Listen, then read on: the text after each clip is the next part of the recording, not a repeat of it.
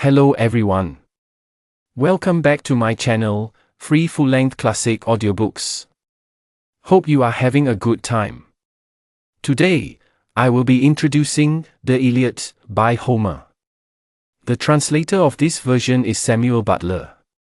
As the entire book exceeds YouTube's time limit for videos, the book has been divided into two parts and this is the first part. Sing, Goddess, the Wrath of Achilles. So begins the oldest and greatest war story ever told. Set during the final year of the Trojan War, Homer's Iliad is an epic poem of rage, honor, and the brutal cost of glory. It is a tale of gods who meddle in mortal battles, of heroes who clash on the blood-soaked plains before Troy, and of a quarrel between the proud king Agamemnon and the invincible warrior Achilles that dooms countless men. Samuel Butler's celebrated prose translation, first published in 1898, brought this ancient masterpiece to a new generation. Rejecting the stiff, scholarly renderings of his time, Butler chose a clear and direct style that captures the narrative's urgency and drama. His aim was simple, to make Homer sound like a living storyteller, not a museum piece. The result is an Iliad that remains as accessible and thrilling today as it was when Butler first gave voice to its timeless power. Enjoy and have a good day.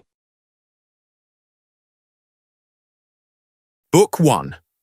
The quarrel between Agamemnon and Achilles. Achilles withdraws from the war and sends his mother Thetis to ask Jove to help the Trojans, scene between Jove and Juno on Olympus. Sing, O goddess, the anger of Achilles, son of Peleus, that brought countless ills upon the Achaeans. Many a brave soul did it send hurrying down to Hades, and many a hero did it yield a prey to dogs and vultures, for so were the counsels of Jove fulfilled from the day on which the son of Atreus, king of men, and great Achilles, first fell out with one another. And which of the gods was it that set them on to quarrel? It was the son of Jove and Leto, for he was angry with the king, and sent a pestilence upon the host to plague the people, because the son of Atreus had dishonored Chryses his priest. Now Chryses had come to the ships of the Achaeans to free his daughter, and had brought with him a great ransom. Moreover, he bore in his hand the scepter of Apollo wreathed with a suppliant's wreath, and he besought the Achaeans, but most of all the two sons of Atreus, who were their chiefs. "Sons of Atreus," he cried, "and all other Achaeans, may the gods who dwell in Olympus grant you to sack the city of Priam and to reach your homes in safety, but free my daughter and accept a ransom for her in reverence to Apollo, son of Jove." On this, the rest of the Achaeans with one voice were for respecting the priest and taking the ransom that he offered, but not so Agamemnon, who spoke fiercely to him and sent him roughly away. "Old man," said he, "let me not find you tarrying about our ships, nor yet coming hereafter. Your scepter of the god and your wreath shall profit you nothing.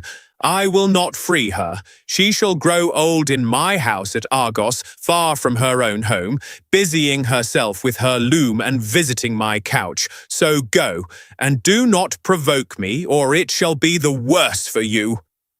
The old man feared him and obeyed. Not a word he spoke, but went by the shore of the sounding sea and prayed apart to King Apollo, whom lovely Leto had borne.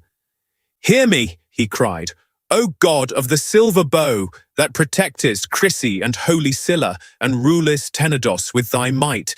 Hear me, O thou of Sminthe. If I have ever decked your temple with garlands, or burned your thigh bones in fat of bulls or goats, grant my prayer, and let your arrows avenge these my tears upon the Danaans." Thus did he pray, and Apollo heard his prayer. He came down furious from the summits of Olympus, with his bow and his quiver upon his shoulder, and the arrows rattled on his back with the rage that trembled within him.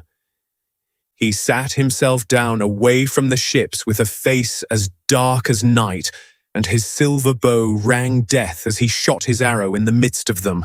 First he smote their mules and their hounds, but presently he aimed his shafts at the people themselves, and all day long the pyres of the dead were burning. For 9 whole days he shot his arrows among the people, but upon the 10th day Achilles called them in assembly, moved thereto by Juno, who saw the Achaeans in their death throes and had compassion upon them. Then, when they were got together, he rose and spoke among them. "Son of Atreus," said he, "I deem that we should now turn roving home if we would escape destruction, for we are being cut down by war and pestilence at once.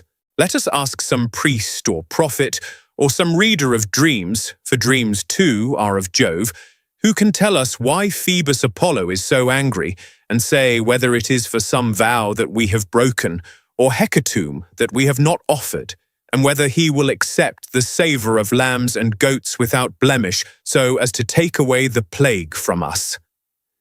With these words he sat down, and Calchas, son of Thestor, wisest of augurs, who knew things past, present, and to come, rose to speak.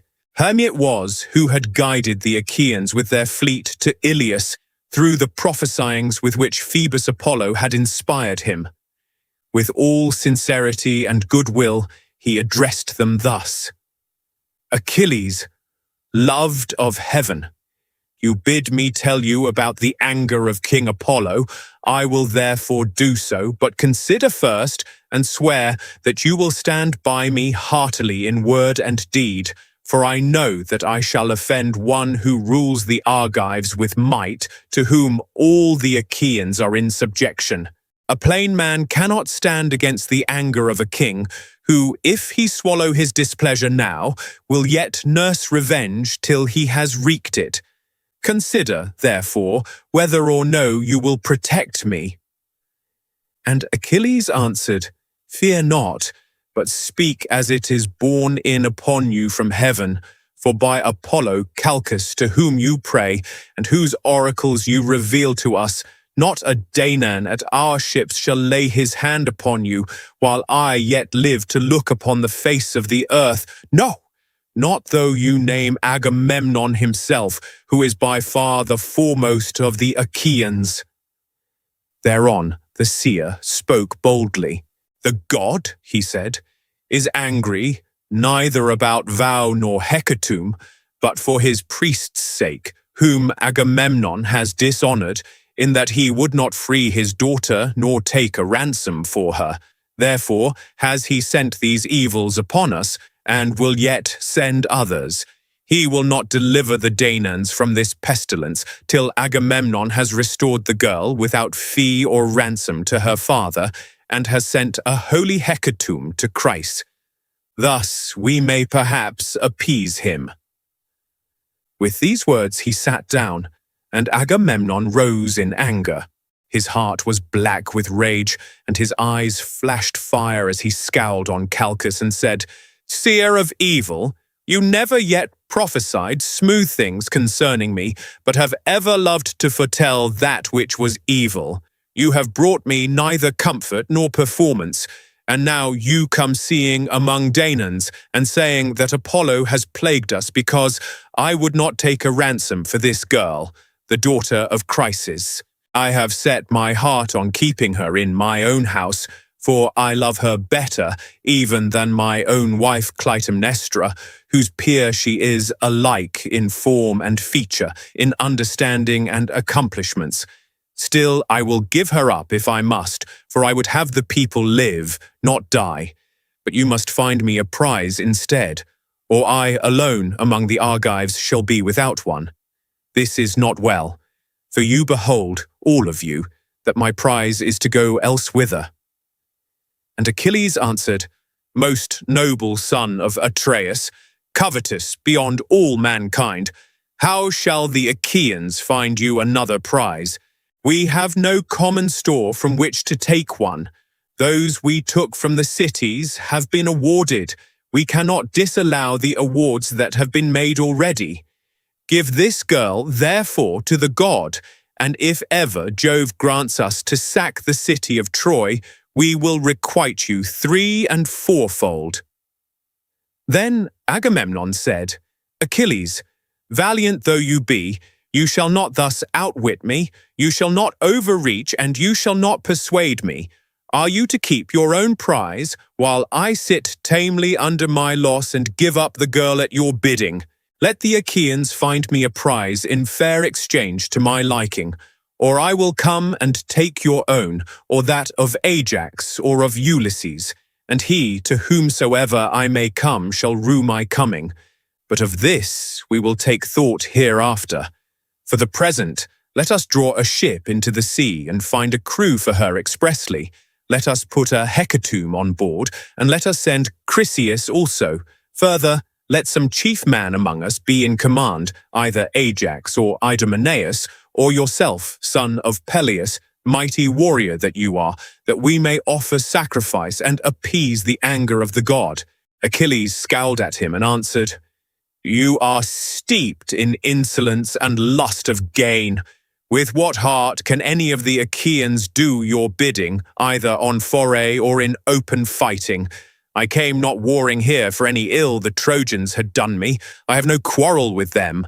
They have not raided my cattle, nor my horses, nor cut down my harvests on the rich plains of Phthia. For between me and them there is a great space, both mountain and sounding sea. We have followed you, Sir Insolence, for your pleasure, not ours, to gain satisfaction from the Trojans for your shameless self and for Menelaus. You forget this, and threaten to rob me of the prize for which I have toiled, and which the sons of the Achaeans have given me.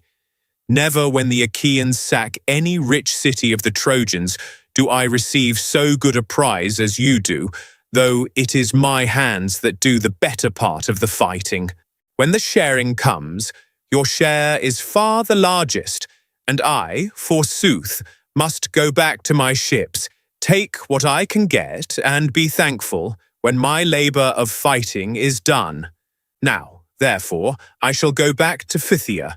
It will be much better for me to return home with my ships, for I will not stay here dishonored to gather gold and substance for you. And Agamemnon answered, Fly if you will, I shall make you no prayers to stay you. I have others here who will do me honor, and above all, Jove, the Lord of Counsel.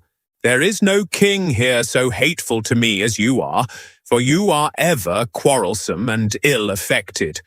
What though you be brave? Was it not heaven that made you so? Go home then with your ships and comrades to lord it over the Myrmidons. I care neither for you nor for your anger, and thus will I do. Since Phoebus Apollo is taking Chryseis from me, I shall send her with my ship and my followers, but I shall come to your tent and take your own prize, Briseis, that you may learn how much stronger I am than you are, and that another may fear to set himself up as equal or comparable with me. The son of Peleus was furious, and his heart within his shaggy breast was divided whether to draw his sword, push the others aside, and kill the son of Atreus, or to restrain himself and check his anger. While he was thus in two minds, and was drawing his mighty sword from its scabbard, Minerva came down from heaven, for Juno had sent her in the love she bore to them both, and seized the son of Peleus by his yellow hair, visible to him alone, for of the others no man could see her. Achilles turned in amaze, and by the fire that flashed from her eyes, at once knew that she was Minerva. Why are you here, said he, daughter of Aegis-bearing Jove, to see the pride of Agamemnon, son of Atreus? Let me tell you, and it shall surely be, he shall pay for this insolence with his life. And Minerva said, I come from heaven, if you will hear me, to bid you stay your anger. Juno has sent me, who cares for both of you alike. Cease, then, this brawling, and do not draw your sword. Rail at him if you will, and your railing will not be vain, for I tell you, and it shall surely be, that you shall hereafter receive gifts 3 times as splendid by reason of this present insult. Hold, therefore, and obey." "Goddess," answered Achilles, "however angry a man may be, he must do as you two command him. This will be best, for the gods ever hear the prayers of him who has obeyed them." He stayed his hand on the silver hilt of his sword and thrust it back into the scabbard as Minerva bade him. Then she went back to Olympus among the other gods and to the house of Aegis-bearing Jove. But the son of Peleus again began railing at the son of Atreus, for he was still in a rage. "Wine-bibber," he cried, "with the face of a dog and the heart of a hind, you never dare to go out with the host in fight, nor yet with our chosen men in ambuscade. You shun this as you do death itself. You had rather go round and rob his prizes from any man who contradicts you. You devour your people, for you are king over a feeble folk. Otherwise, son of Atreus, henceforward you would insult no man. Therefore I say, and swear it with a great oath, nay, by this my sceptre, which shall sprout neither leaf nor shoot nor bud anew from the day on which it left its parent stem upon the mountains. For the axe stripped it of leaf and bark, and now the sons of the Achaeans bear it as judges and guardians of the decrees of heaven. So surely and solemnly do I swear that hereafter they shall look fondly for Achilles and shall not find him. In the day of your distress, when your men fall dying by the murderous hand of Hector, you shall not know how to help them, and shall rend your heart with rage for the hour when you offered insult to the bravest of the Achaeans." With this, the son of Peleus dashed his gold-bestudded sceptre on the ground and took his seat, while the son of Atreus was beginning fiercely from his place upon the other side. Then up rose smooth-tongued Nestor, the facile speaker of the Pelians, and the words fell from his lips sweeter than honey. 2 generations of men born and bred in Pylos had passed away under his rule, and he was now reigning over the 3rd. With all sincerity and goodwill, therefore, he addressed them thus. "Of a truth," he said, "a great sorrow has befallen the Achaean land. Surely Priam with his sons would rejoice, and the Trojans be glad at heart if they could hear this quarrel between you two, who are so excellent in fight and counsel. I am older than either of you, therefore be guided by me. Moreover, I have been the familiar friend of men even greater than you are, and they did not disregard my counsels. Never again can I behold such men as Pirithous and Dryas shepherd of his people, or as Caeneus, Exadius, godlike Polyphemus, and Theseus son of Aegeus, peer of the immortals. These were the mightiest men ever born upon this earth. Mightiest were they, and when they fought the fiercest tribes of mountain savages, they utterly overthrew them. I came from distant Pylos, and went about among them, for they would have me come, and I fought as it was in me to do. Not a man now living could withstand them, but they heard my words, and were persuaded by them. So be it also with yourselves, for this is the more excellent way. Therefore, Agamemnon, though you be strong, take not this girl away, for the sons of the Achaeans have already given her to Achilles, and you, Achilles, strive not further with the king, for no man who by the grace of Jove wields a sceptre has like honor with Agamemnon. You are strong, and have a goddess for your mother. But Agamemnon is stronger than you, for he has more people under him. Son of Atreus, check your anger, I implore you. End this quarrel with Achilles, who in the day of battle is a tower of strength to the Achaeans." And Agamemnon answered, "Sir, all that you have said is true, but this fellow must needs become our lord and master. He must be lord of all, king of all, and captain of all, and this shall hardly be. Granted that the gods have made him a great warrior, have they also given him the right to speak with railing?" Achilles interrupted him.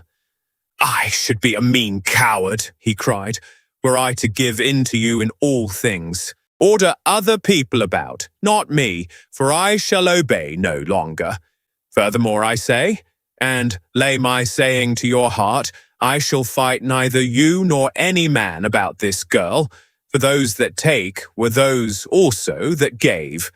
But of all else that is at my ship you shall carry away nothing by force. Try, that others may see. If you do, my spear shall be reddened with your blood." When they had quarrelled thus angrily, they rose and broke up the assembly at the ships of the Achaeans. The son of Peleus went back to his tents and ships with the son of Meneuetius and his company, while Agamemnon drew a vessel into the water and chose a crew of 20 oarsmen. He escorted Chryseis on board and sent moreover a hecatomb for the god. And Ulysses went as captain. These then went on board and sailed their ways over the sea. But the son of Atreus bade the people purify themselves. So they purified themselves and cast their filth into the sea.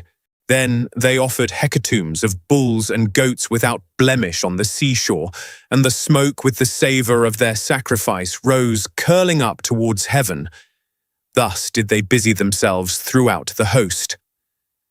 But Agamemnon did not forget the threat that he had made Achilles, and called his trusty messengers and squires Talthybius and Eurybates. "Go," said he, "to the tent of Achilles, son of Peleus.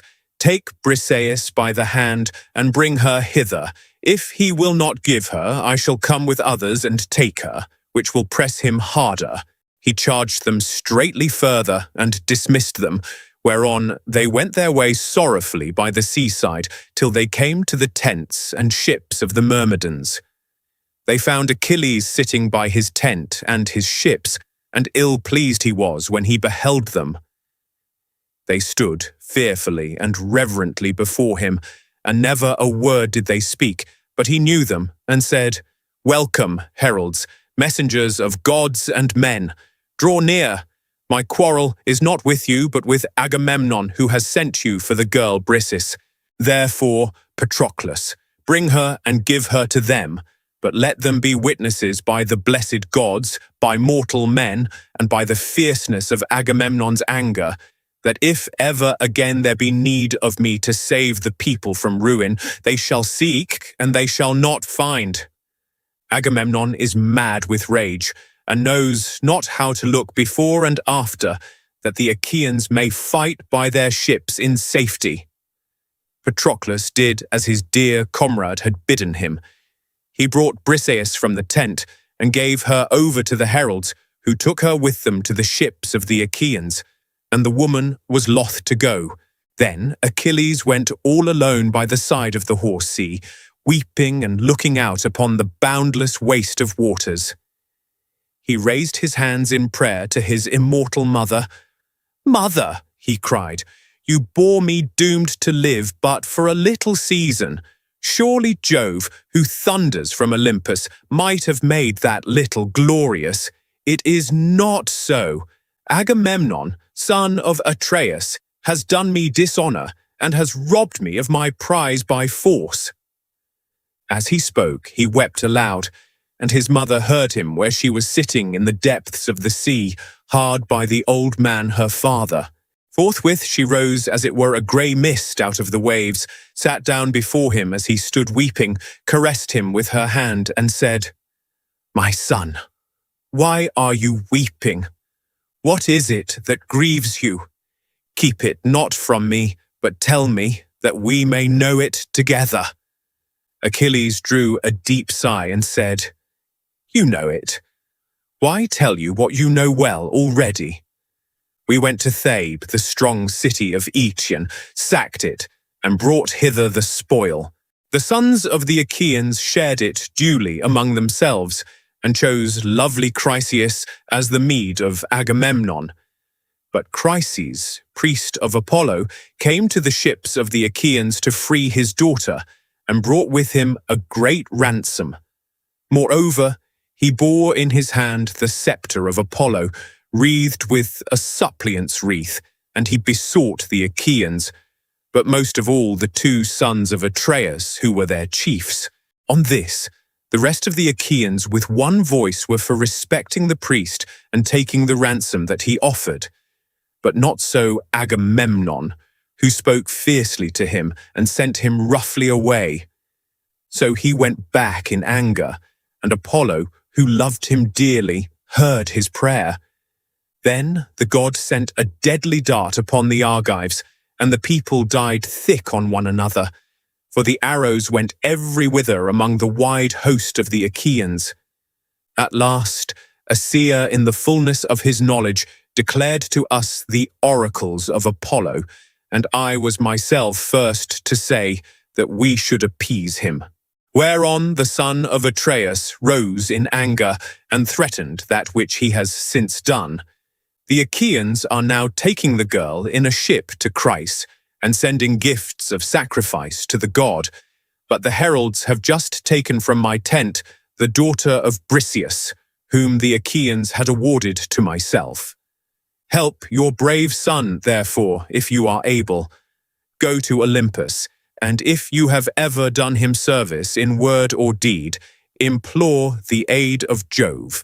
Ofttimes in my father's house have I heard you glory in that you alone of the immortals saved the son of Saturn from ruin, when the others, with Juno, Neptune, and Pallas Minerva, would have put him in bonds. It was you, goddess, who delivered him by calling to Olympus the 100-handed monster whom gods call Briareus, but men Aegeon, for he is stronger even than his father.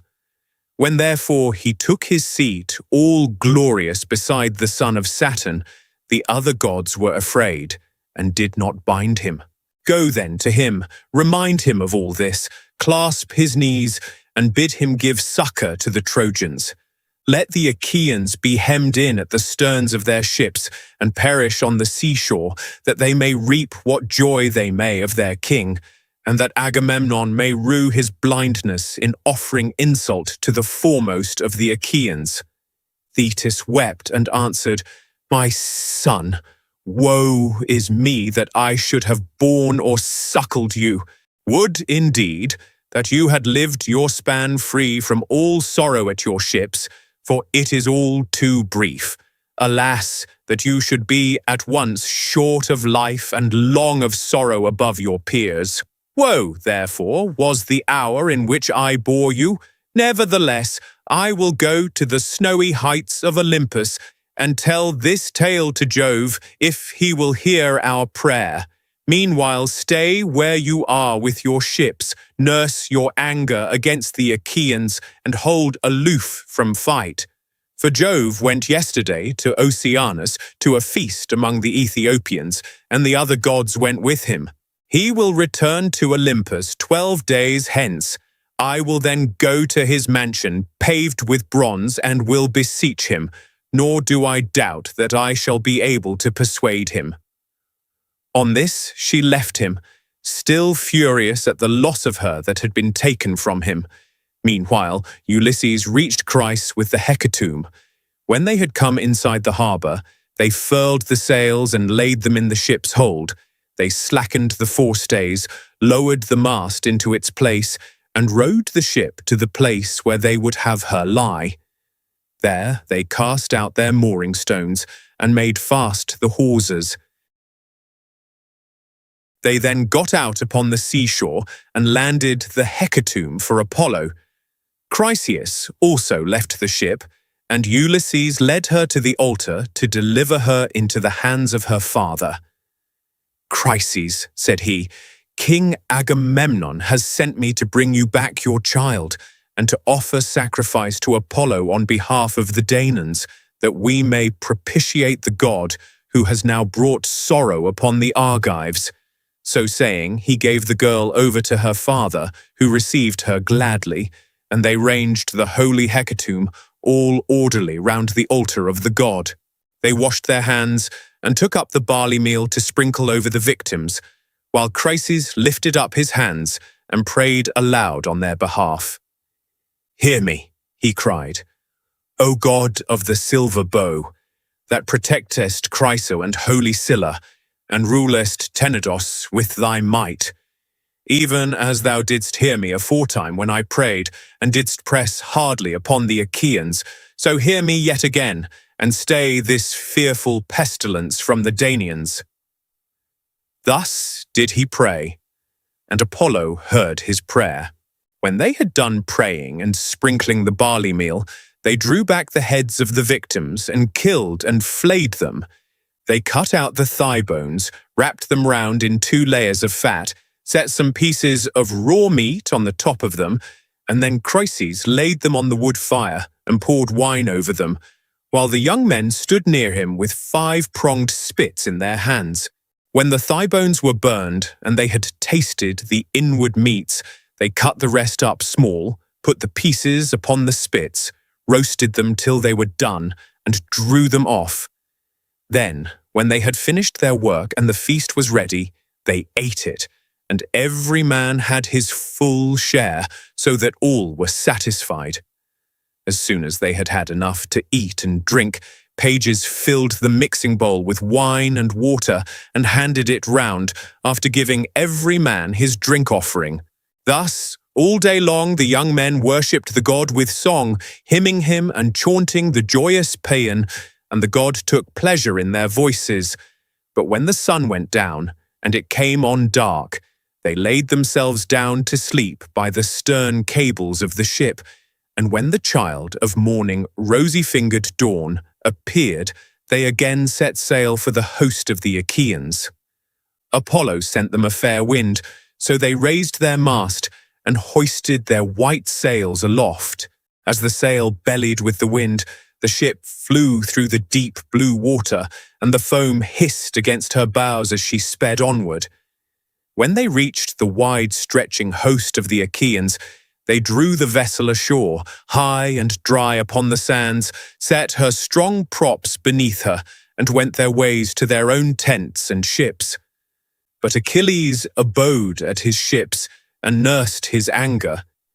He went not to the honourable assembly, and sallied not forth to fight, but gnawed at his own heart, pining for battle and the war-cry. Now, after 12 days, the immortal gods came back in a body to Olympus, and Jove led the way. Thetis was not unmindful of the charge her son had laid upon her, so she rose from under the sea and went through great heaven with early morning to Olympus, where she found the mighty son of Saturn sitting all alone upon its topmost ridges. She sat herself down before him, and with her left hand seized his knees, while with her right she caught him under the chin, and besought him, saying, "Father Jove, if I ever did you service in word or deed among the immortals, hear my prayer, and do honour to my son, whose life is to be cut short so early. King Agamemnon has dishonoured him by taking his prize and keeping her.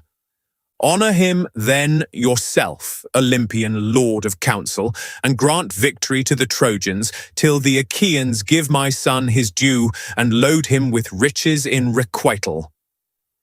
Jove sat for a while silent and without a word, but Thetis still kept firm hold of his knees and besought him a second time. "Incline your head," said she, "and promise me surely, or else deny me, for you have nothing to fear, that I may learn how greatly you disdain me." At this, Jove was much troubled and answered, "I shall have trouble if you set me quarrelling with Juno, for she will provoke me with her taunting speeches. Even now she is always railing at me before the other gods and accusing me of giving aid to the Trojans. Go back now, lest she should find out. I will consider the matter, and will bring it about as you wish. See, I incline my head that you may believe me. This is the most solemn promise that I can give to any god. I never recall my word, or deceive, or fail to do what I say when I have nodded my head." As he spoke, the son of Saturn bowed his dark brows, and the ambrosial locks swayed on his immortal head, till vast Olympus reeled. When the pair had thus laid their plans, they parted, Jove to his house, while the goddess quitted the splendor of Olympus and plunged into the depths of the sea. The gods rose from their seats before the coming of their sire. Not one of them dared to remain sitting, but all stood up as he came among them. There, then, he took his seat. But Juno, when she saw him, knew that he and the old merman's daughter, silver-footed Thetis, had been hatching mischief, so she at once began to upbraid him. "Trickster," she cried, "which of the gods have you been taking into your counsels now? You are always settling matters in secret behind my back, and have never yet told me, if you could help it, one word of your intentions." "Juno," replied the sire of gods and men, "you must not expect to be informed of all my counsels. You are my wife, but you would find it hard to understand them. When it is proper for you to hear, there is no one, god or man, who will be told sooner, but when I mean to keep a matter to myself, you must not pry nor ask questions." "Dread son of Saturn," answered Juno, "what are you talking about? I pry and ask questions? Never. I let you have your own way in everything. Still, I have a strong misgiving that the old merman's daughter Thetis has been talking you over, for she was with you and had hold of your knees this self-same morning. I believe, therefore, that you have been promising her to give glory to Achilles and to kill much people at the ships of the Achaeans." "Wife," said Jove, "I can do nothing but you suspect me and find it out. You will take nothing by it, for I shall only dislike you the more, and it will go harder with you. Granted that it is as you say, I mean to have it so.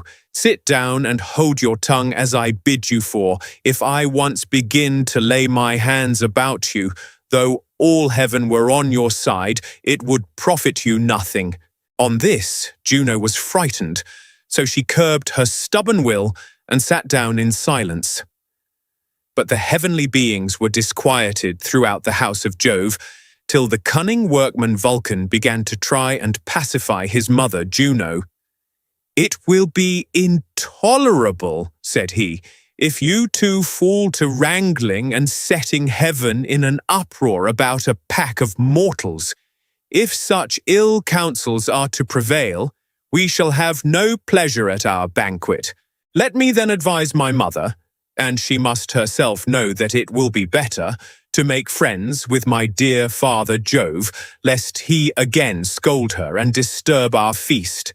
If the Olympian thunderer wants to hurl us all from our seats, he can do so, for he is far the strongest. So give him fair words, and he will then soon be in a good humor with us." As he spoke, he took a double cup of nectar and placed it in his mother's hand. "Cheer up, my dear mother," said he, "and make the best of it. I love you dearly, and should be very sorry to see you get a thrashing. However grieved I might be, I could not help, for there is no standing against Jove. Once before, when I was trying to help you, he caught me by the foot and flung me from the heavenly threshold. All day long, from morn till eve, was I falling, till at sunset I came to ground in the island of Lemnos, and there I lay, with very little life left in me, till the Sintians came and tended me." Juno smiled at this, and as she smiled, she took the cup from her son's hands. Then Vulcan drew sweet nectar from the mixing bowl and served it round among the gods, going from left to right, and the blessed gods laughed out a loud applause as they saw him bustling about the heavenly mansion. Thus, through the livelong day to the going down of the sun they feasted, and everyone had his full share, so that all were satisfied. Apollo struck his lyre, and the muses lifted up their sweet voices, calling and answering one another. But when the sun's glorious light had faded, they went home to bed, each in his own abode, which lame Vulcan with his consummate skill had fashioned for them. So Jove, the Olympian lord of thunder, hied him to the bed in which he always slept, and when he had got on to it, he went to sleep, with Juno of the golden throne by his side. Book 2. Jove sends a lying dream to Agamemnon, who thereon calls the chiefs in assembly and proposes to sound the mind of his army. In the end, they march to fight. Catalogue of the Achaean and Trojan forces. Now the other gods and the armed warriors on the plain slept soundly, but Jove was wakeful, for he was thinking how to do honor to Achilles, and destroyed much people at the ships of the Achaeans. In the end, he deemed it would be best to send a lying dream to King Agamemnon, so he called one to him and said to it, "Lying dream, go to the ships of the Achaeans, into the tent of Agamemnon, and say to him word for word as I now bid you. Tell him to get the Achaeans instantly under arms, for he shall take Troy. There are no longer divided counsels among the gods. Juno has brought them to her own mind, and woe betides the Trojans." The dream went when it had heard its message, and soon reached the ships of the Achaeans. It sought Agamemnon, son of Atreus, and found him in his tent, wrapped in a profound slumber. It hovered over his head in the likeness of Nestor, son of Neleus, whom Agamemnon honored above all his counselors, and said, "You are sleeping, son of Atreus, one who has the welfare of his host and so much other care upon his shoulders should dock his sleep. Hear me at once, for I come as a messenger from Jove, who, though he be not near, yet takes thought for you and pities you. He bids you get the Achaeans instantly under arms, for you shall take Troy. There are no longer divided counsels among the gods. Juno has brought them over to her own mind, and woe betides the Trojans at the hands of Jove. Remember this, and when you wake, see that it does not escape you." The dream then left him, and he thought of things that were surely not to be accomplished. He thought that on that same day he was to take the city of Priam. But he little knew what was in the mind of Jove, who had many another hard-fought fight in store alike for Danaans and Trojans. Then, presently, he woke, with the divine message still ringing in his ears, so he sat upright and put on his soft shirt so fair and new, and over this his heavy cloak. He bound his sandals onto his comely feet and slung his silver-studded sword about his shoulders. Then he took the imperishable staff of his father and sallied forth to the ships of the Achaeans. The goddess Dawn now wended her way to vast Olympus, that she might herald day to Jove and to the other immortals, and Agamemnon sent the criers round to call the people in assembly. So they called them, and the people gathered thereon. But first he summoned a meeting of the elders at the ship of Nestor, king of Pylos, and when they were assembled, he laid a cunning counsel before them. "My friends," said he, "I have had a dream from heaven in the dead of night, and its face and figure resembled none but Nestor's. It hovered over my head and said, 'You are sleeping, son of Atreus, one who has the welfare of his host, and so much other care upon his shoulders should dock his sleep. Hear me at once, for I am a messenger from Jove, who, though he be not near, yet takes thought for you and pities you. He bids you get the Achaeans instantly under arms, for you shall take Troy. There are no longer divided counsels among the gods. Juno has brought them over to her own mind, and woe betides the Trojans at the hands of Jove. Remember this." The dream then vanished, and I awoke. Let us now, therefore, arm the sons of the Achaeans. But it will be well that I should first sound them, and to this end I will tell them to fly with their ships. But do you others go about among the host and prevent their doing so." He then sat down, and Nestor, the prince of Pylos, with all sincerity and goodwill, addressed them thus. "My friends," said he, "princes and counsellors of the Argives, if any other man of the Achaeans had told us of this dream, we should have declared it false and would have had nothing to do with it. But he who has seen it is the foremost man among us.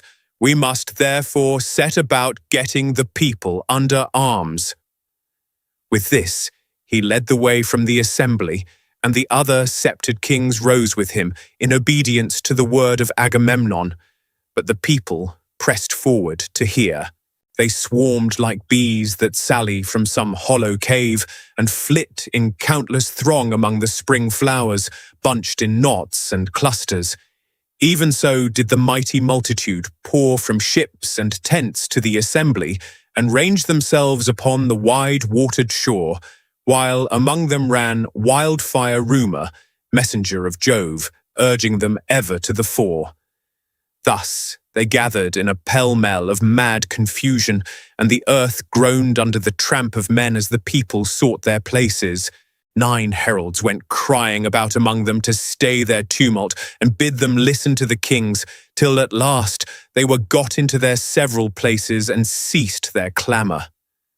Then King Agamemnon rose, holding his sceptre. This was the work of Vulcan, who gave it to Jove, the son of Saturn. Jove gave it to Mercury, slayer of Argus, guide and guardian. King Mercury gave it to Pelops, the mighty charioteer, and Pelops to Atreus, shepherd of his people. Atreus, when he died, left it to Thyestes, rich in flocks, and Thyestes, in his turn, left it to be borne by Agamemnon, that he might be lord of all Argos and of the isles. Leaning then on his sceptre, he addressed the Argives. "My friends," he said, "heroes, servants of Mars, the hand of heaven has been laid heavily upon me. Cruel Jove gave me his solemn promise that I should sack the city of Priam before returning, but he has played me false, and is now bidding me go ingloriously back to Argos with the loss of much people.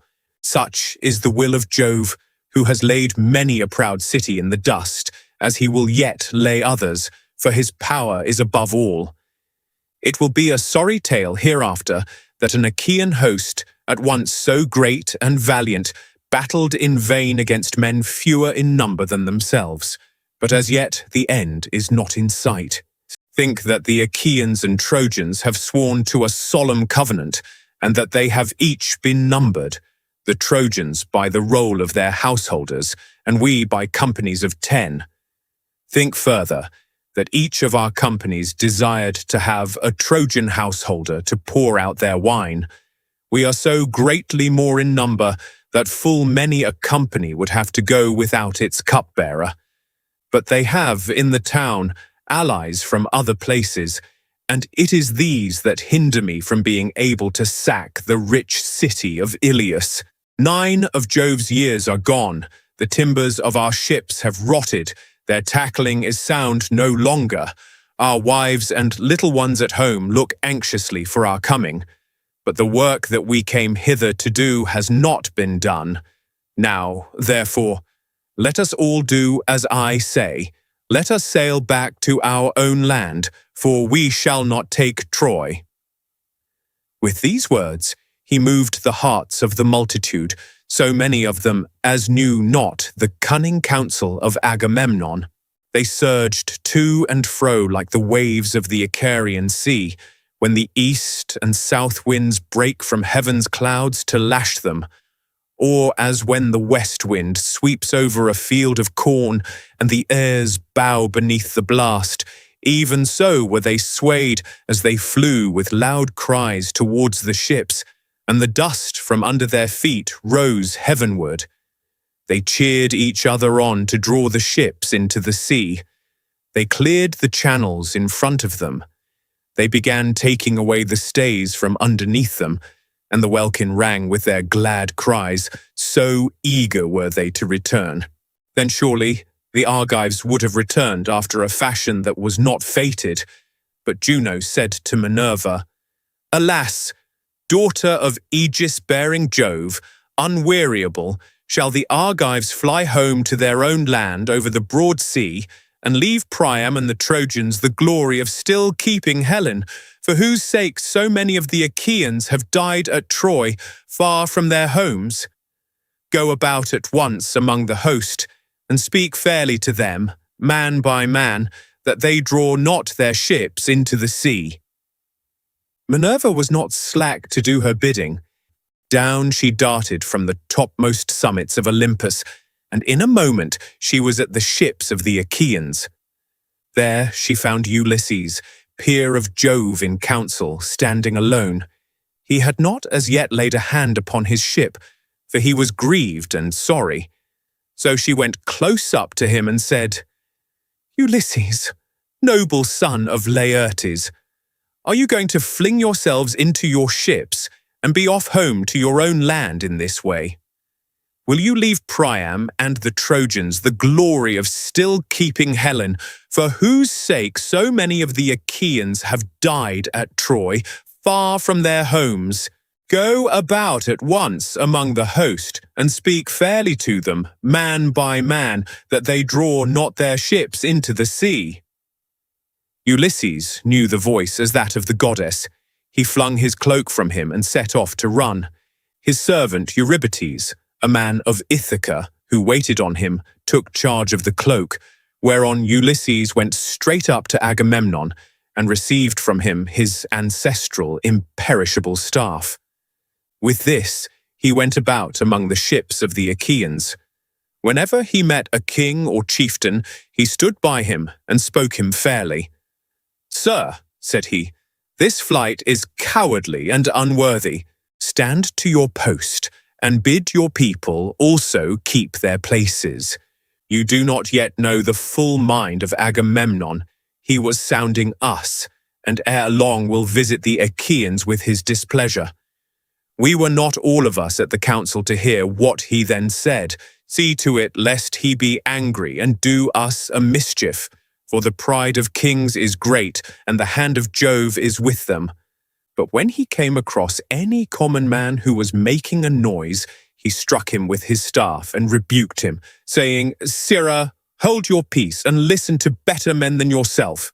You are a coward and no soldier. You are nobody either in fight or council. We cannot all be kings. It is not well that there should be many masters. One man must be supreme, one king to whom the son of scheming Saturn has given the scepter of sovereignty over you all."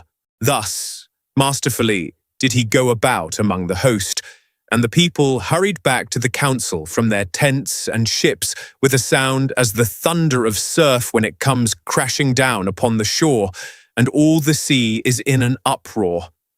The rest now took their seats and kept to their own several places, but Thersites still went on wagging his unbridled tongue, a man of many words and those unseemly, a monger of sedition, a railer against all who were in authority, who cared not what he said so that he might set the Achaeans in a laugh. He was the ugliest man of all those that came before Troy, bandy-legged, lame of one foot, with his two shoulders rounded and hunched over his chest. His head ran up to a point, but there was little hair on the top of it. Achilles and Ulysses hated him worst of all, for it was with them that he was most wont to wrangle. Now, however, with a shrill, squeaky voice, he began heaping his abuse on Agamemnon. The Achaeans were angry and disgusted, yet nonetheless he kept on brawling and bawling at the son of Atreus. "Agamemnon," he cried, "what ails you now, and what more do you want? Your tents are filled with bronze and with fair women, for whenever we take a town we give you the pick of them. Would you have yet more gold, which some Trojan is to give you as a ransom for his son, when I or another Achaean has taken him prisoner? or is it some young girl to hide and lie with? It is not well that you, the ruler of the Achaeans, should bring them into such misery. Weakling cowards, women rather than men, let us sail home, and leave this fellow here at Troy to stew in his own meeds of honor, and discover whether we were of any service to him or no. Achilles is a much better man than he is, and see how he has treated him, robbing him of his prize and keeping it himself. Achilles takes it meekly and shows no fight. If he did, son of Atreus, you would never again insult him." Thus railed Thersites, but Ulysses at once went up to him and rebuked him sternly. "Check your glib tongue, Thersites," said he, "and babble not a word further. Chide not with princes when you have none to back you. There is no viler creature come before Troy with the sons of Atreus. Drop this chatter about kings, and neither revile them nor keep harping about going home. We do not yet know how things are going to be, nor whether the Achaeans are to return with good success or evil. How dare you jibe at Agamemnon because the Danaans have awarded him so many prizes? I tell you, therefore, and it shall surely be, that if I again catch you talking such nonsense, I will either forfeit my own head and be no more called father of Telemachus, or I will take you, strip you stark naked, and whip you out of the assembly till you go blubbering back to the ships." On this, he beat him with his staff about the back and shoulders till he dropped and fell a-weeping. The golden scepter raised a bloody weal on his back, so he sat down frightened and in pain, looking foolish as he wiped the tears from his eyes. The people were sorry for him, yet they laughed heartily, and one would turn to his neighbor, saying, "Ulysses has done many a good thing ere now in fight and council, but he never did the Argives a better turn than when he stopped this fellow's mouth from prating further. He will give the kings no more of his insolence." Thus said the people. Then Ulysses rose, scepter in hand, and Minerva, in the likeness of a herald, bade the people be still, that those who were far off might hear him and consider his counsel. He therefore, with all sincerity and goodwill, addressed them thus: "King Agamemnon, the Achaeans are for making you a byword among all mankind. They forget the promise they made you when they set out from Argos, that you should not return till you had sacked the town of Troy, and, like children or widowed women, they murmur and would set off homeward. True it is that they have had toil enough to be disheartened. A man chafes at having to stay away from his wife even for a single month, when he is on shipboard, at the mercy of wind and sea. But it is now 9 long years that we have been kept here. I cannot, therefore, blame the Achaeans if they turn restive. Still, we shall be shamed if we go home empty after so long a stay. Therefore, my friends, be patient yet a little longer, that we may learn whether the prophesyings of Calchas were false or true. All who have not since perished must remember as though it were yesterday or the day before, how the ships of the Achaeans were detained in Aulis when we were on our way hither to make war on Priam and the Trojans.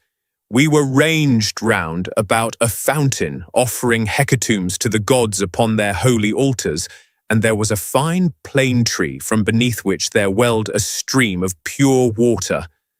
Then we saw a prodigy.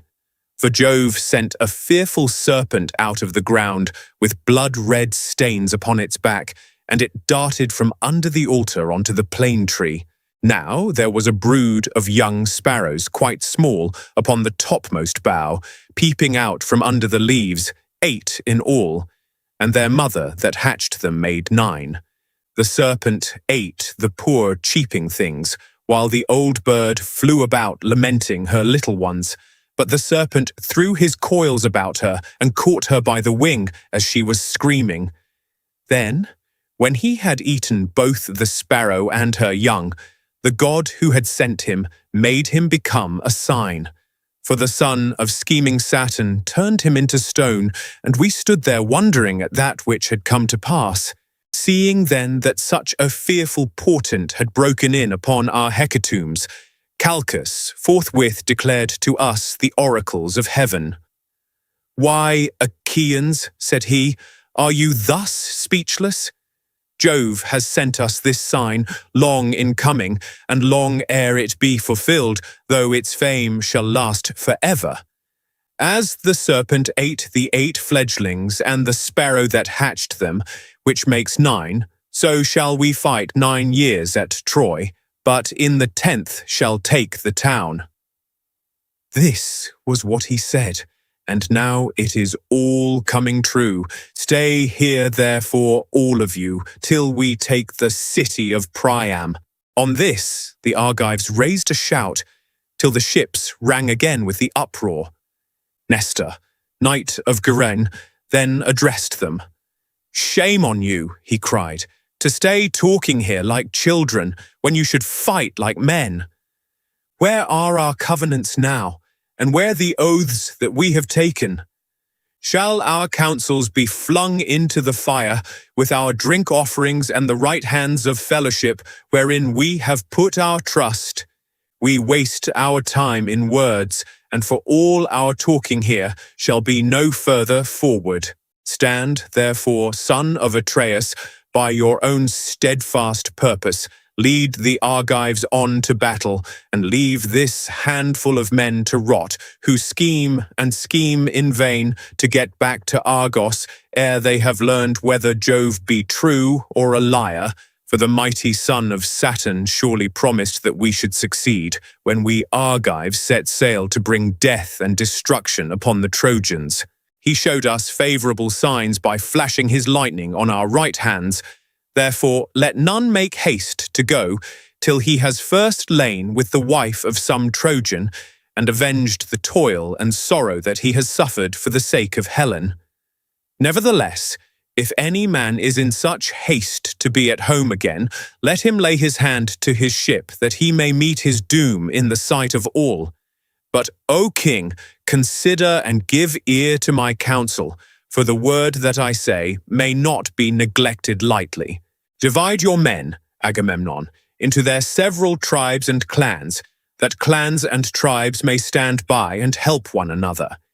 If you do this, and if the Achaeans obey you, you will find out who, both chiefs and peoples, are brave and who are cowards, for they will vie against the other. Thus you shall also learn whether it is through the counsel of heaven or the cowardice of man that you shall fail to take the town." And Agamemnon answered, "Nestor, you have again outdone the sons of the Achaeans in counsel. Would, by Father Jove, Minerva, and Apollo, that I had among them 10 more such counsellors, for the city of King Priam would then soon fall beneath our hands, and we should sack it. But the son of Saturn afflicts me with bootless wranglings and strife. Achilles and I are quarrelling about this girl, in which matter I was the first to offend. If we can be of one mind again, the Trojans will not stave off destruction for a day. Now, therefore, get your morning meal, that our hosts join in fight. Whet well your spears, see well to the ordering of your shields. Give good feeds to your horses, and look your chariots carefully over, that we may do battle the livelong day. For we shall have no rest, not for a moment, till night falls to part us. The bands that bear your shields shall be wet with the sweat upon your shoulders, your hands shall weary upon your spears, your horses shall steam in front of your chariots, and if I see any man shirking the fight, or trying to keep out of it at the ships, there shall be no help for him, but he shall be a prey to dogs and vultures." Thus he spoke, and the Achaeans roared applause. As when the waves run high before the blast of the south wind and break on some lofty headland, dashing against it and buffeting it without ceasing, as the storms from every quarter drive them, even so did the Achaeans rise and hurry in all directions to their ships. There they lighted their fires at their tents and got dinner, offering sacrifice every man to one or other of the gods, and praying each one of them that he might live to come out of the fight.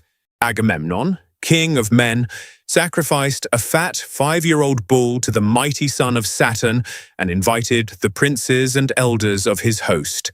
First he asked Nestor and King Idomeneus, then the 2 Ajaxes and the son of Tydeus, and sixthly Ulysses, peer of gods in council. But Menelaus came of his own accord, for he knew how busy his brother then was. They stood round the bull with the barley meal in their hands, and Agamemnon prayed, saying, Jove, most glorious, supreme, that dwellest in heaven and ridest upon the storm cloud, grant that the sun may not go down, nor the night fall, till the palace of Priam is laid low, and its gates are consumed with fire. Grant that my sword may pierce the shirt of Hector about his heart, and that full many of his comrades may bite the dust as they fall dying round him. Thus he prayed, but the son of Saturn would not fulfill his prayer. He accepted the sacrifice, yet nonetheless increased their toil continually. When they had done praying and sprinkling the barley meal upon the victim, they drew back its head, killed it, and then flayed it. They cut out the thigh bones, wrapped them round in 2 layers of fat, and set pieces of raw meat on the top of them. These they burned upon the split logs of firewood, but they spitted the inward meats and held them in the flames to cook. When the thigh bones were burned, and they had tasted the inward meats, they cut the rest up small, put the pieces upon spits, roasted them till they were done, and drew them off. Then, when they had finished their work and the feast was ready, they ate it, and every man had his full share, so that all were satisfied.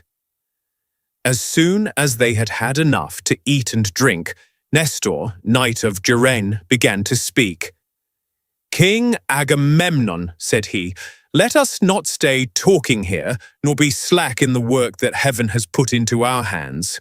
Let the herald summon the people to gather at their several ships. We will then go about among the host, that we may begin fighting at once. Thus did he speak, and Agamemnon heeded his words. He at once sent the criers round to call the people in assembly. So they called them, and the people gathered thereon. The chiefs, about the son of Atreus, chose their men and marshalled them, while Minerva went among them holding her priceless aegis that knows neither age nor death.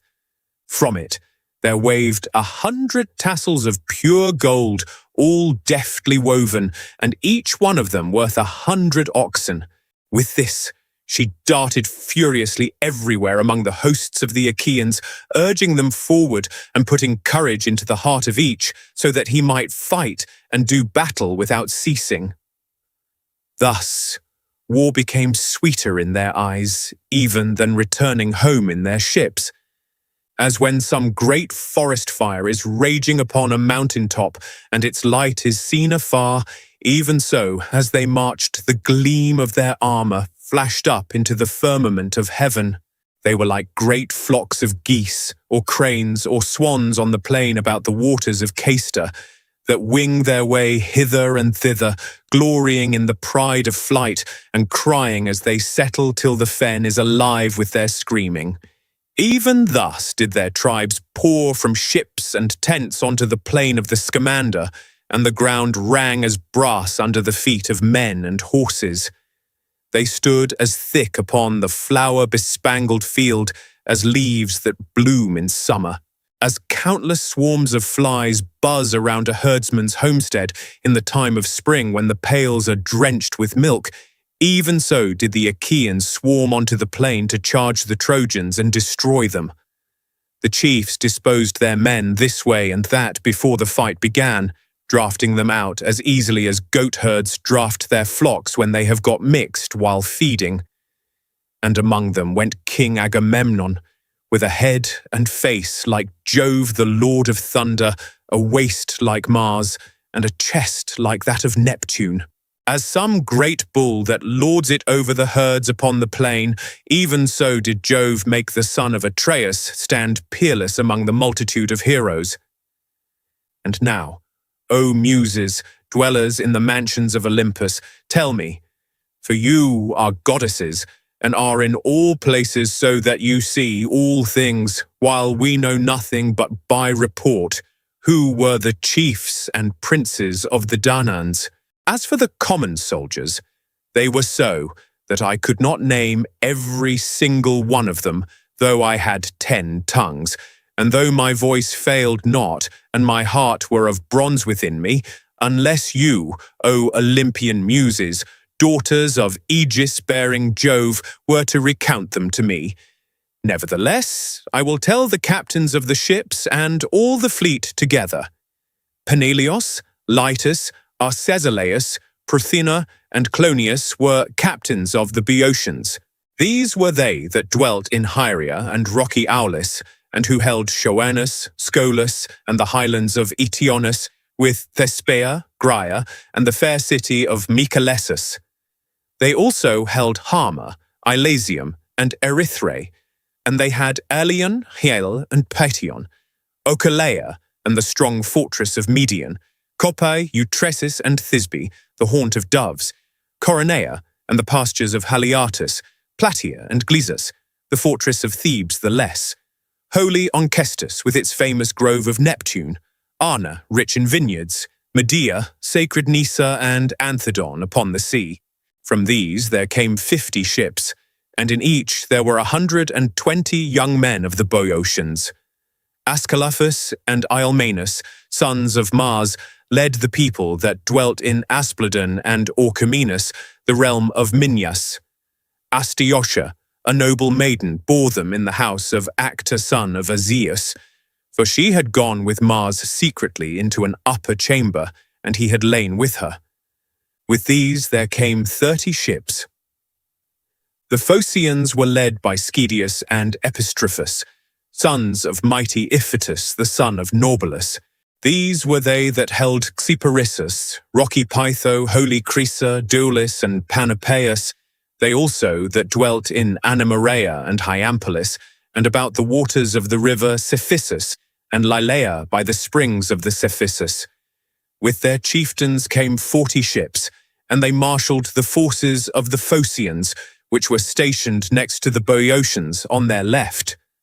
Ajax, the fleet son of Oileus, commanded the Locrians. He was not so great, nor nearly so great, as Ajax the son of Telamon. He was a little man, and his breastplate was made of linen, but in use of the spear he excelled all the Hellenes and the Achaeans. These dwelt in Sinus, Opus, Caliarus, Bessa, Scaphi, fair Augii, Taphi, and Thronium, about the river Boagrius. With him there came 40 ships of the Locrians who dwell beyond Euboea. The fierce Abantes held Euboea with its cities, Chalcis, Eretria, Histiaea, rich in vines, Corinthus upon the sea, and the rock-perched town of Dium. With them were also the men of Charistus and Styra.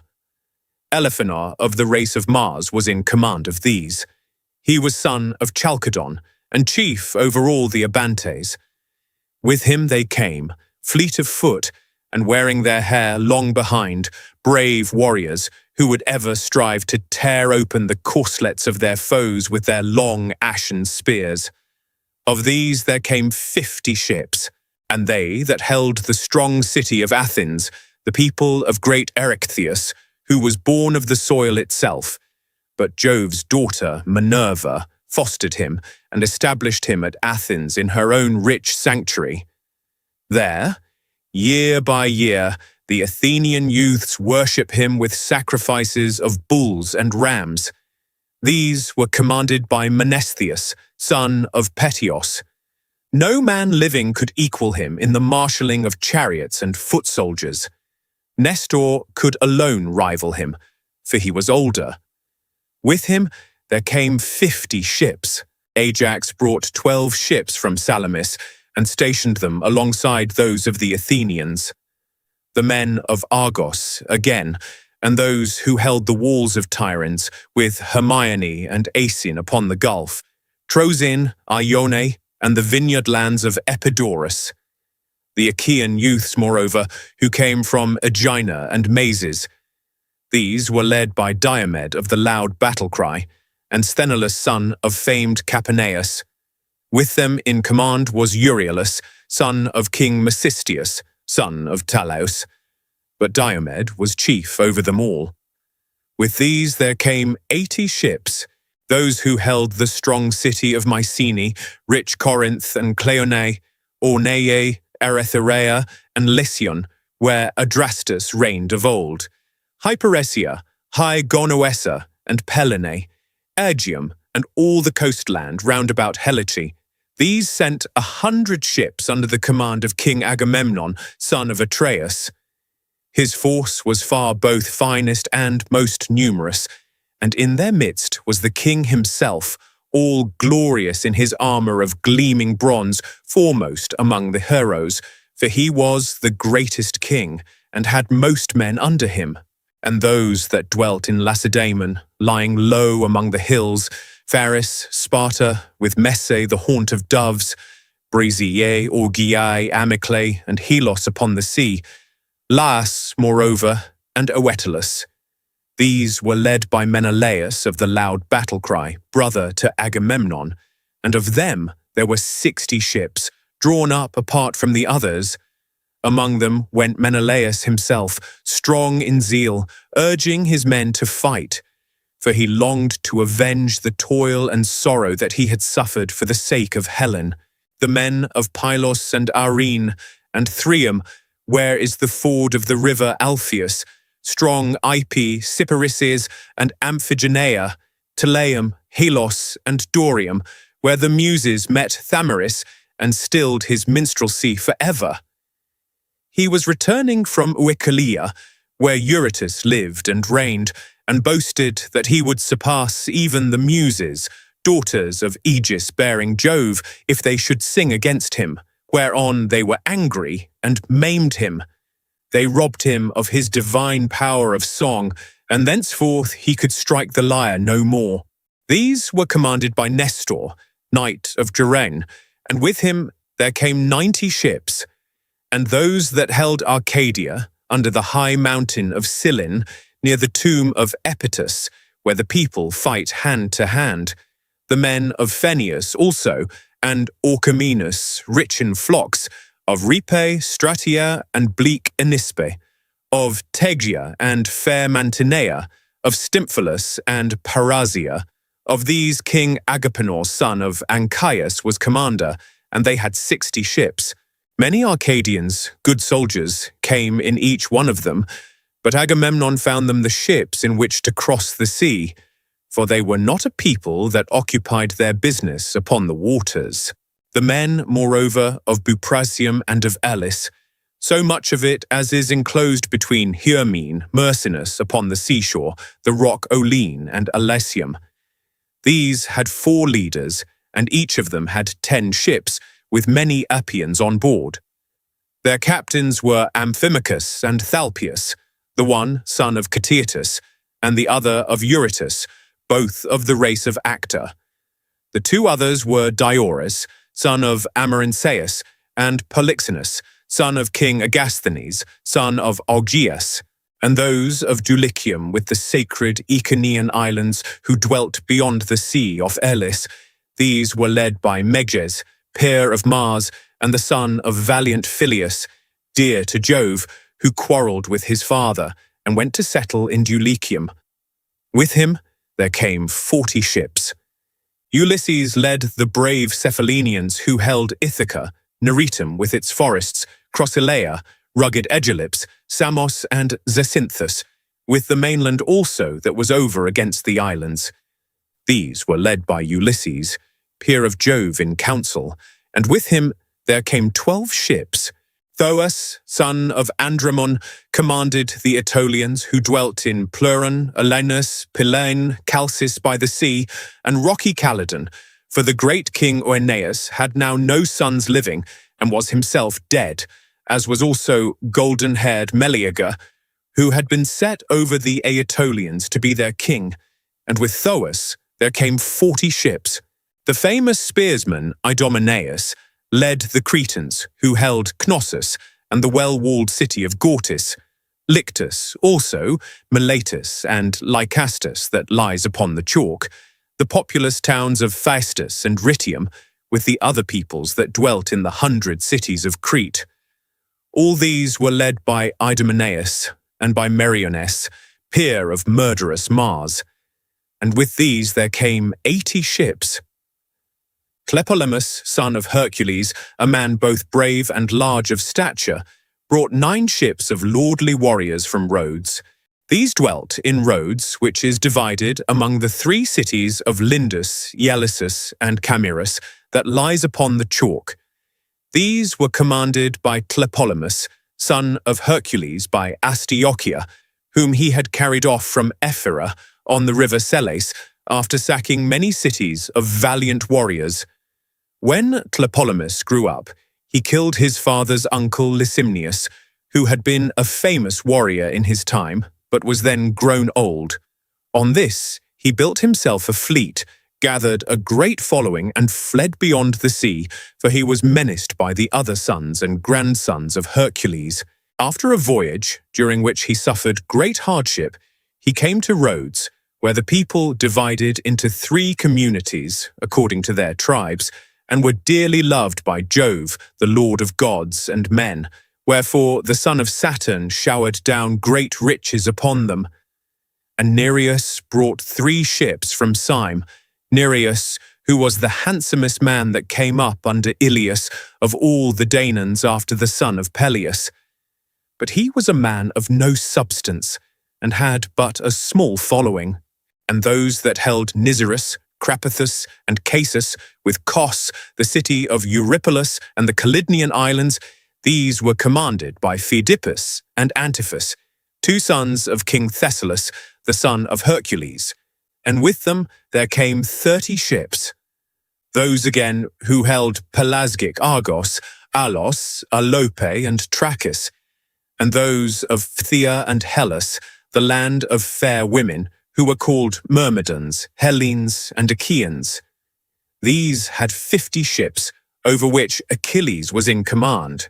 But they now took no part in the war, inasmuch as there was no one to marshal them, for Achilles stayed by his ships, furious about the loss of the girl Briseis, whom he had taken from Lyrnessus at his own great peril, when he had sacked Lyrnessus and Thebe, and had overthrown Mines and Epistrophus, sons of King Evenor, son of Seleucus. For her sake Achilles was still grieving, but ere long he was again to join them. And those that held Phyllis and the flowery meadows of Pyrrhasus, sanctuary of Ceres, Eton, the mother of sheep, Antrum upon the sea, and Telium that lies upon the grasslands. Of these brave Protesilaus had been captain while he was yet alive, but he was now lying under the earth. He had left a wife behind him in Phyllis to tear her cheeks in sorrow, and his house was only half finished, for he was slain by a Dardanian warrior while leaping foremost of the Achaeans upon the soil of Troy. Still, though his people mourned their chieftain, they were not without a leader, for Podarces, of the race of Mars, marshalled them. He was son of Iphiclus, rich in sheep, who was the son of Phylacus, and he was own brother to Protesilaus, only younger, Protesilaus being at once the elder and the more valiant. So the people were not without a leader, though they mourned him whom they had lost.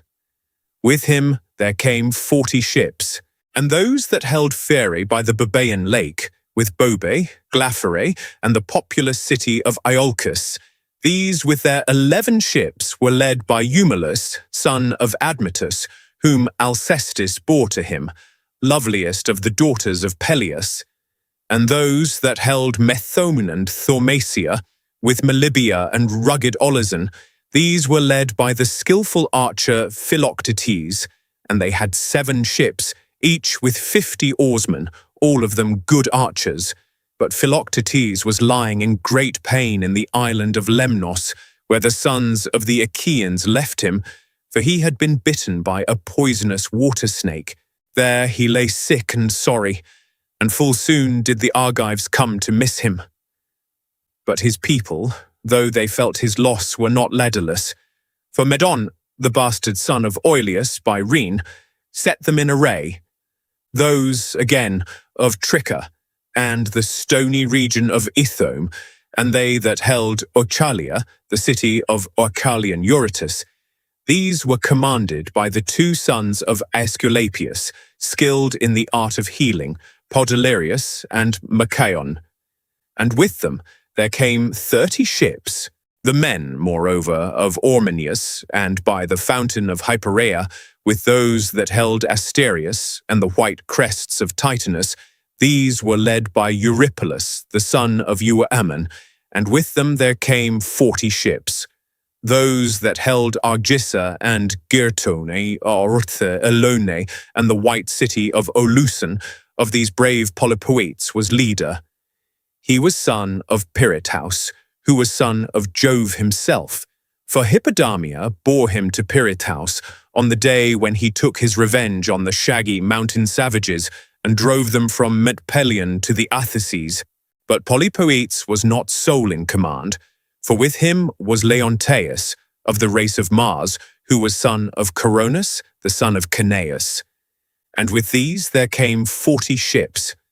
Guneus brought 22 ships from Cyphus, and he was followed by the Enyenes and the valiant Perebi, who dwelt about wintry Dodona, and held the lands round the lovely river Titaresius, which sends its waters into the Peneus. They do not mingle with the silver eddies of the Peneus, but flow on the top of them like oil, for the Titaresius is a branch of dread Orcus, and of the river Styx. Of the Magnates, Protaus son of Tenthredon was commander. They were they that dwelt about the river Peneus and Mantpelion. Protaus, fleet of foot, was their leader, and with him there came 40 ships. Such were the chiefs and princes of the Danaans. Who then, O Muse, was the foremost, whether man or horse, among those that followed after the sons of Atreus? Of the horses, those of the son of Pheres were by far the finest. They were driven by Eumelus, and were as fleet as birds. They were of the same age and colour, and perfectly matched in height. Apollo, of the silver bow, had bred them in Perea, both of them mares, and terrible as Mars in battle. Of the men, Ajax, son of Telamon, was much the foremost so long as Achilles' anger lasted. For Achilles excelled him greatly, and he had also better horses, but Achilles was now holding aloof at his ships by reason of his quarrel with Agamemnon, and his people passed their time upon the seashore, throwing discs or aiming with spears at a mark, and in archery. Their horses stood each by his own chariot, champing lotus and wild celery.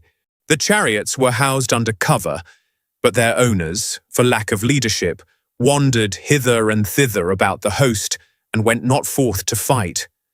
Thus marched the host like a consuming fire, and the earth groaned beneath them when the Lord of Thunder is angry and lashes the land about Typhoeus among the Arimi, where they say, Typhoeus lies.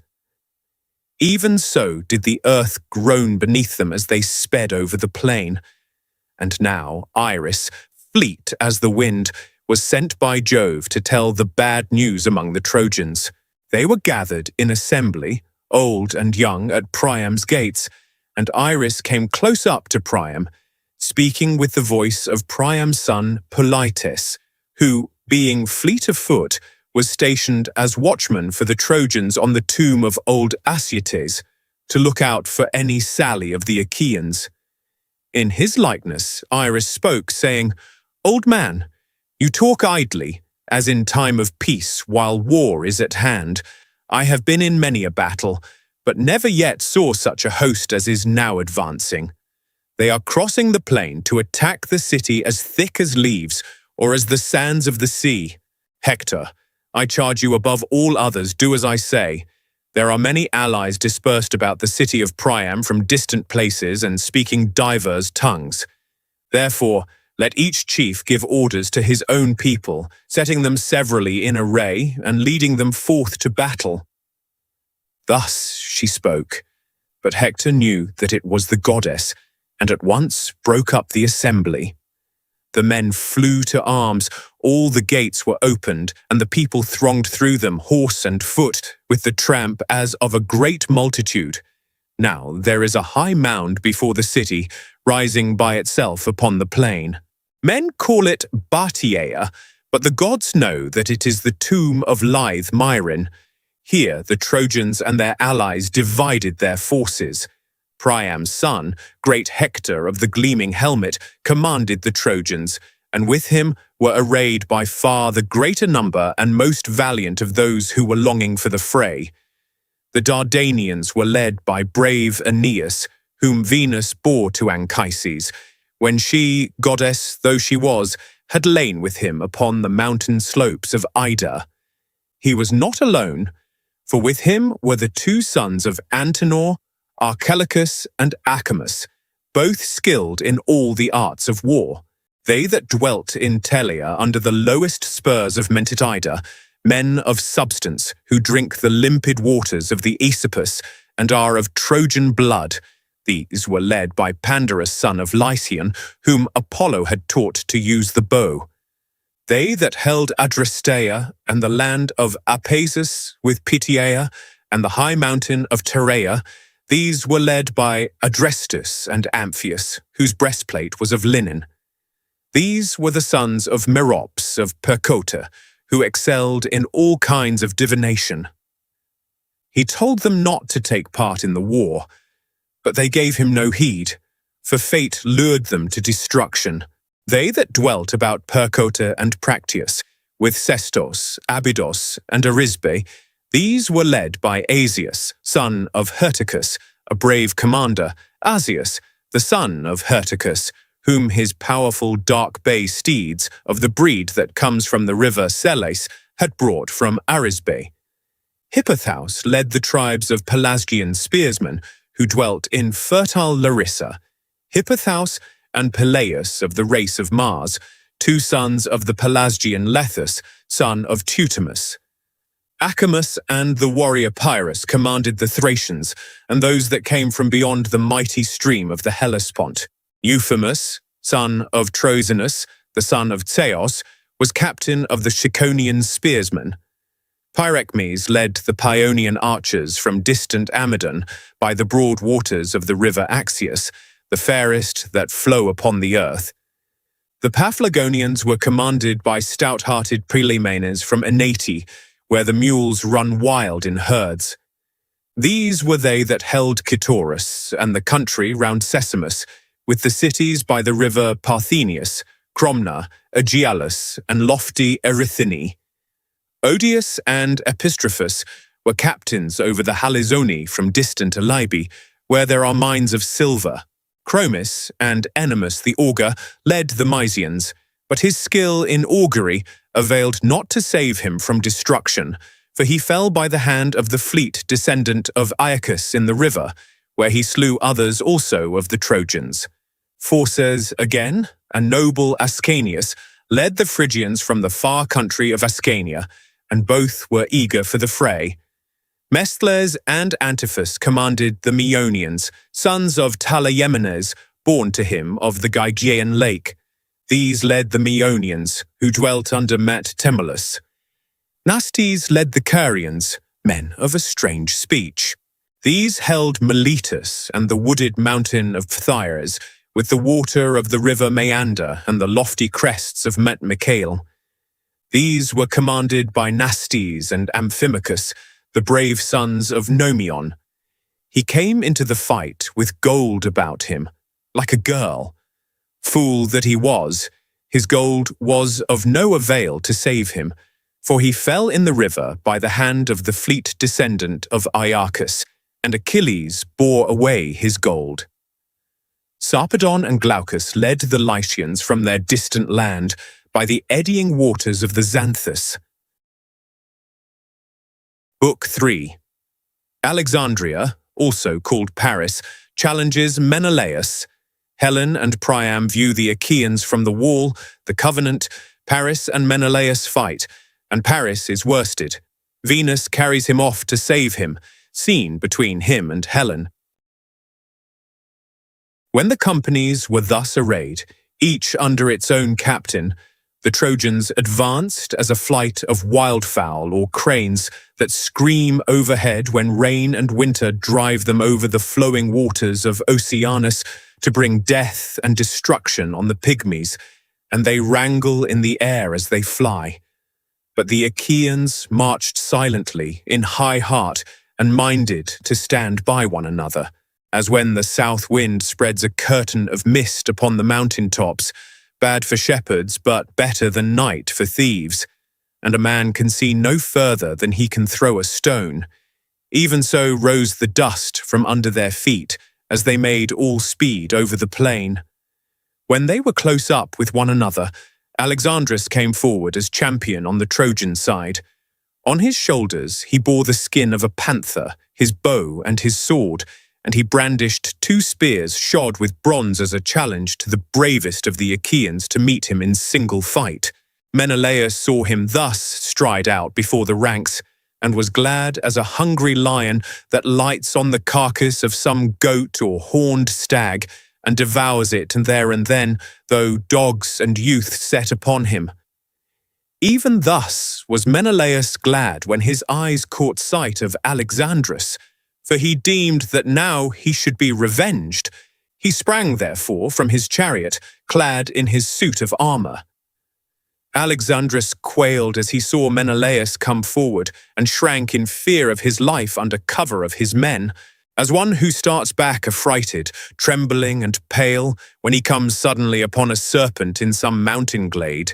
Even so did Alexandrus plunge into the throng of Trojan warriors, terror-stricken at the sight of the son of Atreus.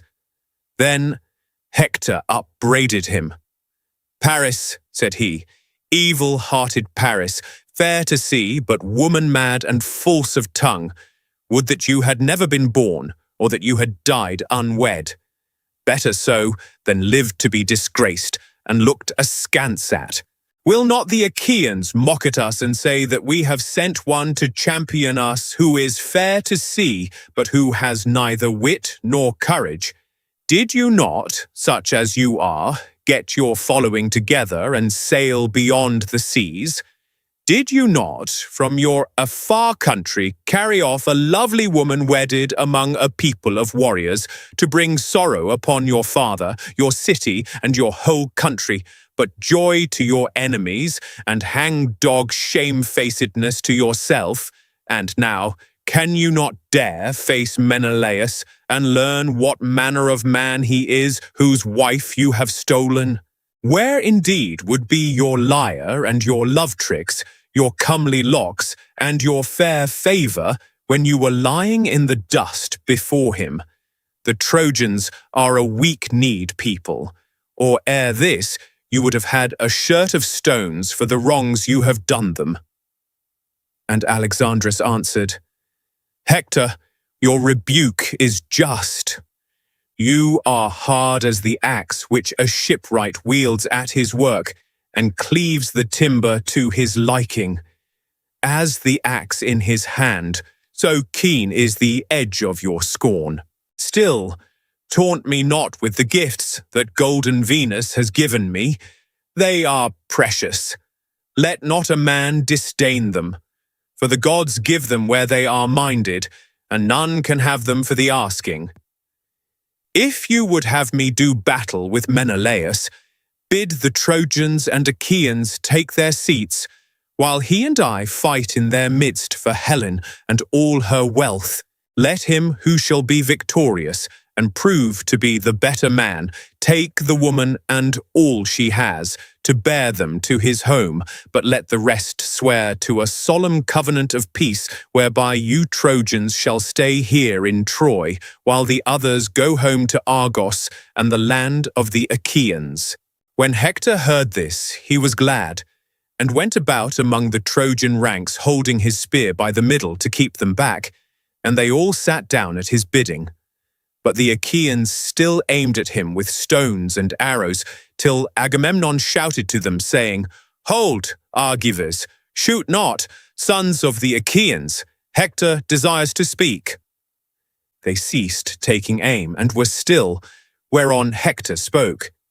"Hear from my mouth," said he, "Trojans and Achaeans, the saying of Alexandrus, through whom this quarrel has come about. He bids the Trojans and Achaeans lay their armor upon the ground, while he and Menelaus fight in the midst of you for Helen and all her wealth.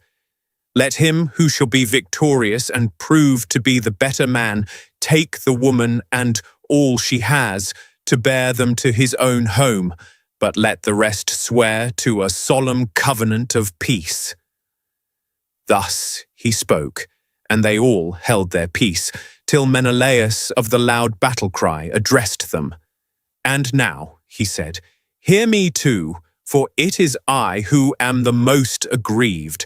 I deem that the parting of Achaeans and Trojans is at hand, as well it may be, seeing how much have suffered for my quarrel with Alexandrus and the wrong he did me. Let him who shall die, die, and let the others fight no more. Bring then 2 lambs, a white ram and a black ewe for earth and sun, and we will bring a 3rd for Jove. Moreover, you shall bid Priam come, that he may swear to the covenant himself, for his sons are high-handed and ill to trust, and the oaths of Jove must not be transgressed or taken in vain. Young men's minds are light as air, but when an old man comes, he looks before and after, deeming that which shall be fairest upon both sides." The Trojans and Achaeans were glad when they heard this, for they thought that they should now have rest. They backed their chariots towards the ranks, got out of them, and put off their armor, laying it down upon the ground, and the hosts were near to one another, with a little space between them. Hector sent 2 messengers to the city to bring the lambs and to bid Priam come, while Agamemnon told Talthybius to fetch the other lamb from the ships, and he did as Agamemnon had said. Meanwhile, Iris went to Helen in the form of her sister-in-law, wife of the son of Antenor, for Helicaon, son of Antenor, had married Laodice, the fairest of Priam's daughters. She found her in her own room, working at a great web of purple linen, on which she was embroidering the battles between Trojans and Achaeans, that Mars had made them fight for her sake.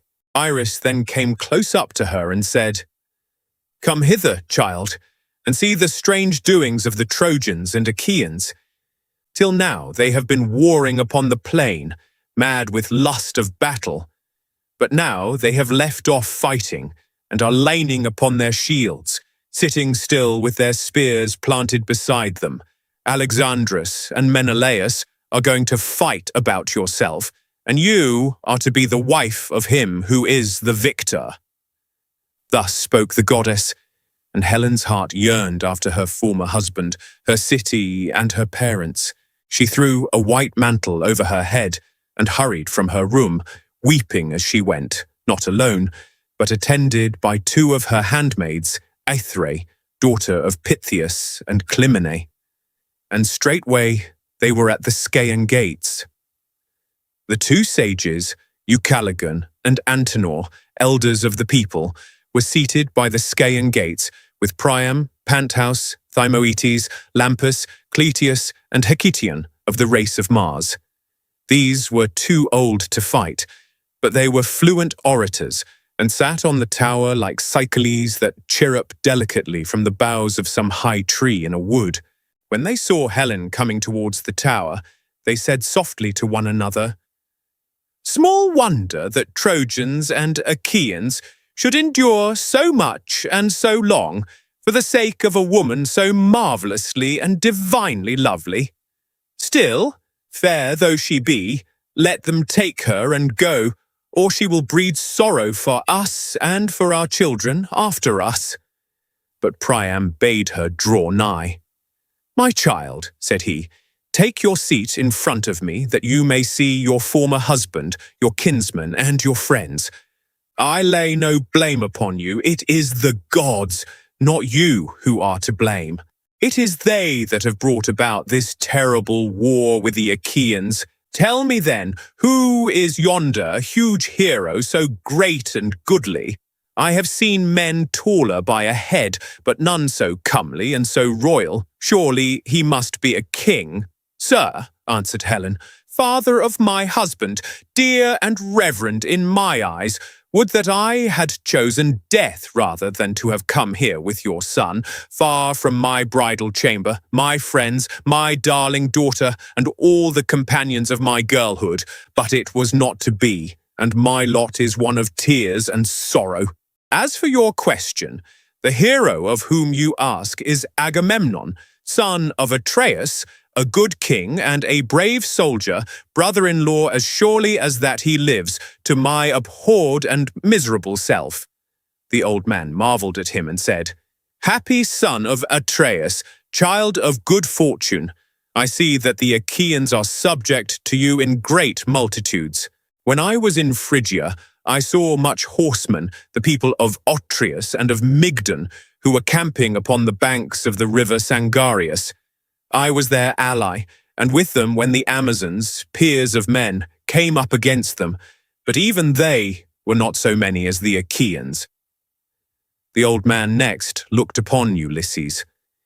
Tell me, he said, who is that other, shorter by a head than Agamemnon, but broader across the chest and shoulders? His armour is laid upon the ground, and he stalks in front of the ranks as it were some great woolly ram ordering his ewes. And Helen answered, He is Ulysses, a man of great craft, son of Laertes. He was born in rugged Ithaca, and excels in all manner of stratagems and subtle cunning. On this, Antenor said, Madam, you have spoken truly. Ulysses once came here as envoy about yourself, and Menelaus with him. I received them in my own house, and therefore know both of them by sight and conversation. When they stood up in presence of the assembled Trojans, Menelaus was the broader-shouldered, but when both were seated, Ulysses had the more royal presence. After a time, they delivered their message, and the speech of Menelaus ran trippingly on the tongue. He did not say much, for he was a man of few words, but he spoke very clearly and to the point, though he was the younger man of the two. Ulysses, on the other hand, when he rose to speak, was at first silent and kept his eyes fixed upon the ground. There was no play nor graceful movement of his sceptre. He kept it straight and stiff like a man unpractised in oratory. One might have taken him for a mere churl or simpleton, but when he raised his voice, and the words came driving from his deep chest like winter snow before the wind, then there was none to touch him, and no man thought further of what he looked like. Priam then caught sight of Ajax and asked, Who is that great and goodly warrior whose head and broad shoulders tower above the rest of the Argives? That, answered Helen, is huge Ajax, bulwark of the Achaeans, and on the other side of him, among the Cretans, stands Idomeneus, looking like a god, and with the captains of the Cretans round him. Often did Menelaus receive him as a guest in our house when he came visiting us from Crete. I see, moreover, many other Achaeans whose names I could tell you, but there are two whom I can nowhere find, Castor, breaker of horses, and Pollux, the mighty boxer. They are children of my mother, and own brothers to myself. Either they have not left Lacedaemon, or else, though they have brought their ships, they will not show themselves in battle for the shame and disgrace that I have brought upon them. She knew not that both these heroes were already lying under the earth in their own land of Lacedaemon. Meanwhile, the heralds were bringing the holy oath offerings through the city, 2 lambs and a goatskin of wine, the gift of earth. And Idaeus brought the mixing bowl and the cups of gold. He went up to Priam and said, Son of Laomedon, The princes of the Trojans and Achaeans bid you come down onto the plain and swear to a solemn covenant. Alexandrus and Menelaus are to fight for Helen in single combat, that she and all her wealth may go with him who is the victor. We are to swear to a solemn covenant of peace, whereby we others shall dwell here in Troy, while the Achaeans return to Argos and the land of the Achaeans." The old man trembled as he heard, but bade his followers yoke the horses, and they made all haste to do so. He mounted the chariot, gathered the reins in his hand, and Antenor took his seat beside him. They then drove through the Scaean gates onto the plain. When they reached the ranks of the Trojans and Achaeans, they left the chariot, and with measured pace advanced into the space between the hosts. Agamemnon and Ulysses both rose to meet them. The attendants brought on the oath offerings and mixed the wine in the mixing bowls. They poured water over the hands of the chieftains, and the son of Atreus drew the dagger that hung by his sword and cut wool from the lambs' heads. This the menservants gave about among the Trojan and Achaean princes, and the son of Atreus lifted up his hands in prayer. "Father Jove," he cried, "that rulest in Ida, most glorious in power, and thou, O sun, that seest and givest ear to all things, earth and rivers, and ye who in the realms below chastise the soul of him that has broken his oath, witness these rites and guard them, that they be not vain. If Alexandrus kills Menelaus, let him keep Helen and all her wealth, while we sail home with our ships. But if Menelaus kills Alexandrus, let the Trojans give back Helen and all that she has. Let them moreover pay such fine to the Achaeans as shall be agreed upon, in testimony among those that shall be born hereafter. And if Priam and his sons refuse such fine when Alexandrus has fallen, then will I stay here and fight on till I have got satisfaction."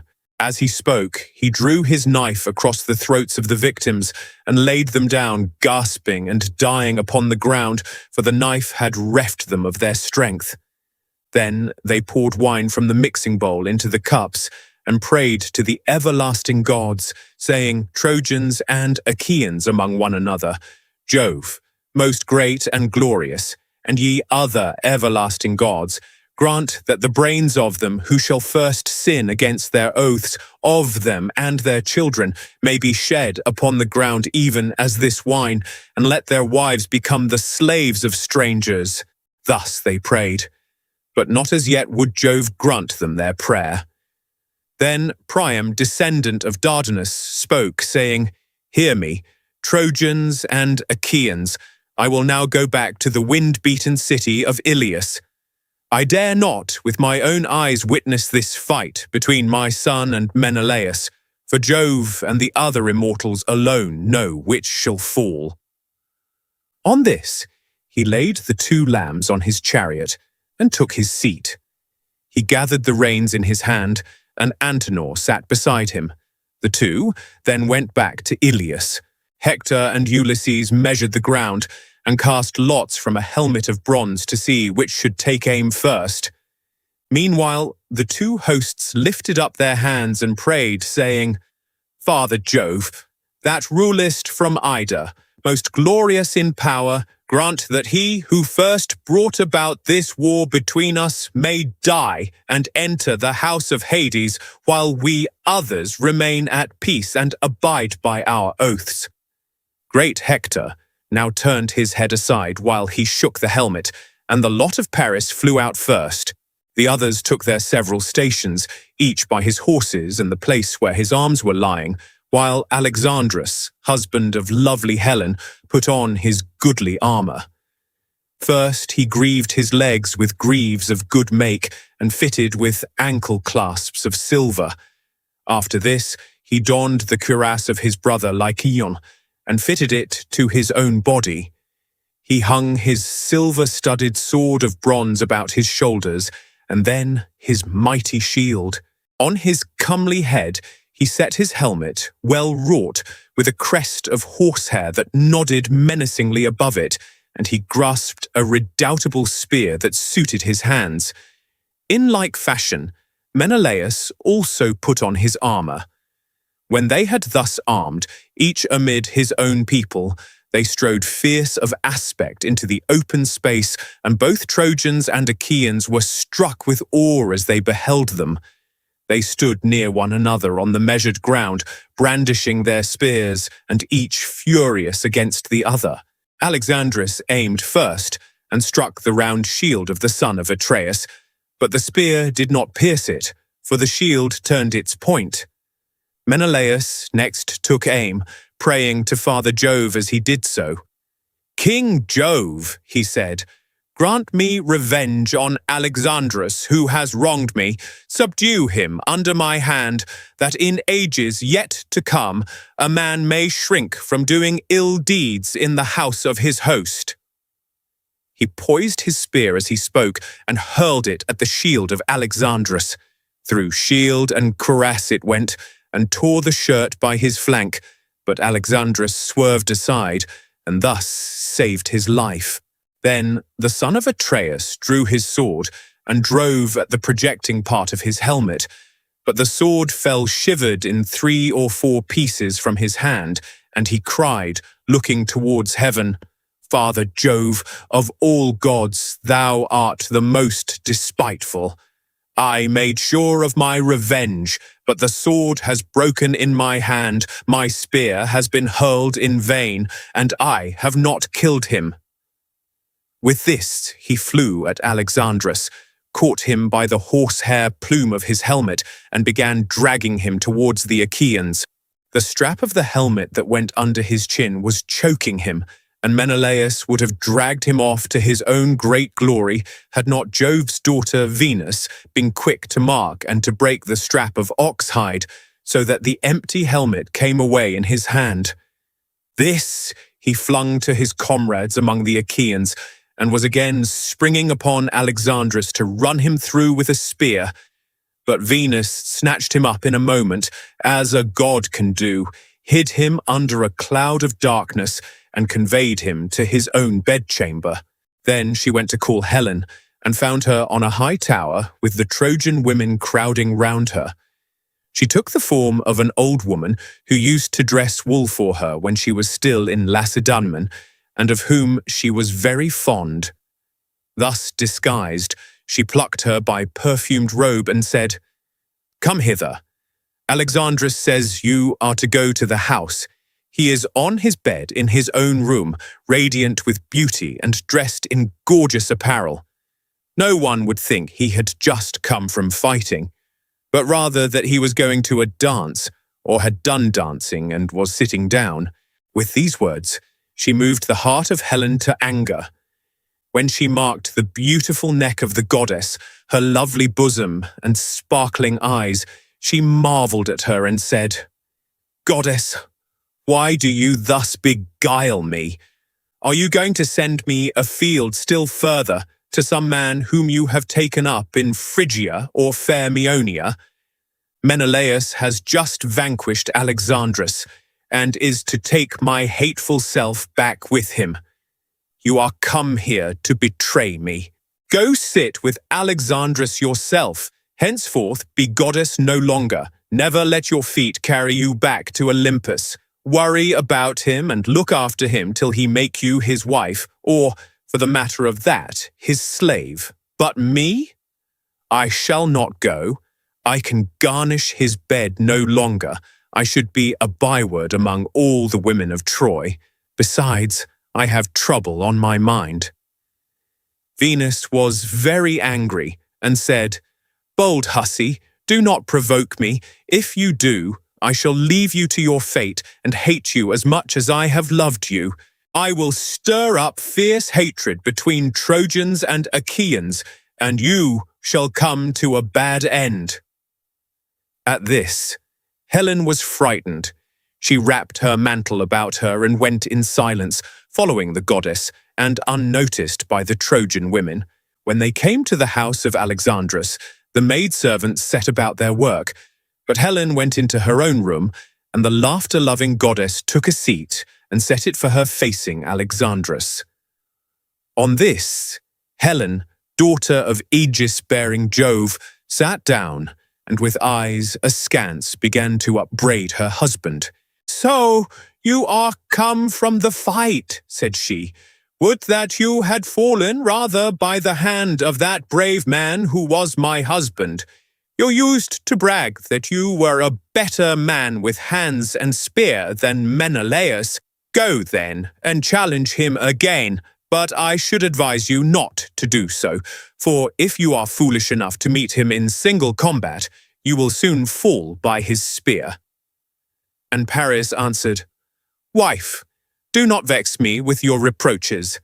This time, with the help of Minerva, Menelaus has vanquished me. Another time I may myself be victor, for I too have gods that will stand by me. Come, let us lie down together and make friends. Never yet was I so passionately enamored of you as at this moment, not even when I first carried you off from Lacedaemon and sailed away with you, not even when I had conversed with you upon the couch of love in the island of Cranae, was I so enthralled by desire of you as now." On this, he led her towards the bed, and his wife went with him. Thus they laid themselves on the bed together. But the son of Atreus strode among the throng, looking everywhere for Alexandrus, and no man, neither of the Trojans nor of the allies, could find him. If they had seen him, they were in no mind to hide him, for they all of them hated him as they did death itself. Then Agamemnon, king of men, spoke, saying, "Hear me, Trojans, Dardanians, and allies. The victory has been with Menelaus. Therefore give back Helen with all her wealth, and pay such fine as shall be agreed upon, in testimony among them that shall be born hereafter." Thus spoke the son of Atreus, and the Achaeans shouted in applause. Book 4. A Quarrel in Olympus. Minerva goes down and persuades Phandaris to violate the oaths by wounding Menelaus with an arrow. Agamemnon makes a speech and sends for Machaon. He then goes about among his captains and upbraids Ulysses and Sthenelus, who each of them retort fiercely. Diomed checks Sthenelus, and the two hosts then engage with great slaughter on either side. Now the gods were sitting with Jove in council upon the golden floor, while Hebe went round pouring out nectar for them to drink, and as they pledged one another in their cups of gold, they looked down upon the town of Troy. The son of Saturn then began to tease Juno, talking at her so as to provoke her. "Menelaus," said he, "has two good friends among the goddesses, Juno of Argos and Minerva of Alalcomene, but they only sit still and look on, while Venus keeps ever by Alexandrus's side to defend him in any danger. Indeed, she has just rescued him when he made sure that it was all over with him, for the victory really did lie with Menelaus. We must consider what we shall do about all this. Shall we set them fighting anew or make peace between them? If you will agree to this, last Menelaus can take back Helen, and the city of Priam may remain still inhabited." Minerva and Juno muttered their discontent as they sat side by side hatching mischief for the Trojans. Minerva scowled at her father, for she was in a furious passion with him and said nothing, but Juno could not contain herself. "Dread son of Saturn," said she, "what, pray, is the meaning of all this? Is my trouble, then, to go for nothing, and the sweat that I have sweated, to say nothing of my horses, while getting the people together against Priam and his children? Do as you will, but we other gods shall not all of us approve your counsel." Jove was angry and answered, "My dear, what harm have Priam and his sons done you that you are so hotly bent on sacking the city of Iliad? Will nothing do for you but you must Go within their walls and eat Priam raw with his sons and all the other Trojans to boot. Have it your own way then, for I would not have this matter become a bone of contention between us. I say further, and lay my saying to your heart. If ever I want to sack a city belonging to friends of yours, you must not try to stop me. You will have to let me do it, for I am giving in to you sorely against my will. Of all inhabited cities under the sun and stars of heaven, there was none that I so much respected as Ilias with Priam and his whole people. Equitable feasts were never wanting about my altar, nor the savour of burning fat, which is honour due to ourselves. My own 3 favourite cities, answered Juno, are Argos, Sparta, and Mycenae. Sack them whenever you may be displeased with them. I shall not defend them, and I shall not care. Even if I did, and tried to stay you, I should take nothing by it, for you are much stronger than I am, but I will not have my own work wasted. I too am a god, and of the same race with yourself. I am Saturn's eldest daughter, and am honourable not on this ground only, but also because I am your wife, and you are king over the gods. Let it be a case, then, of give and take between us, and the rest of the gods will follow our lead. Tell Minerva to go and take part in the fight at once, and let her contrive that the Trojans shall be the first to break their oaths and set upon the Achaeans. The sire of gods and men heeded her words, and said to Minerva, Go at once into the Trojan and Achaean hosts, and contrive that the Trojans shall be the first to break their oaths and set upon the Achaeans. This was what Minerva was already eager to do, so down she darted from the topmost summits of Olympus. She shot through the sky as some brilliant meteor which the son of scheming Saturn has sent as a sign to mariners or to some great army, and a fiery train of light follows in its wake. The Trojans and Achaeans were struck with awe as they beheld, and one would turn to his neighbour, saying, Either we shall again have war and din of combat, or Jove the Lord of battle will now make peace between us. Thus did they converse. Then Minerva took the form of Laodocus, son of Antenor, and went through the ranks of the Trojans to find Pandarus, the redoubtable son of Lycaon.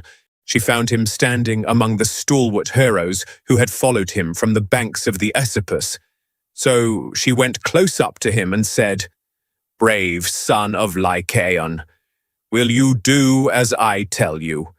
If you dare send an arrow at Menelaus, you will win honor and thanks from all the Trojans, and especially from Prince Alexandrus.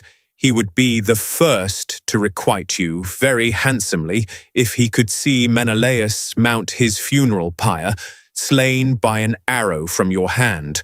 Take your home aim, then, and pray to Lycian Apollo, the famous archer. Vow that when you get home to your strong city of Zelea, you will offer a hecatomb of firstling lambs in his honor.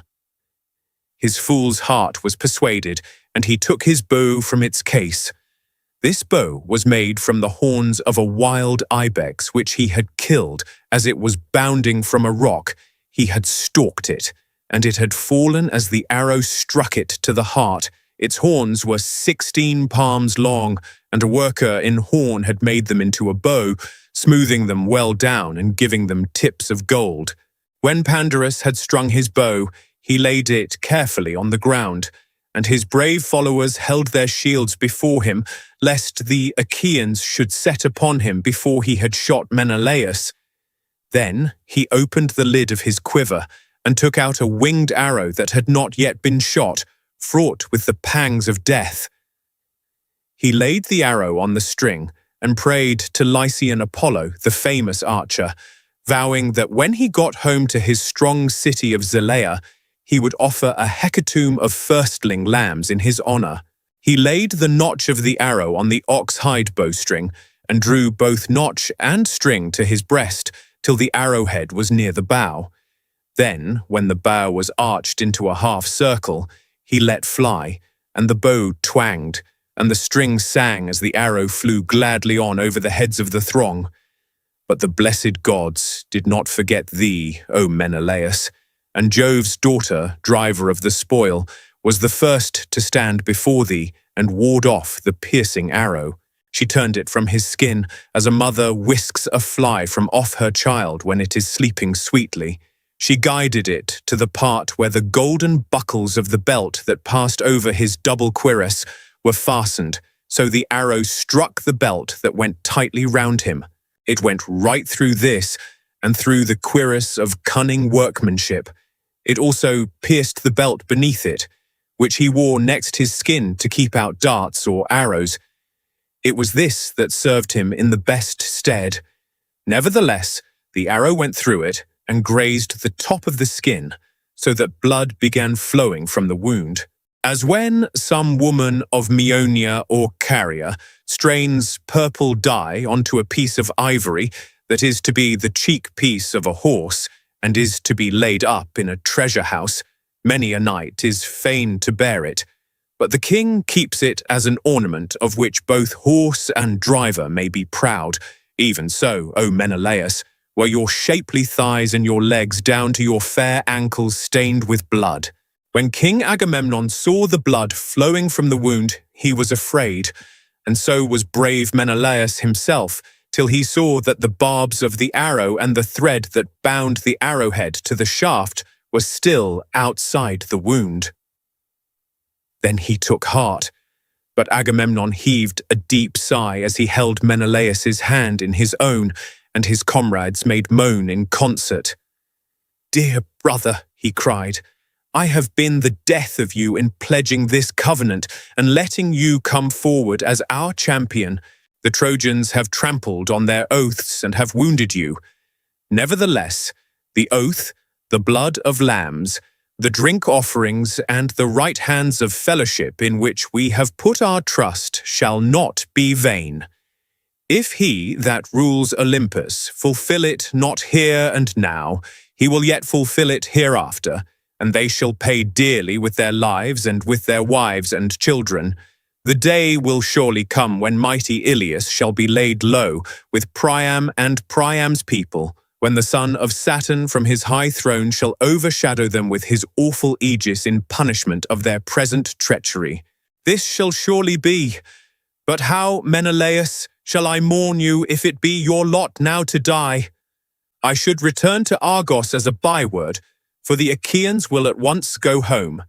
We shall leave Priam and the Trojans the glory of still keeping Helen, and the earth will rot your bones as you lie here at Troy with your purpose not fulfilled. Then shall some braggart Trojan leap upon your tomb and say, 'Ever thus may Agamemnon wreak his vengeance. He brought his army in vain. He is gone home to his own land with empty ships, and has left Menelaus behind him.' Thus will one of them say, and may the earth then swallow me." But Menelaus reassured him and said, "Take heart, and do not alarm the people. The arrow has not struck me in a mortal part, for my outer belt of burnished metal first stayed it, and under this my cuirass and the belt of mail which the bronzesmiths made me." And Agamemnon answered, "I trust, dear Menelaus, that it may be even so, but the surgeon shall examine your wound and lay herbs upon it to relieve your pain." He then said to Talthybius, "Talthybius, tell Machaon, son to the great physician Aesculapius, to come and see Menelaus immediately.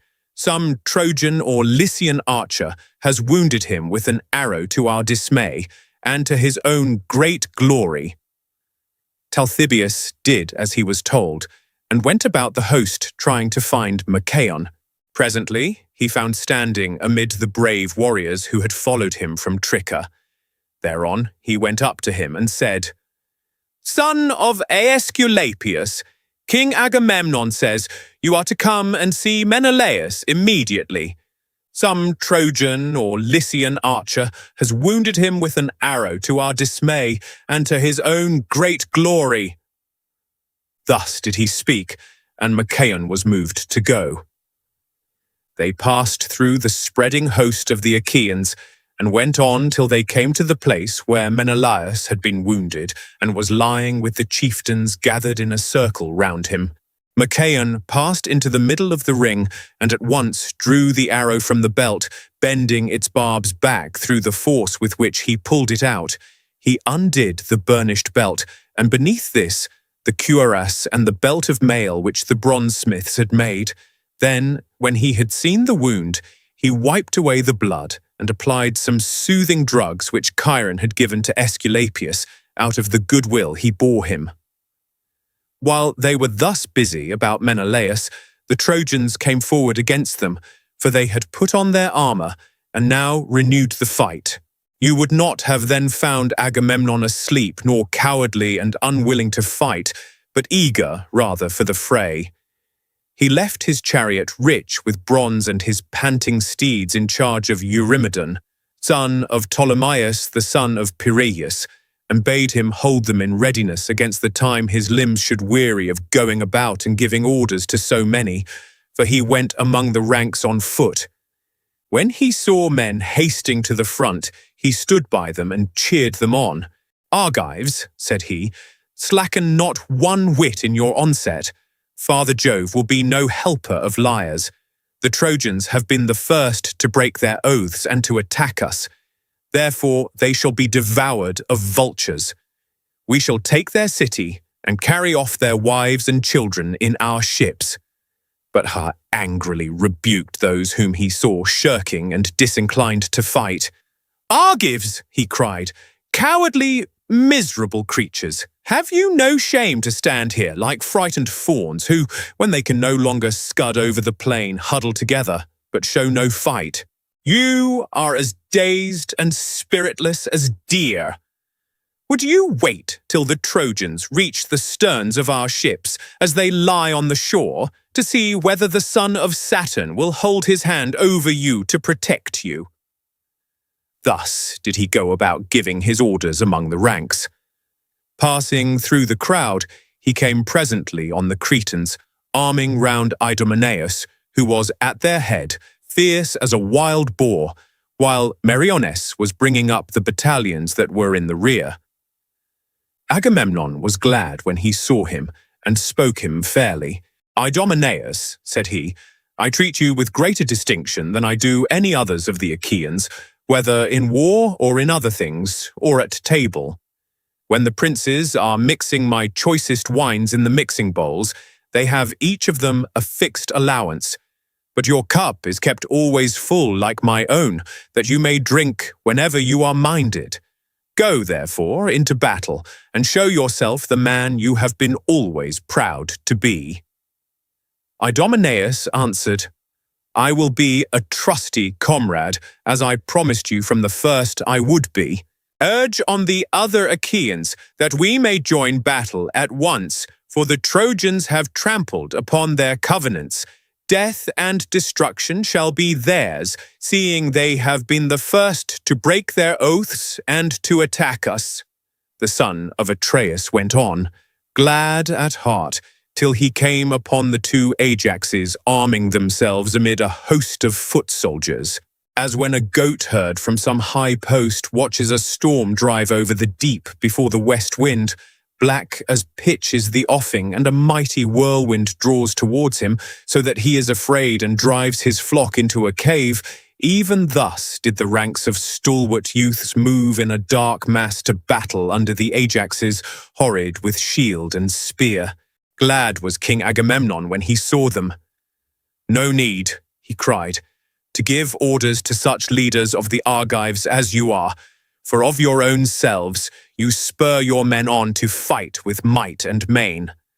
Would, by Father Jove, Minerva, and Apollo, that all were so minded as you are, for the city of Priam would then soon fall beneath our hands, and we should sack it." With this, he left them and went onward to Nestor, the facile speaker of the Pylians, who was marshalling his men and urging them on, in company with Pelagon, Alastor, Chromius, Haemon, and Bias shepherd of his people. He placed his knights with their chariots and horses in the front rank, while the foot soldiers, brave men and many, whom he could trust, were in the rear.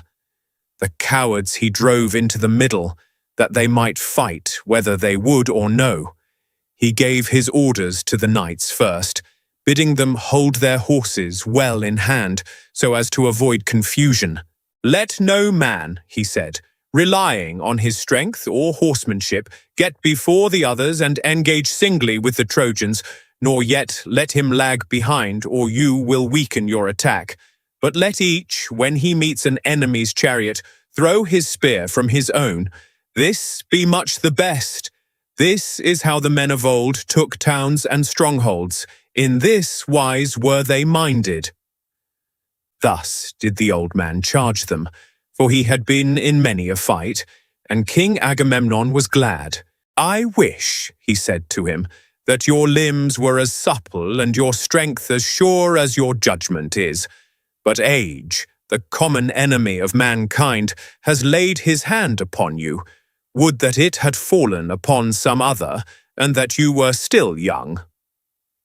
And Nestor, knight of Gerene, answered, "Son of Atreus, I too would gladly be the man I was when I slew mighty Ereuthalion. But the gods will not give us everything at one and the same time. I was then young, and now I am old. Still I can go with my knights and give them that counsel which old men have a right to give. The wielding of the spear I leave to those who are younger and stronger than myself." Agamemnon went his way rejoicing, and presently found Menestheus, son of Peteos, tarrying in his place, and with him were the Athenians loud of tongue in battle. Near him also tarried cunning Ulysses, with his sturdy Cephallenians round him. They had not yet heard the battle cry, for the ranks of Trojans and Achaeans had only just begun to move, so they were standing still, waiting for some other columns of the Achaeans to attack the Trojans and begin the fighting. When he saw this, Agamemnon rebuked them and said, "Son of Peteos, and you other, steeped in cunning, heart of guile, why stand you here, cowering and waiting on others? You too should be of all men foremost when there is hard fighting to be done, for you are ever foremost to accept my invitation when we counsellors of the Achaeans are holding feast. You are glad enough then to take your fill of roast meats and to drink wine as long as you please, whereas now you would not care, though you saw 10 columns of Achaeans engage the enemy in front of you." Ulysses glared at him and answered, "Son of Atreus, what are you talking about? How can you say that we are slack? When the Achaeans are in full fight with the Trojans, you shall see, if you care to do so, that the father of Telemachus will join battle with the foremost of them. You are talking idly." When Agamemnon saw that Ulysses was angry, he smiled pleasantly at him and withdrew his words. "Ulysses," said he, "noble son of Laertes, excellent in all good counsel, I have neither fault to find nor orders to give you, for I know your heart is right, and that you and I are of a mind. Enough! I will make you amends for what I have said, and if any ill has now been spoken, may the gods bring it to nothing." He then left them, and went on to others. Presently he saw the son of Tydeus, noble Diomed, standing by his chariot and horses, with Sthenelus the son of Capaneus beside him, whereon he began to upbraid him. "Son of Tydeus," he said, "why stand you cowering here upon the brink of battle? Tydeus did not shrink thus, but was ever ahead of his men when leading them on against the foe. So, at least, say they that saw him in battle, for I never set eyes upon him myself. They say that there was no man like him. He came once to Mycenae, not as an enemy but as a guest, in company with Polynices to recruit his forces, for they were levying war against the strong city of Thebes, and prayed our people for a body of picked men to help them. The men of Mycenae were willing to let them have one, but Jove dissuaded them by showing them unfavourable omens. Tydeus, therefore, and Polynices went their way. When they had got as far the deep-meadowed and rush-grown banks of the Aesopus, the Achaeans sent Tydeus as their envoy, and he found the Cadmeans gathered in great numbers to a banquet in the house of Eteocles. Stranger though he was, he knew no fear on finding himself single-handed among so many, but challenged them to contests of all kinds, and in each one of them was at once victorious. So mightily did Minerva help him. The Cadmeans were incensed at his success, and set a force of 50 youths with 2 captains, the godlike hero Maon, son of Haemon, and Polyphontes, son of Autophonus, at their head to lie in wait for him on his return journey. But Tydeus slew every man of them, save only Maon, whom he let go in obedience to heaven's omens. Such was Tydeus of Aetolia. His son can talk more glibly, but he cannot fight as his father did. Diomed made no answer, for he was shamed by the rebuke of Agamemnon. But the son of Capaneus took up his words and said, "Son of Atreus, tell no lies, for you can speak truth if you will. We boast ourselves as even better men than our fathers. We took 7 gated Thebes, though the wall was stronger and our men were fewer in number, for we trusted in the omens of the gods and in the help of Jove, whereas they perished through their own sheer folly. Hold not, then, our fathers in like honor with us." Diomed looked sternly at him and said, "Hold your peace, my friend, as I bid you. It is not amiss that Agamemnon should urge the Achaeans forward, for the glory will be his if we take the city, and his the shame if we are vanquished. Therefore, let us acquit ourselves with valor." As he spoke, he sprang from his chariot, and his armor rang so fiercely about his body that even a brave man might well have been scared to hear it. As when some mighty wave that thunders on the beach when the west wind has lashed it into fury, it has reared its head afar and now comes crashing down on the shore. It bows its arching crest high over the jagged rocks and spews its salt foam in all directions. Even so did the serried phalanxes of the Danaans march steadfastly to battle. The chiefs gave orders each to his own people, but the men said never a word. No man would think it, for huge as the host was, it seemed as though there was not a tongue among them, so silent were they in their obedience. And as they marched, the armor about their bodies glistened in the sun, but the clamour of the Trojan ranks was as that of many thousand ewes that stand waiting to be milked in the yards of some rich flockmaster, and bleat incessantly in answer to the bleating of their lambs. For they had not one speech nor language, but their tongues were diverse, and they came from many different places. These were inspired of Mars, but the others by Minerva, and with them came panic, rout, and strife, whose fury never tires, sister and friend of murderous Mars, who, from being at first but low in stature, grows till she uprears her head to heaven, though her feet are still on earth. She it was that went about among them, and flung down discord to the waxing of sorrow with even hand between them. When they were got together in one place, shield clashed with shield and spear with spear in the rage of battle. The bossed shields beat one upon another, and there was a tramp as of a great multitude, death cry and shout of triumph of slain and slayers, and the earth ran red with blood. As torrents swollen with rain course madly down their deep channels till the angry floods meet in some gorge, and the shepherd on the hillside hears their roaring from afar, even such was the toil and uproar of the hosts as they joined in battle. First, Antilochus slew an armed warrior of the Trojans, Echepolus, son of Thalesius, fighting in the foremost ranks. He struck at the projecting part of his helmet and drove the spear into his brow. The point of bronze pierced the bone, and darkness veiled his eyes. Headlong as a tower, he fell amid the press of the fight, and as he dropped, King Elephenor, son of Chalcedon and captain of the proud Abantes, began dragging him out of reach of the darts that were falling around him in haste to strip him of his armor. But his purpose was not for long. Agenor saw him haling the body away and smote him in the side with his bronze-shod spear, for as he stooped, his side was left unprotected by his shield, and thus he perished. Then the fight between Trojans and Achaeans grew furious over his body, and they flew upon each other like wolves, man and man crushing one upon the other. Forthwith Ajax, son of Telamon, slew the fair youth Simoeisius, son of Anthemion, whom his mother bore by the banks of the Simwa, as she was coming down from Mount Ida, where she had been with her parents to see their flocks. Therefore he was named Simoeisius, but he did not live to pay his parents for his rearing, for he was cut off untimely by the spear of mighty Ajax, who struck him in the breast by the right nipple as he was coming on among the foremost fighters.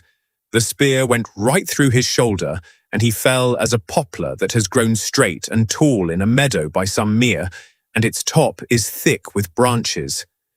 Then the wheelwright lays his axe to its roots, that he may fashion a felloe for the wheel of some goodly chariot, and it lies seasoning by the waterside. In such wise did Ajax fell to earth Simesius, son of Anthemion. Thereon, Antiphus of the gleaming corslet, son of Priam, hurled a spear at Ajax from amid the crowd and missed him, but he hit Lucus, the brave comrade of Ulysses, in the groin, as he was dragging the body of Simoeisius over to the other side, so he fell upon the body and loosed his hold upon it. Ulysses was furious when he saw Lucus slain, and strode in full armor through the front ranks till he was quite close. Then he glared round about him and took aim, and the Trojans fell back as he did so. His dart was not sped in vain, for it struck Democune, the bastard son of Priam, who had come to him from Abydos, where he had charge of his father's mares. Ulysses, infuriated by the death of his comrade, hit him with his spear on one temple, and the bronze point came through on the other side of his forehead. Thereon darkness veiled his eyes, and his armor rang rattling round him as he fell heavily to the ground. Hector, and they that were in front, then gave round while the Argives raised a shout and drew off the dead, pressing further forward as they did so. But Apollo looked down from Pergamus and called aloud to the Trojans, for he was displeased.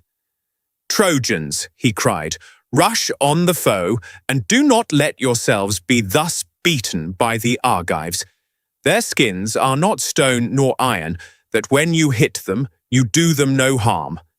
Moreover, Achilles, the son of lovely Thetis, is not fighting, but is nursing his anger at the ships." Thus spoke the mighty god, crying to them from the city, while Jove's redoubtable daughter, the Trito-born, went about among the host of the Achaeans and urged them forward whenever she beheld them slackening. Then fate fell upon Diores, son of Amarynceus, for he was struck by a jagged stone near the ankle of his right leg. He that hurled it was Perus, son of Imbrasus, captain of the Thracians who had come from Aenus. The bones and both the tendons were crushed by the pitiless stone.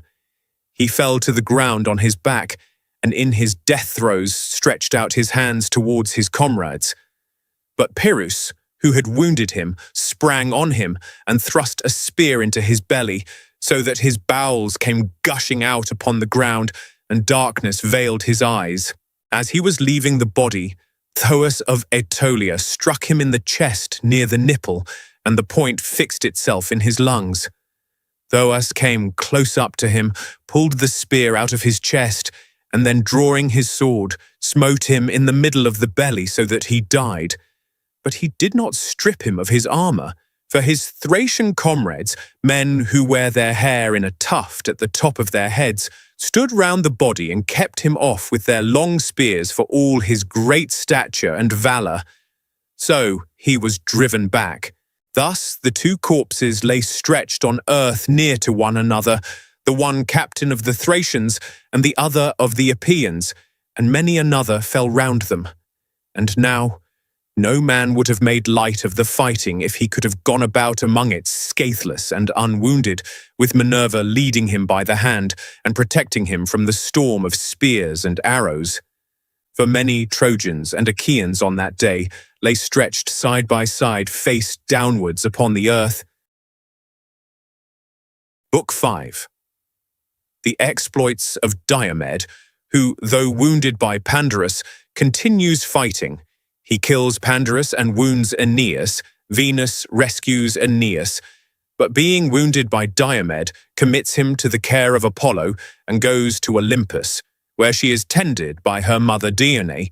Mars encourages the Trojans, and Aeneas returns to the fight cured of his wound.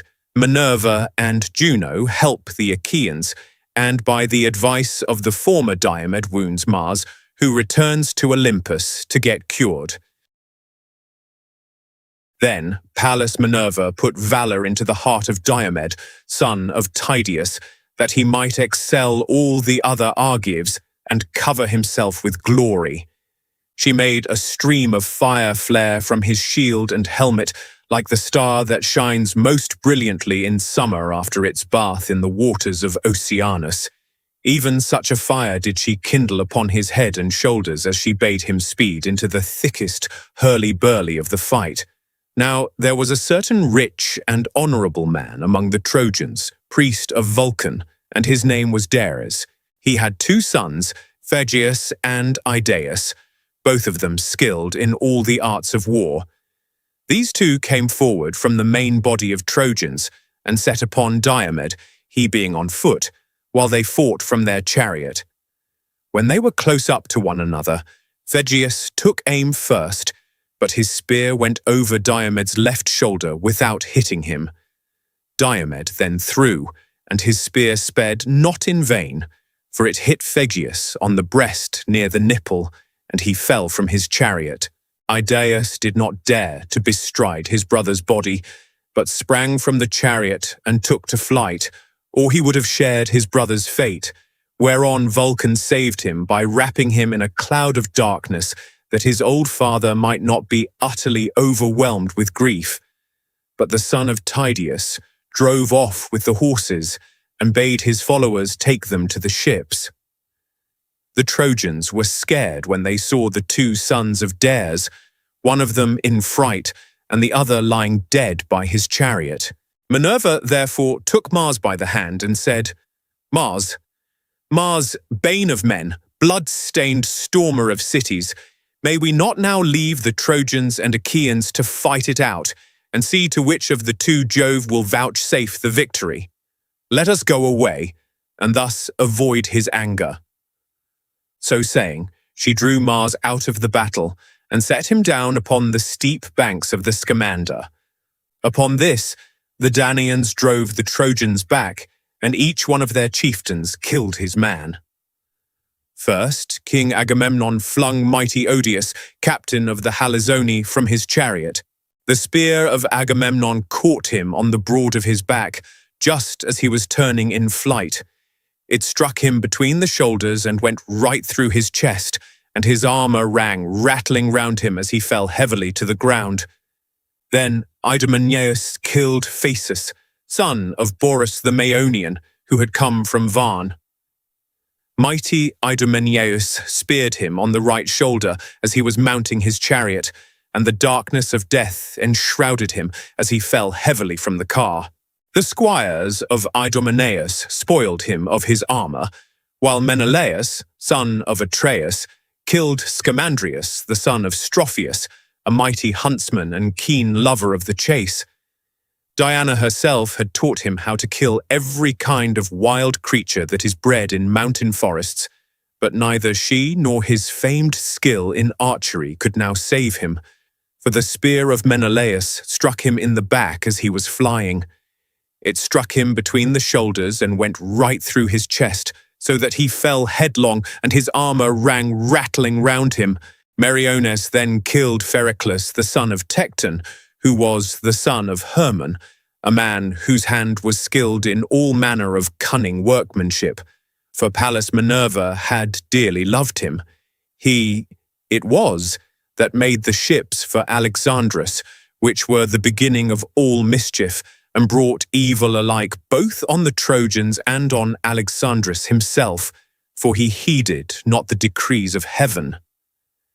Meriones overtook him as he was flying, and struck him on the right buttock. The point of the spear went through the bone into the bladder, and death came upon him as he cried aloud and fell forward on his knees. Meges, moreover, slew Pedaeus, son of Antenor, who, though he was a bastard, had been brought up by Theano as one of her own children, for the love she bore her husband. The son of Phyleus got close up to him and drove a spear into the nape of his neck. It went under his tongue all among his teeth, so he bit the cold bronze and fell dead in the dust. And Eurypylus, son of Euaemon, killed Hypsenor, the son of noble Dolopian, who had been made priest of the river Scamander, and was honoured among the people as though he were a god. Eurypylus gave him chase as he was flying before him, smote him with his sword upon the arm, and lopped his strong hand from off it. The bloody hand fell to the ground, and the shades of death, with fate that no man can withstand, came over his eyes. Thus furiously did the battle rage between them. As for the son of Tydeus, you could not say whether he was more among the Achaeans or the Trojans. He rushed across the plain like a winter torrent that has burst its barrier in full flood. No dikes, no walls of fruitful vineyards can embank it when it is swollen with rain from heaven, but in a moment it comes tearing onward, and lays many a field waste that many a strong man's hand has reclaimed. Even so were the dense phalanxes of the Trojans driven in rout by the son of Tydeus, and many though they were, they dared not abide his onslaught. Now, when the son of Lycaon saw him scouring the plain and driving the Trojans pell-mell before him, he aimed an arrow and hit the front part of his cuirass near the shoulder. The arrow went right through the metal and pierced the flesh, so that the cuirass was covered with blood. On this, the son of Lycaon shouted in triumph, "Knights Trojans, come on! The bravest of the Achaeans is wounded, and he will not hold out much longer if King Apollo was indeed with me when I sped from Lycia hither." Thus did he vaunt. But his arrow had not killed Diomed, who withdrew and made for the chariot and horses of Sthenelus, the son of Capaneus. "Dear son of Capaneus," said he, "come down from your chariot and draw the arrow out of my shoulder." Sthenelus sprang from his chariot and drew the arrow from the wound, whereon the blood came spouting out through the hole that had been made in his shirt. Then Diomed prayed, saying, "Hear me, daughter of Aegis-bearing Jove, unweariable. If ever you loved my father well and stood by him in the thick of a fight, do the like now by me. Grant me to come within a spear's throw of that man and kill him. He has been too quick for me and has wounded me, and now he is boasting that I shall not see the light of the sun much longer." Thus he prayed, and Pallas Minerva heard him. She made his limbs supple and quickened his hands and his feet. Then she went up close to him and said, "Fear not, Diomed, to do battle with the Trojans, for I have set in your heart the spirit of your knightly father, Tydeus. Moreover, I have withdrawn the veil from your eyes, that you know gods and men apart. If, then, any other god comes here and offers you battle, do not fight him, but should Jove's daughter Venus come, strike her with your spear and wound her." When she had said this, Minerva went away, and the son of Tydeus again took his place among the foremost fighters, 3 times more fierce even than he had been before. He was like a lion that some mountain shepherd has wounded but not killed, as he is springing over the wall of a sheepyard to attack the sheep. The shepherd has roused the brute to fury, but cannot defend his flock, so he takes shelter under cover of the buildings, while the sheep, panic-stricken on being deserted, are smothered in heaps one on top of the other, and the angry lion leaps out over the sheepyard wall. Even thus did Diomed go furiously about among the Trojans.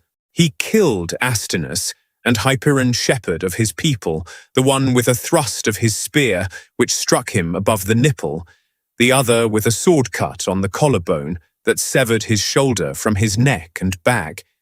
He let both of them lie, and went in pursuit of Abas and Polydus, sons of the old reader of dreams Eurydamas. They never came back for him to read them any more dreams, for mighty Diomed made an end of them. He then gave chase to Xanthus and Thune, the two sons of Phenops, both of them very dear to him, for he was now worn out with age and begat no more sons to inherit his possessions. But Diomed took both their lives and left their father sorrowing bitterly, for he nevermore saw them come home from battle alive, and his kinsmen divided his wealth among themselves. Then he came upon two sons of Priam, Agamemnon and Chromius, as they were both in one chariot. He sprang upon them, as a lion fastens on the neck of some cow or heifer when the herd is feeding in a coppice.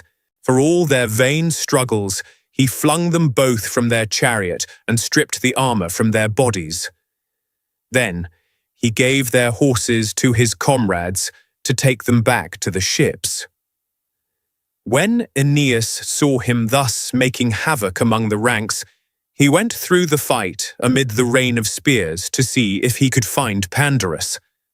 When he had found the brave son of Lycaon, he said, "Pandarus, where is now your bow, your winged arrows, and your renown as an archer, in respect of which no man here can rival you, nor is there any in Lycia that can beat you? Lift then your hands to Jove, and send an arrow at this fellow who is going so masterfully about, and has done such deadly work among the Trojans. He has killed many a brave man, unless, indeed, he is some god who is angry with the Trojans about their sacrifices, and has set his hand against them in his displeasure." And the son of Lycaon answered, "Aeneas, I take him for none other than the son of Tydeus. I know him by his shield, the visor of his helmet, and by his horses. It is possible that he may be a god, but if he is the man I say he is not making all this havoc without heaven's help, but has some god by his side who is shrouded in a cloud of darkness, and who turned my arrow aside when it had hit him. I have taken aim at him already and hit him on the right shoulder. My arrow went through the breastpiece of his cuirass, and I made sure I should send him hurrying to the world below. But it seems that I have not killed him. There must be a god who is angry with me. Moreover, I have neither horse nor chariot. In my father's stables there are 11 excellent chariots, fresh from the builder, quite new, with cloths spread over them, and by each of them there stand a pair of horses, champing barley and rye. My old father Lycaon urged me again and again when I was at home and on the point of starting, to take chariots and horses with me, that I might lead the Trojans in battle. But I would not listen to him. It would have been much better if I had done so. But I was thinking about the horses, which had been used to eat their fill, and I was afraid that in such a great gathering of men they might be ill-fed. So I left them at home, and came on foot to Ilias, armed only with my bow and arrows. These, it seems, are of no use, for I have already hit 2 chieftains, the sons of Atreus and of Tydeus, and though I drew blood surely enough, I have only made them still more furious. I did ill to take my bow down from its peg on the day I led my band of Trojans to Ilias in Hector's service, and if ever I get home again to set eyes on my native place, my wife, and the greatness of my house, May someone cut my head off then and there if I do not break the bow and set it on a hot fire, such pranks as it plays me." Aeneas answered, "Say no more. Things will not mend till we two go against this man with chariot and horses and bring him to a trial of arms. Mount my chariot, and note how cleverly the horses of Troy can speed hither and thither over the plain in pursuit or flight. If Jove again vouchsafes glory to the son of Tydeus, they will carry us safely back to the city. Take hold, then, of the whip and reins while I stand upon the car to fight, or else do you wait this man's onset while I look after the horses." "Aeneas," replied the son of Lycaon, "take the reins and drive. If we have to fly before the son of Tydeus, the horses will go better for their own driver. If they miss the sound of your voice when they expect it, they may be frightened and refuse to take us out of the fight. The son of Tydeus will then kill both of us and take the horses. Therefore, drive them yourself, and I will be ready for him with my spear." They then mounted the chariot and drove full speed towards the son of Tydeus. Sthenelus, son of Capaneus, saw them coming and said to Diomed, "Diomed, son of Tydeus, man after my own heart, I see two heroes speeding towards you, both of them men of might, the one a skillful archer, Pandarus, son of Lycaon, the other Aeneas, whose sire is Anchises, while his mother is Venus. Mount the chariot and let us retreat. Do not, I pray you, press so furiously forward, or you may get killed." Diomed looked angrily at him and answered, "Talk not of flight, for I shall not listen to you. I am of a race that knows neither flight nor fear, and my limbs are as yet unwearied. I am in no mind to mount, but will go against them even as I am.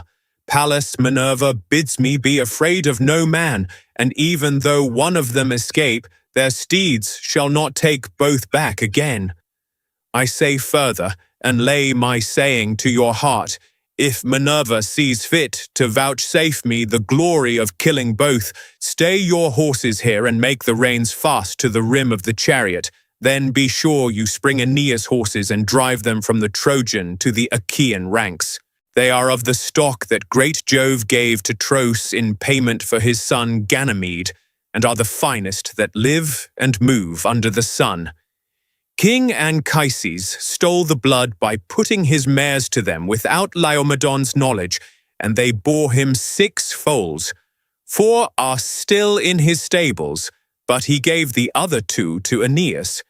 We shall win great glory if we can take them."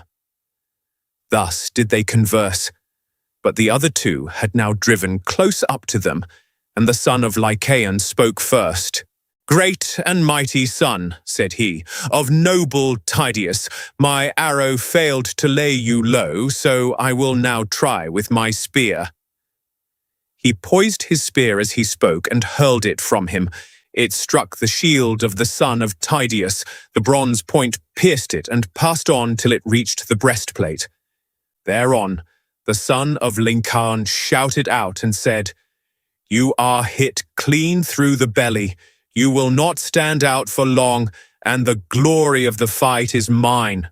But Diomed, all undismayed, made answer, "You have missed, not hit, and before you two see the end of this matter, one or other of you shall glut tough-shielded Mars with his blood." With this, he hurled his spear, and Minerva guided it onto Pandarus's nose near the eye. It went crashing in among his white teeth. The bronze point cut through the root of his tongue, coming out under his chin, and his glistening armor rang rattling round him as he fell heavily to the ground. The horses started aside for fear, and he was reft of life and strength. Aeneas sprang from his chariot armed with shield and spear, fearing lest the Achaeans should carry off the body. He bestrode it as a lion in the pride of strength, with shield and spear before him, and a cry of battle on his lips, resolute to kill the first that should dare face him. But the son of Tydeus caught up a mighty stone, so huge and great that as men now are, it would take two to lift it. Nevertheless, he bore it aloft with ease unaided, and with this he struck Aeneas on the groin where the hip turns in the joint that is called the cup bone. The stone crushed this joint and broke both the sinews, while its jagged edges tore away all the flesh. The hero fell on his knees and propped himself with his hand resting on the ground till the darkness of night fell upon his eyes. And now Aeneas, king of men, would have perished then and there, had not his mother, Jove's daughter Venus, who had conceived him by Anchises when he was herding cattle, been quick to mark and thrown her two white arms about the body of her dear son. She protected him by covering him with a fold of her own fair garment, lest some Danaan should drive a spear into his breast and kill him. Thus, then, did she bear her dear son out of the fight. But the son of Capaneus was not unmindful of the orders that Diomed had given him. He made his own horses fast away from the hurly-burly by binding the reins to the rim of the chariot. Then he sprang upon Aeneas's horses and drove them from the Trojan to the Achaean ranks. When he had so done, he gave them over to his chosen comrade Deipylus, whom he valued above all others as the one who was most like-minded with himself, to take them on to the ships. He then remounted his own chariot, seized the reins, and drove with all speed in search of the son of Tydeus. Now the son of Tydeus was in pursuit of the Cyprian goddess, spear in hand, for he knew her to be feeble, and not one of those goddesses that can lord it among men in battle like Minerva or Enyo, the waster of cities. And when, at last, after a long chase, he caught her up, he flew at her and thrust his spear into the flesh of her delicate hand.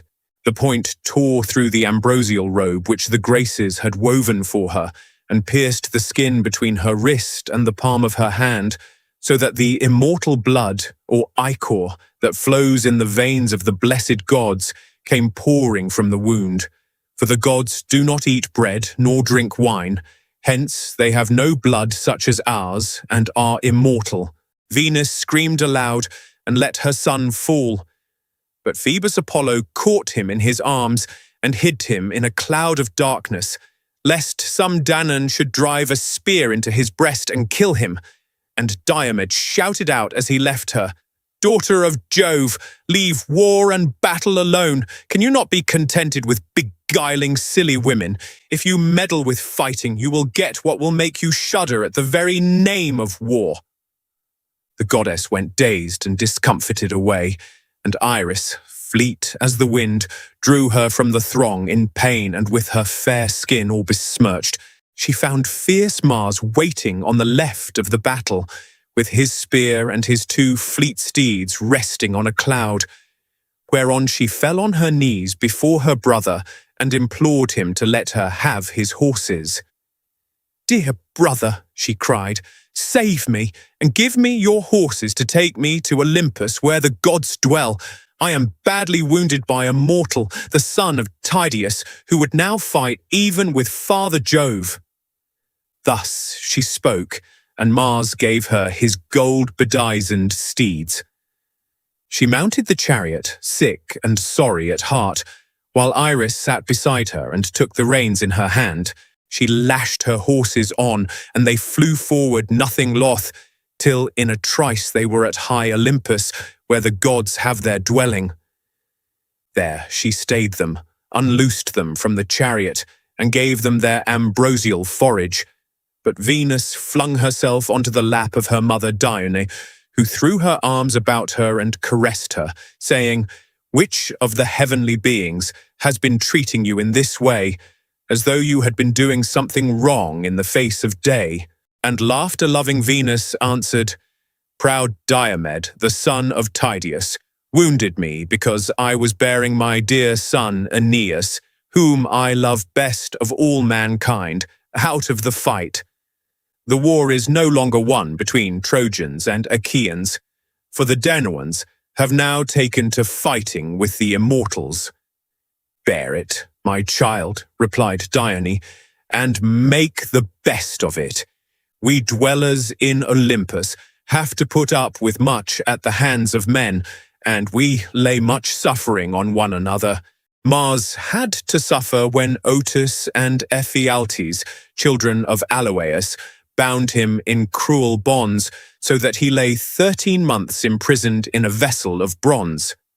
Mars would have then perished had not fair Eriboea, stepmother to the sons of Aloeus, told Mercury, who stole him away when he was already well-nigh worn out by the severity of his bondage. Juno, again, suffered when the mighty son of Amphitryon wounded her on the right breast with a 3-barbed arrow, and nothing could assuage her pain. So, also, did huge Hades, when this same man, the son of Aegis-bearing Jove, hit him with an arrow even at the gates of hell, and hurt him badly.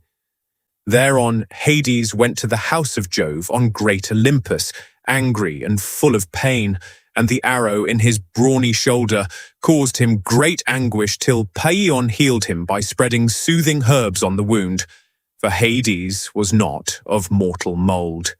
Daring, headstrong, evil-doer, who recked not of his sin in shooting the gods that dwell in Olympus.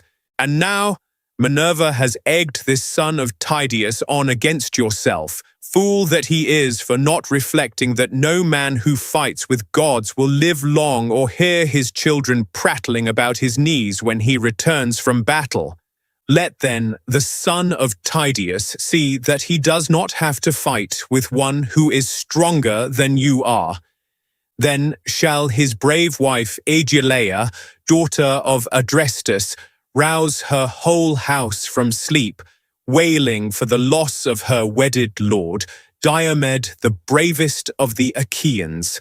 So saying, she wiped the ichor from the wrist of her daughter with both hands, whereon the pain left her, and her hand was healed. But Minerva and Juno, who were looking on, began to taunt Jove with their mocking talk, and Minerva was first to speak. "Father Jove," said she, "do not be angry with me, but I think the Cyprian must have been persuading someone of the Achaean women to go with the Trojans of whom she is so very fond, and while caressing one or other of them, she must have torn her delicate hand with the gold pin of the woman's brooch." The sire of gods and men smiled and called golden Venus to his side. "My child," said he, "it has not been given you to be a warrior. Attend, henceforth, to your own delightful matrimonial duties, and leave all this fighting to Mars and to Minerva." Thus did they converse. But Diomed sprang upon Aeneas, though he knew him to be in the very arms of Apollo. Not one whit did he fear the mighty god, so set was he on killing Aeneas and stripping him of his armor. Thrice did he spring forward with might and main to slay him, and thrice did Apollo beat back his gleaming shield. When he was coming on for the 4th time, as though he were a god, Apollo shouted to him with an awful voice and said, "Take heed, son of Tydeus, and draw off. Think not to match yourself against gods, for men that walk the earth can't hold their own with the immortals." The son of Tydeus then gave way for a little space to avoid the anger of the god, while Apollo took Aeneas out of the crowd and set him in sacred Pergamus, where his temple stood. There, within the mighty sanctuary, Latona and Diana healed him and made him glorious to behold, while Apollo of the silver bow fashioned a wraith in the likeness of Aeneas, and armed as he was. Round this, the Trojans and Achaeans hacked at the bucklers about one another's breasts, wooing each other's round shields and light hide-covered targets. Then Phoebus Apollo said to Mars, "Mars, Mars, bane of men, blood-stained stormer of cities, can you not go to this man, the son of Tydeus, who would now fight even with Father Jove and draw him out of the battle? He first went up to the Cyprian and wounded her in the hand near her wrist, and afterwards sprang upon me too, as though he were a god. He then took his seat on the top of Pergamus, while murderous Mars went about among the ranks of the Trojans, cheering them on, in the likeness of fleet Acamas, chief of the Thracians. "Sons of Priam," said he, "how long will you let your people be thus slaughtered by the Achaeans? Would you wait till they are at the walls of Troy? Aeneas, the son of Anchises, has fallen, he whom we held in as high honor as Hector himself. Help me, then, to rescue our brave comrade from the stress of the fight." With these words he put heart and soul into them all. Then Sarpedon rebuked Hector very sternly. "Hector," said he, "where is your prowess now? You used to say that though you had neither people nor allies, you could hold the town alone with your brothers and brothers-in-law. I see not one of them here. They cower as hounds before a lion. It is we, your allies, who bear the brunt of the battle. I have come from afar, even from Lycia and the banks of the river Xanthus, where I have left my wife, my infant son, and much wealth to tempt whoever is needy. Nevertheless, I head my Lycian soldiers and stand my ground against any who would fight me, though I have nothing here for the Achaeans to plunder, while you look on, without even bidding your men stand firm in defense of their wives. See that you fall not into the hands of your foes, as men caught in the meshes of a net, and they sack your fair city forthwith. Keep this before your mind night and day, and beseech the captains of your allies to hold on without flinching, and thus put away their reproaches from you." So spoke Sarpedon, and Hector smarted under his words. He sprang from his chariot, clad in his suit of armor, and went about among the host, brandishing his 2 spears, exhorting the men to fight and raising the terrible cry of battle. Then they rallied and again faced the Achaeans, but the Argives stood compact and firm, and were not driven back. As the breezes sport with the chaff upon some goodly threshing floor, when men are winnowing, while yellow Ceres blows with the wind to sift the chaff from the grain, and the chaff heaps grow whiter and whiter, even so did the Achaeans whiten in the dust, which the horses' hoofs raised to the firmament of heaven, as their drivers turned them back to battle, and they bore down with might upon the foe. Fierce Mars, to help the Trojans, covered them in a veil of darkness, and went about everywhere among them, inasmuch as Phoebus Apollo had told him that when he saw Pallas Minerva leave the fray, he was to put courage into the hearts of the Trojans, for it was she who was helping the Danaans. Then Apollo sent Aeneas forth from his rich sanctuary, and filled his heart with valor, whereon he took his place among his comrades, who were overjoyed at seeing him alive, sound, and of a good courage. But they could not ask him how it had all happened, for they were too busy with the turmoil raised by Mars and by strife, who raged insatiably in their midst. The 2 Ajaxes, Ulysses and Diomed, cheered the Danaans on, fearless of the fury and onset of the Trojans. They stood as still as clouds, which the son of Saturn has spread upon the mountain tops when there is no air, and fierce Boreas sleeps with the other boisterous winds, whose shrill blasts scatter the clouds in all directions. Even so did the Danaans stand firm and unflinching against the Trojans. The son of Atreus went about among them and exhorted them. "My friends," said he, "quit yourselves like brave men, and shun dishonor in one another's eyes amid the stress of battle. They that shun dishonor more often live than get killed, but they that fly save neither life nor name." As he spoke, he hurled his spear and hit one of those who were in the front rank, the comrade of Aeneas, Dicon, son of Pergasus, whom the Trojans held in no less honor than the sons of Priam, for he was ever quick to place himself among the foremost. The spear of King Agamemnon struck his shield and went right through it, For the shield stayed it not. It drove through his belt into the lower part of his belly, and his armor rang rattling round him as he fell heavily to the ground. Then Aeneas killed 2 champions of the Danaans, Crethon and Orsilochus. Their father was a rich man who lived in the strong city of Fear, and was descended from the river Alpheus, whose broad stream flows through the land of the Pylians. The river begat Orsilochus, who ruled over much people and was father to Diocles, who in his turn begat twin sons, Crethon and Orsilochus, well skilled in all the arts of war. These, when they grew up, went to Ilias with the Argive fleet in the cause of Menelaus and Agamemnon sons of Atreus, and there they both of them fell, as 2 lions whom their dam has reared in the depths of some mountain forest to plunder homesteads and carry off sheep and cattle till they get killed by the hand of man, so were these 2 vanquished by Aeneas and fell like high pine trees to the ground. Brave Menelaus pitied them in their fall, and made his way to the front, clad in gleaming bronze and brandishing his spear.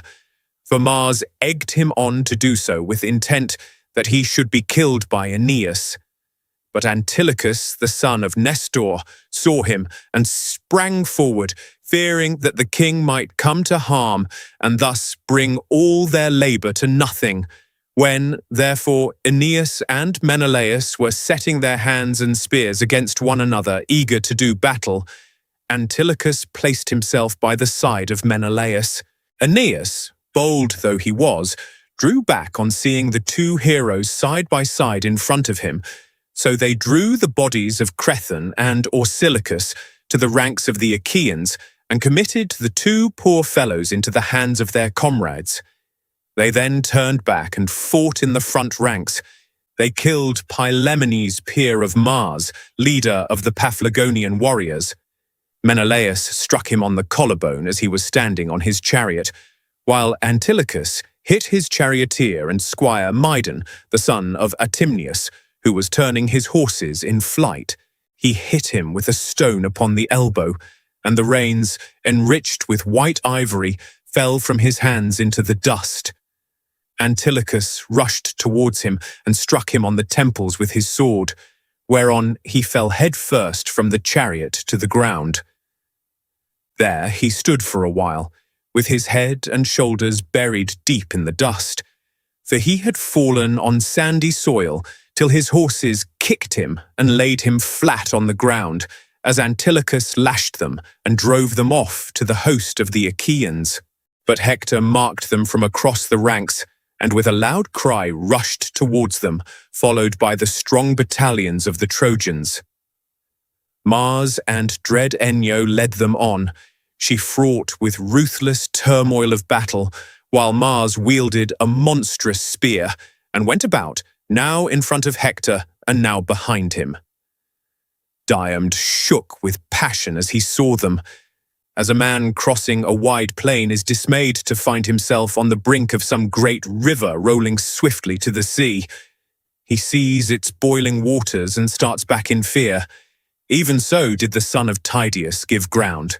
Then he said to his men, "My friends, how can we wonder that Hector wields the spear so well?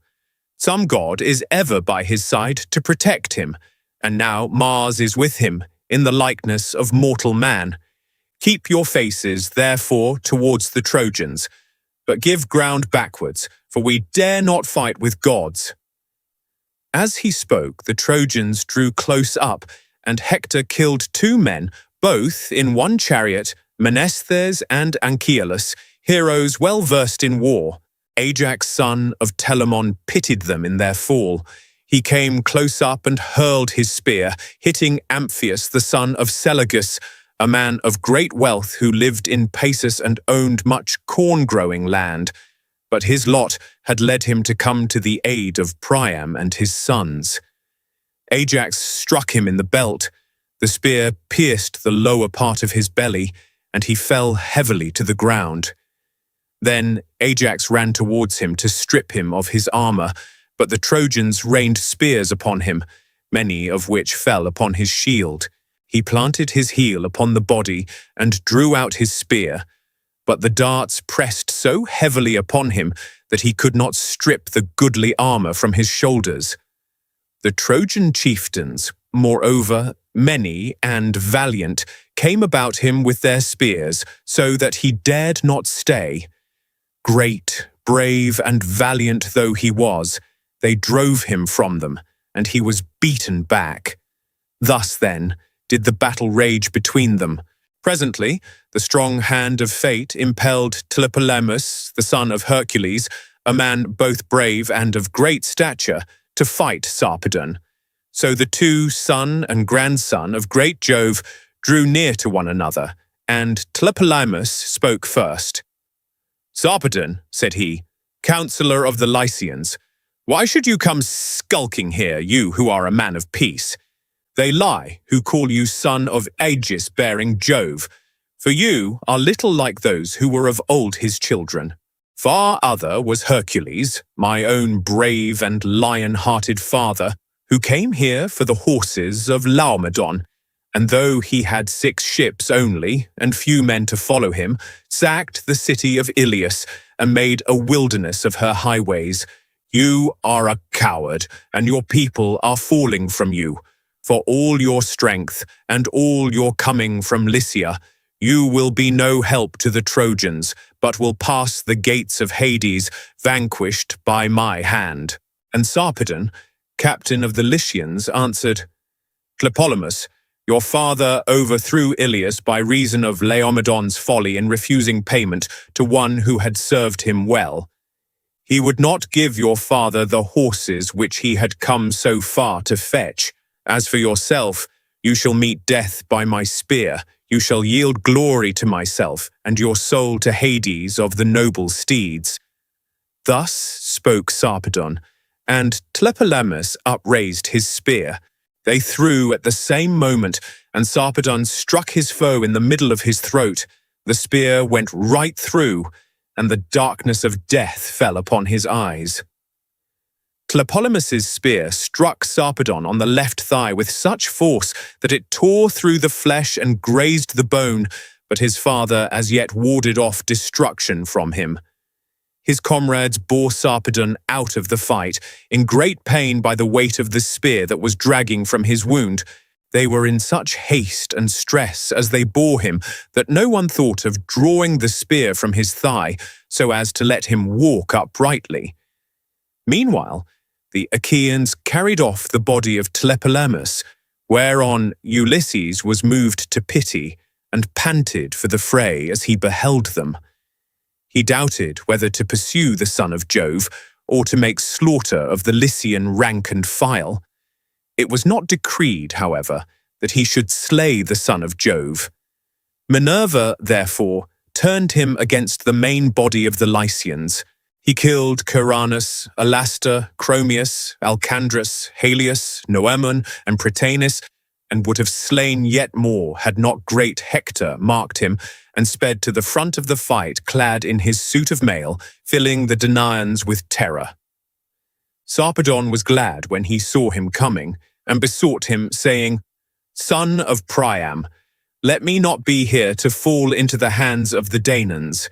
Help me, and since I may not return home to gladden the hearts of my wife and of my infant son, let me die within the walls of your city."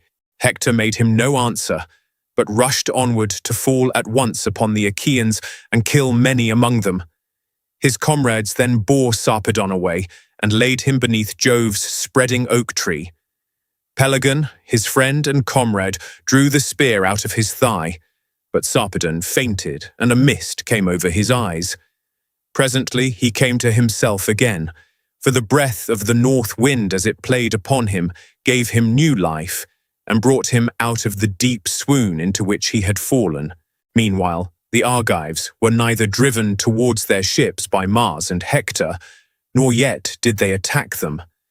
When they knew that Mars was with the Trojans, they retreated, but kept their faces still turned towards the foe. Who, then, was first, and who last to be slain by Mars and Hector? They were valiant Teuthras, and Orestes, the renowned charioteer, Tretus, the Aetolian warrior, Oenomaus, Helenus, the son of Oenops, and Oresbius of the gleaming girdle, who was possessed of great wealth and dwelt by the Cephisian lake with the other Boeotians who lived near him, owners of a fertile country.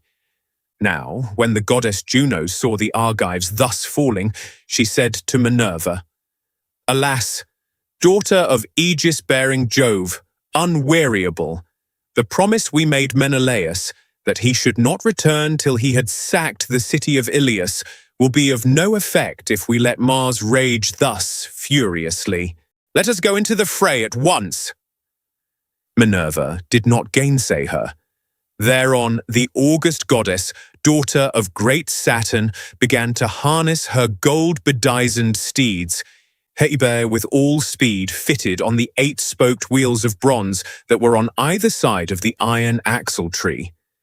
The felloes of the wheels were of gold, imperishable, and over these there was a tire of bronze, wondrous to behold. The naves of the wheels were silver, turning round the axle upon either side. The car itself was made with plaited bands of gold and silver, and it had a double top rail running all round it. From the body of the car there went a pole of silver, onto the end of which she bound the golden yoke with the bands of gold that were to go under the necks of the horses. Then Juno put her steeds under the yoke, eager for battle and the war cry. Meanwhile, Minerva flung her richly embroidered vesture, made with her own hands, onto her father's threshold, and donned the shirt of Jove, arming herself for battle. She threw her tasselled aegis about her shoulders, wreathed round with rout as with a fringe, and on it were strife and strength and panic whose blood runs cold. Moreover, there was the head of the dread monster, Gorgon, grim and awful to behold, portent of aegis-bearing Jove. On her head she set her helmet of gold with 4 plumes, and coming to a peak both in front and behind, decked with the emblems of 100 cities. Then she stepped into her flaming chariot and grasped the spear, so stout and sturdy and strong, with which she quells the ranks of heroes who have displeased her. Juno lashed the horses on, and the gates of heaven bellowed as they flew open of their own accord, gates over which the hours preside, in whose hands are heaven and Olympus, either to open the dense cloud that hides them, or to close it. Through these the goddesses drove their obedient steeds, and found the son of Saturn sitting all alone on the topmost ridges of Olympus. There Juno stayed her horses, and spoke to Jove, the son of Saturn, lord of all. "Father Jove," said she, "are you not angry with Mars for these high doings? How great and goodly a host of the Achaeans he has destroyed to my great grief, and without either right or reason, while the Cyprian and Apollo are enjoying it all at their ease, and setting this unrighteous madman on to do further mischief. I hope, Father Jove, that you will not be angry if I hit Mars hard and chase him out of the battle." And Jove answered, "Set Minerva on to him, for she punishes him more often than anyone else does." Juno did as he had said. She lashed her horses, and they flew forward nothing loth midway betwixt earth and sky, as far as a man can see when he looks out upon the sea from some high beacon. So far can the loud neighing horses of the gods spring at a single bound. When they reached Troy, and the place where its 2 flowing streams, Simois and Scamander, meet, there Juno stayed them and took them from the chariot. She hid them in a thick cloud, and Simois made ambrosia spring up for them to eat. The 2 goddesses then went on, flying like turtle doves in their eagerness to help the Argives. When they came to the part where the bravest and most in number were gathered about mighty Diomed, fighting like lions or wild boars of great strength and endurance, there Juno stood still and raised a shout like that of brazen-voiced Stentor, whose cry was as loud as that of 50 men together. "Argives!" she cried. "Shame on cowardly creatures, brave in semblance only. As long as Achilles was fighting, if his spear was so deadly that the Trojans dared not show themselves outside the Dardanian gates, but now they sally far from the city and fight even at your ships." With these words, she put heart and soul into them all, while Minerva sprang to the side of the son of Tydeus, whom she found near his chariot and horses, cooling the wound that Pandarus had given him. For the sweat, caused by the hand that bore the weight of his shield, irritated the hurt. His arm was weary with pain, and he was lifting up the strap to wipe away the blood. The goddess laid her hand on the yoke of his horses and said, "The son of Tydeus is not such another as his father. Tydeus was a little man, but he could fight, and rushed madly into the fray, even when I told him not to do so. When he went all unattended as envoy to the city of Thebes among the Cadmeans, I bade him feast in their houses and be at peace. But with that high spirit which was ever present with him, he challenged the youth of the Cadmeans, and at once beat them in all that he attempted, so mightily did I help him. I stand by you too to protect you, and I bid you be instant in fighting the Trojans, but either you are tired out, or you are afraid and out of heart, and in that case I say that you are no true son of Tydeus, the son of Oeneus." Diomed answered, "I know you, goddess, daughter of Aegis-bearing Jove, and will hide nothing from you. I am not afraid nor out of heart, nor is there any slackness in me. I am only following your own instructions. You told me not to fight any of the blessed gods, but if Jove's daughter Venus came into battle, I was to wound her with my spear. Therefore I am retreating and bidding the other Argives gather in this place, for I know that Mars is now lording it in the field." "Diomed, son of Tydeus," replied Minerva, "man after my own heart, fear neither Mars nor any other of the immortals, for I will befriend you. Nay, drive straight at Mars, and smite him in close combat. Fear not this raging madman, villain incarnate, first on one side and then on the other." But now he was holding talk with Juno and myself, saying he would help the Argives and attack the Trojans. Nevertheless, he is with the Trojans and has forgotten the Argives. With this, she caught hold of Sthenelus and lifted him off the chariot onto the ground. In a second, he was on the ground, whereupon the goddess mounted the car and placed herself by the side of Diomed. The oaken axle groaned aloud under the burden of the awful goddess and the hero. Pallas Minerva took the whip and reins and drove straight at Mars. He was in the act of stripping huge Periphas, son of Ochesius, and bravest of the Aetolians. Bloody Mars was stripping him of his armor, and Minerva donned the helmet of Hades that he might not see her. When, therefore, he saw Diomed, he made straight for him and let Periphas lie where he had fallen. As soon as they were at close quarters, he let fly with his bronze spear over the reins and yoke, thinking to take Diomed's life. But Minerva caught the spear in her hand and made it fly harmlessly over the chariot. Diomed then threw, and Pallas Minerva drove the spear into the pit of Mars's stomach, where his undergirdle went round him. There Diomed wounded him, tearing his fair flesh, and then drawing his spear out again. Mars roared as loudly as 9,000 or 10,000 men in the thick of a fight, and the Achaeans and Trojans were struck with panic, so terrible was the cry he raised. As a dark cloud in the sky when it comes on to blow after heat, even so did Diomed son of Tydeus see Mars ascend into the broad heavens. With all speed he reached high Olympus, home of the gods, and in great pain sat down beside Jove, the son of Saturn. He showed Jove the immortal blood that was flowing from his wound, and spoke piteously, saying, "Father Jove, are you not angered by such doings? We gods are continually suffering in the most cruel manner at one another's hands while helping mortals, and we all owe you a grudge for having begotten that mad termagant of a daughter who is always committing outrage of some kind. We other gods must all do as you bid us, but her you neither scold nor punish. You encourage her because the pestilent creature is your daughter.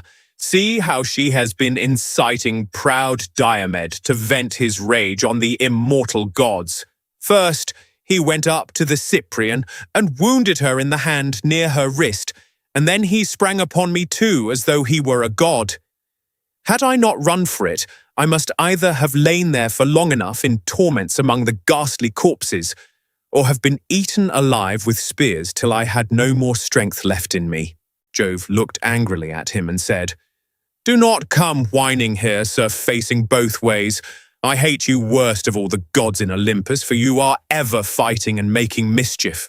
You have the intolerable and stubborn spirit of your mother Juno. It is all I can do to manage her, and it is her doing that you are now in this plight. Still, I cannot let you remain longer in such great pain. You are my own offspring, and it was by me that your mother conceived you. If, however, you had been the son of any other god, you are so destructive that by this time you should have been lying lower than the Titans." He then bade Priam heal him, whereon Priam spread pain-killing herbs upon his wound and cured him, for he was not of mortal mould. As the juice of the fig tree curdles milk and thickens it in a moment, though it is liquid, even so instantly did Priam cure fierce Mars. Then Hebe washed him and clothed him in goodly raiment, and he took his seat by his father Jove, all glorious to behold. But Juno of Argos and Minerva of Alalcomene, now that they had put a stop to the murderous doings of Mars, went back again to the house of Jove. Book 6. Glaucus and Diomed, the story of Bellerophon, Hector and Andromache. The fight between Trojans and Achaeans was now left to rage as it would, and the tide of war surged hither and thither over the plain as they aimed their bronze-shod spears at one another between the streams of Simois and Xanthus.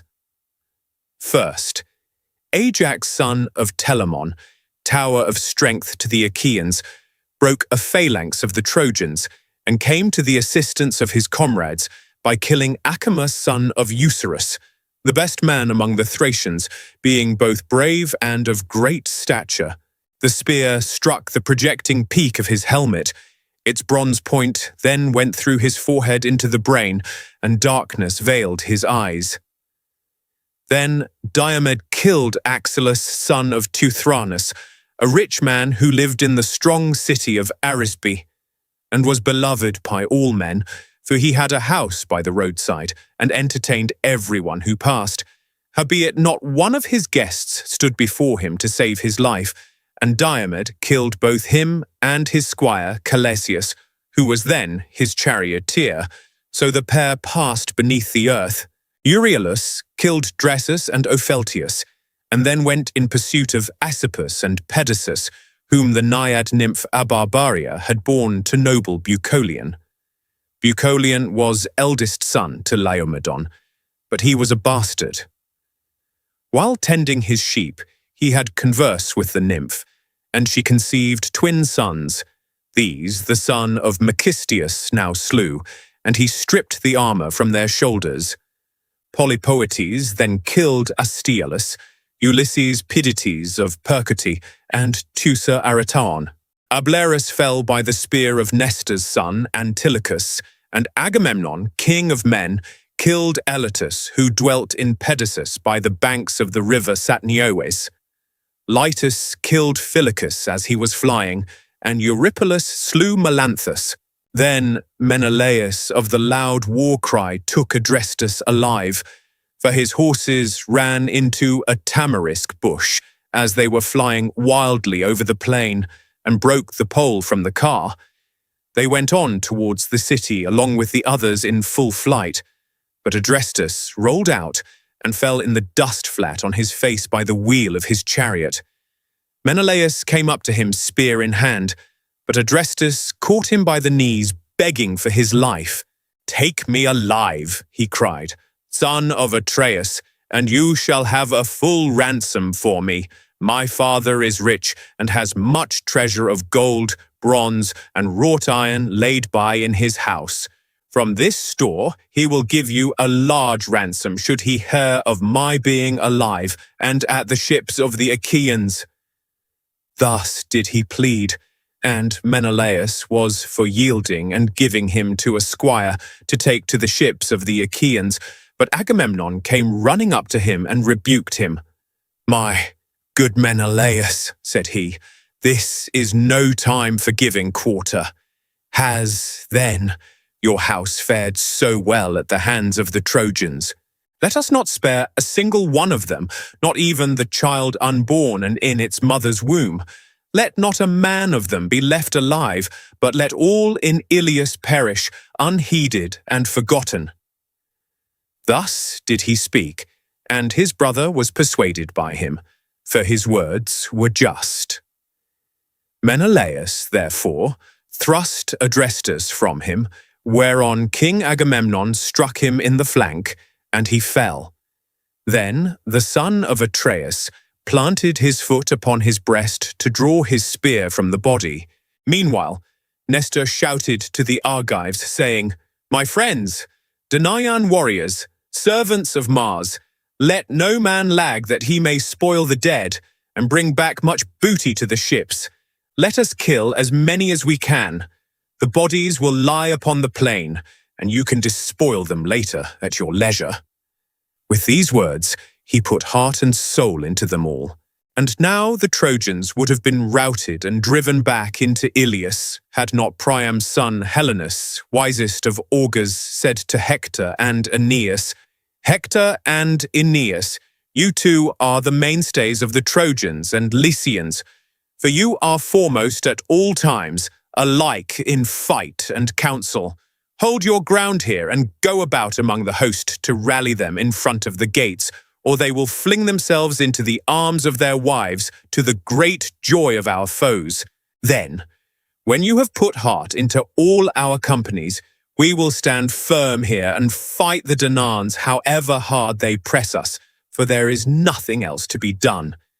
Meanwhile, do you, Hector, go to the city and tell our mother what is happening. Tell her to bid the matrons gather at the temple of Minerva in the Acropolis. Let her then take her key and open the doors of the sacred building. There, upon the knees of Minerva, let her lay the largest, fairest robe she has in her house, the one she sets most store by. Let her, moreover, promise to sacrifice 12 yearling heifers that have never yet felt the goad in the temple of the goddess, if she will take pity on the town, with the wives and little ones of the Trojans, and keep the son of Tydeus from falling on the goodly city of Ilias, for he fights with fury and fills men's souls with panic. I hold him mightiest of them all. We did not fear even their great champion Achilles, son of a goddess though he be, as we do this man. His rage is beyond all bounds, and there is none can vie with him in prowess." Hector did as his brother bade him. He sprang from his chariot and went about everywhere among the host, brandishing his spears, urging the men on to fight, and raising the dread cry of battle. Thereon they rallied and again faced the Achaeans, who gave ground and ceased their murderous onset, for they deemed that some one of the immortals had come down from starry heaven to help the Trojans, so strangely had they rallied.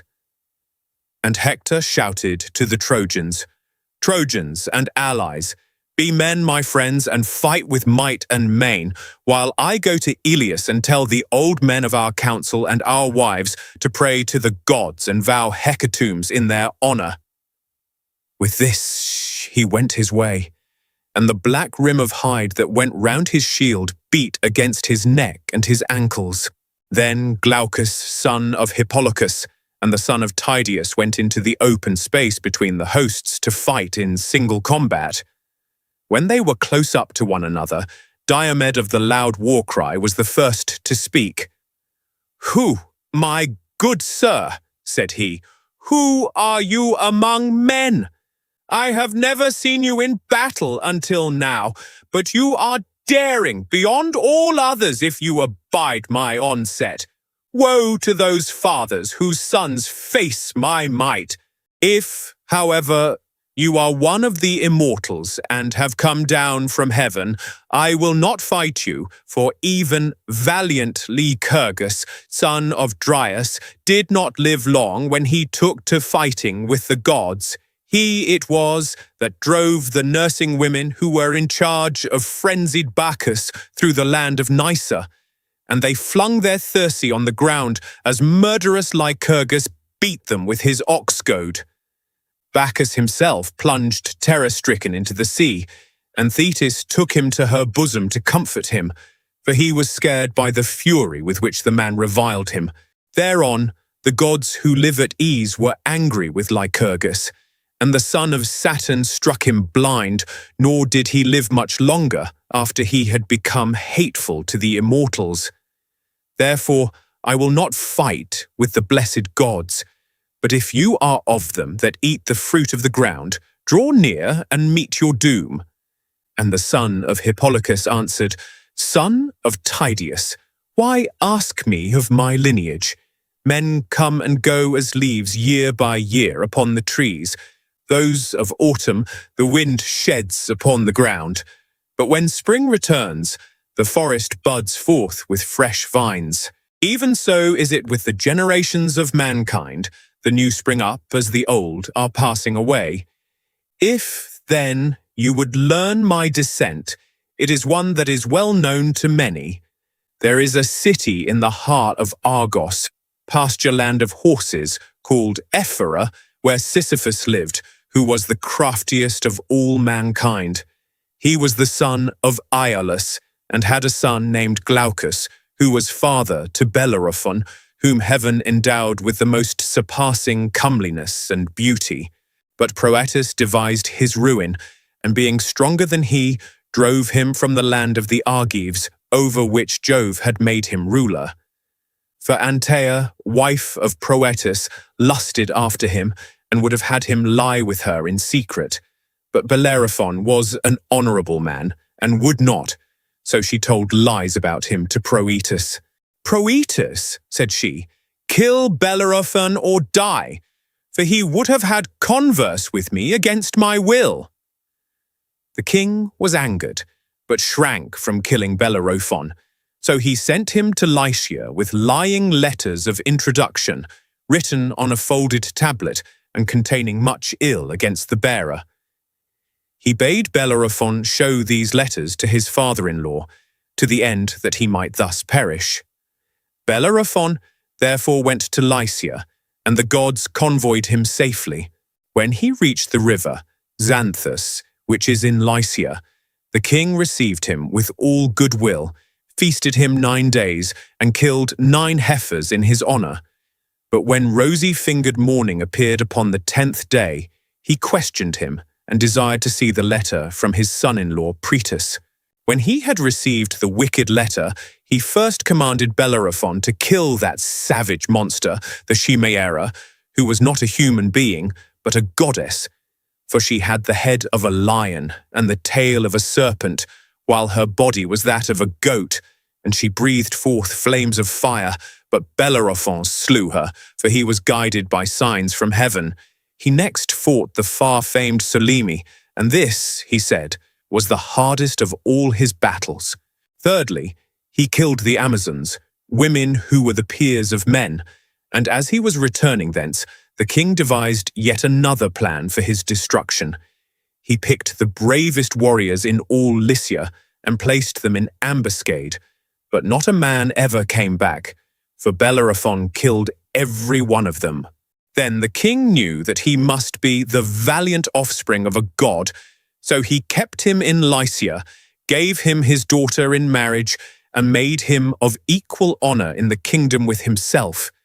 And the Lycians gave him a piece of land, the best in all the country, fair with vineyards and tilled fields, to have and to hold.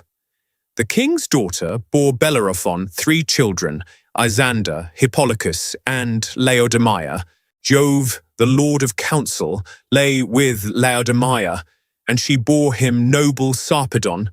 But when Bellerophon came to be hated by all the gods, he wandered all desolate and dismayed upon the Alian plain, gnawing at his own heart and shunning the path of man. Mars, insatiate of battle, killed his son Isander while he was fighting the Solymi. His daughter was killed by Diana of the Golden Reins, for she was angered with her. But Hippolochus was father to myself, and when he sent me to Troy, he urged me again and again to fight ever among the foremost and outvie my peers, so as not to shame the blood of my fathers, who were the noblest in Ephyra and in all Lycia. This, then, is the descent I claim." Thus did he speak, and the heart of Diomed was glad. He planted his spear in the ground and spoke to him with friendly words. "Then," he said, "you are an old friend of my father's house. Great Oeneus once entertained Bellerophon for 20 days, and the two exchanged presents. Oeneus gave a belt rich with purple, and Bellerophon a double cup, which I left at home when I set out for Troy. I do not remember Tydeus, for he was taken from us while I was yet a child, when the army of the Achaeans was cut to pieces before Thebes. Henceforth, however, I must be your host in Middle Argos, and you mine in Lycia, if I should ever go there. Let us avoid one another's spears, even during a general engagement. There are many noble Trojans and allies whom I can kill if I overtake them, and heaven delivers them into my hand. So again with yourself, there are many Achaeans whose lives you may take if you can. We too, then, will exchange armor, that all present may know of the old ties that subsist between us." With these words they sprang from their chariots, grasped one another's hands, and plighted friendship. But the son of Saturn made Glaucus take leave of his wits, for her exchanged golden armor for bronze, the worth of 100 head of cattle for the worth of 9. Now, when Hector reached the Scaean gates and the oak tree, the wives and daughters of the Trojans came running towards him to ask after their sons, brothers, kinsmen, and husbands. He told them to set about praying to the gods, and many were made sorrowful as they heard him. Presently, he reached the splendid palace of King Priam, adorned with colonnades of hewn stone. In it there were 50 bedchambers, all of hewn stone, built near one another, where the sons of Priam slept, each with his wedded wife. Opposite these, on the other side the courtyard, there were 12 upper rooms also of hewn stone for Priam's daughters, built near one another, where his sons-in-law slept with their wives. When Hector got there, his fond mother came up to him with Laodice, the fairest of her daughters. She took his hand within her own and said, "My son, why have you left the battle to come hither? Are the Achaeans, woe betide them, pressing you hard about the city that you have thought fit to come and uplift your hands to Jove from the citadel?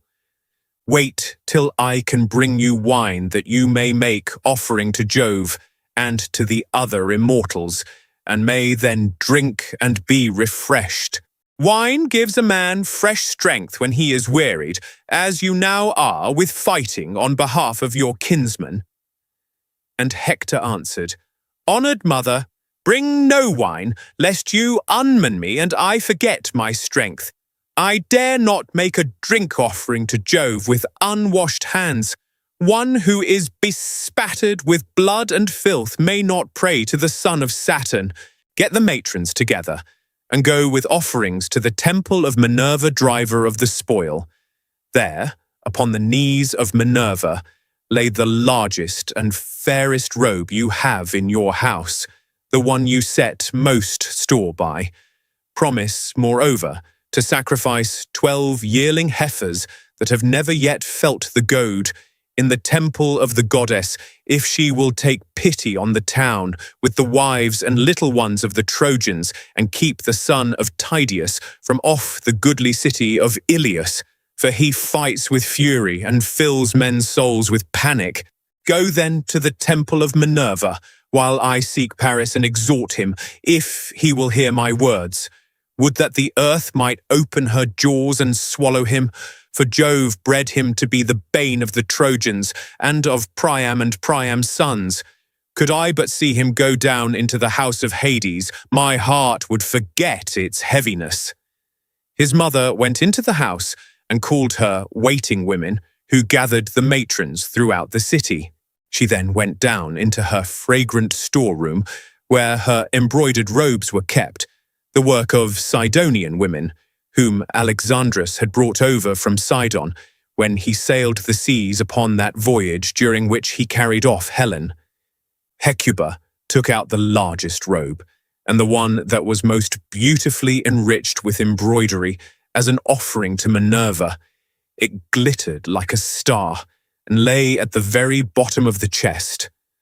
With this she went on her way, and many matrons with her. When they reached the temple of Minerva, lovely Theano, daughter of Cisseus and wife of Antenor, opened the doors, for the Trojans had made her priestess of Minerva. The women lifted up their hands to the goddess with a loud cry, and Theano took the robe to lay it upon the knees of Minerva, praying the while to the daughter of great Jove. "Holy Minerva," she cried, "protectress of our city, mighty goddess, break the spear of Diomed and lay him low before the Scaean gates. Do this, and we will sacrifice 12 heifers that have never yet known the goad in your temple, if you will have pity upon the town with the wives and little ones of the Trojans." Thus she prayed, but Pallas Minerva granted not her prayer. While they were thus praying to the daughter of great Jove, Hector went to the fair house of Alexandrus, which he had built for him by the foremost builders in the land. They had built him his house, storehouse, and courtyard, near those of Priam and Hector, on the Acropolis. Here Hector entered, with a spear 11 cubits long in his hand. The bronze point gleamed in front of him, and was fastened to the shaft of the spear by a ring of gold. He found Alexandrus within the house, busied about his armor, his shield and cuirass, and handling his curved bow. There too sat Argive Helen with her women, setting them their several tasks. And as Hector saw him, he rebuked him with words of scorn. "Sir," said he, "you do ill to nurse this rancour. The people perish fighting round this our town. You would yourself chide one whom you saw shirking his part in the combat. Up then, or ere long the city will be in a blaze." And Alexandrus answered, "Hector, your rebuke is just. Listen, therefore, and believe me when I tell you that I am not here so much through rancour or ill will towards the Trojans, as from a desire to indulge my grief. My wife was even now gently urging me to battle, and I hold it better that I should go, for victory is ever fickle. Wait then, while I put on my armor, or go first and I will follow. I shall be sure to overtake you." Hector made no answer, but Helen tried to soothe him. "Brother," said she, "to my abhorred and sinful self, would that a whirlwind had caught me up on the day my mother brought me forth, and had borne me to some mountain, or to the waves of the roaring sea that should have swept me away ere this mischief had come about. But since the gods have devised these evils, would, at any rate, that I had been wife to a better man, to one who could smart under dishonour and men's evil speeches. This fellow was never yet to be depended upon, nor never will be, and he will surely reap what he has sown. Still, brother, come in and rest upon this seat, For it is you who bear the brunt of that toil that has been caused by my hateful self, and by the sin of Alexandrus, both of whom Jove has doomed to be a theme of song among those that shall be born hereafter. And Hector answered, Bid me not be seated, Helen, for all the goodwill you bear me. I cannot stay. I am in haste to help the Trojans, who miss me greatly when I am not among them, but urge your husband, and of his own self also let him make haste to overtake me before I am out of the city. I must go home to see my household, my wife, and my little son, for I know not whether I shall ever again return to them, or whether the gods will cause me to fall by the hands of the Achaeans. Then Hector left her, and forthwith was at his own house. He did not find Andromache, for she was on the wall with her child and one of her maids weeping bitterly. Seeing then that she was not within, he stood on the threshold of the women's rooms and said, Women, tell me, and tell me true, where did Andromache go when she left the house? Was it to my sisters or to my brothers' wives? Or is she at the temple of Minerva, where the other women are propitiating the awful goddess? His good housekeeper answered, Hector, since you bid me tell you truly, she did not go to your sisters, nor to your brothers' wives, nor yet to the temple of Minerva, where the other women are propitiating the awful goddess, but she is on the high wall of Iliad, for she had heard the Trojans were being hard-pressed, and that the Achaeans were in great force. She went to the wall in frenzied haste, and the nurse went with her, carrying the child.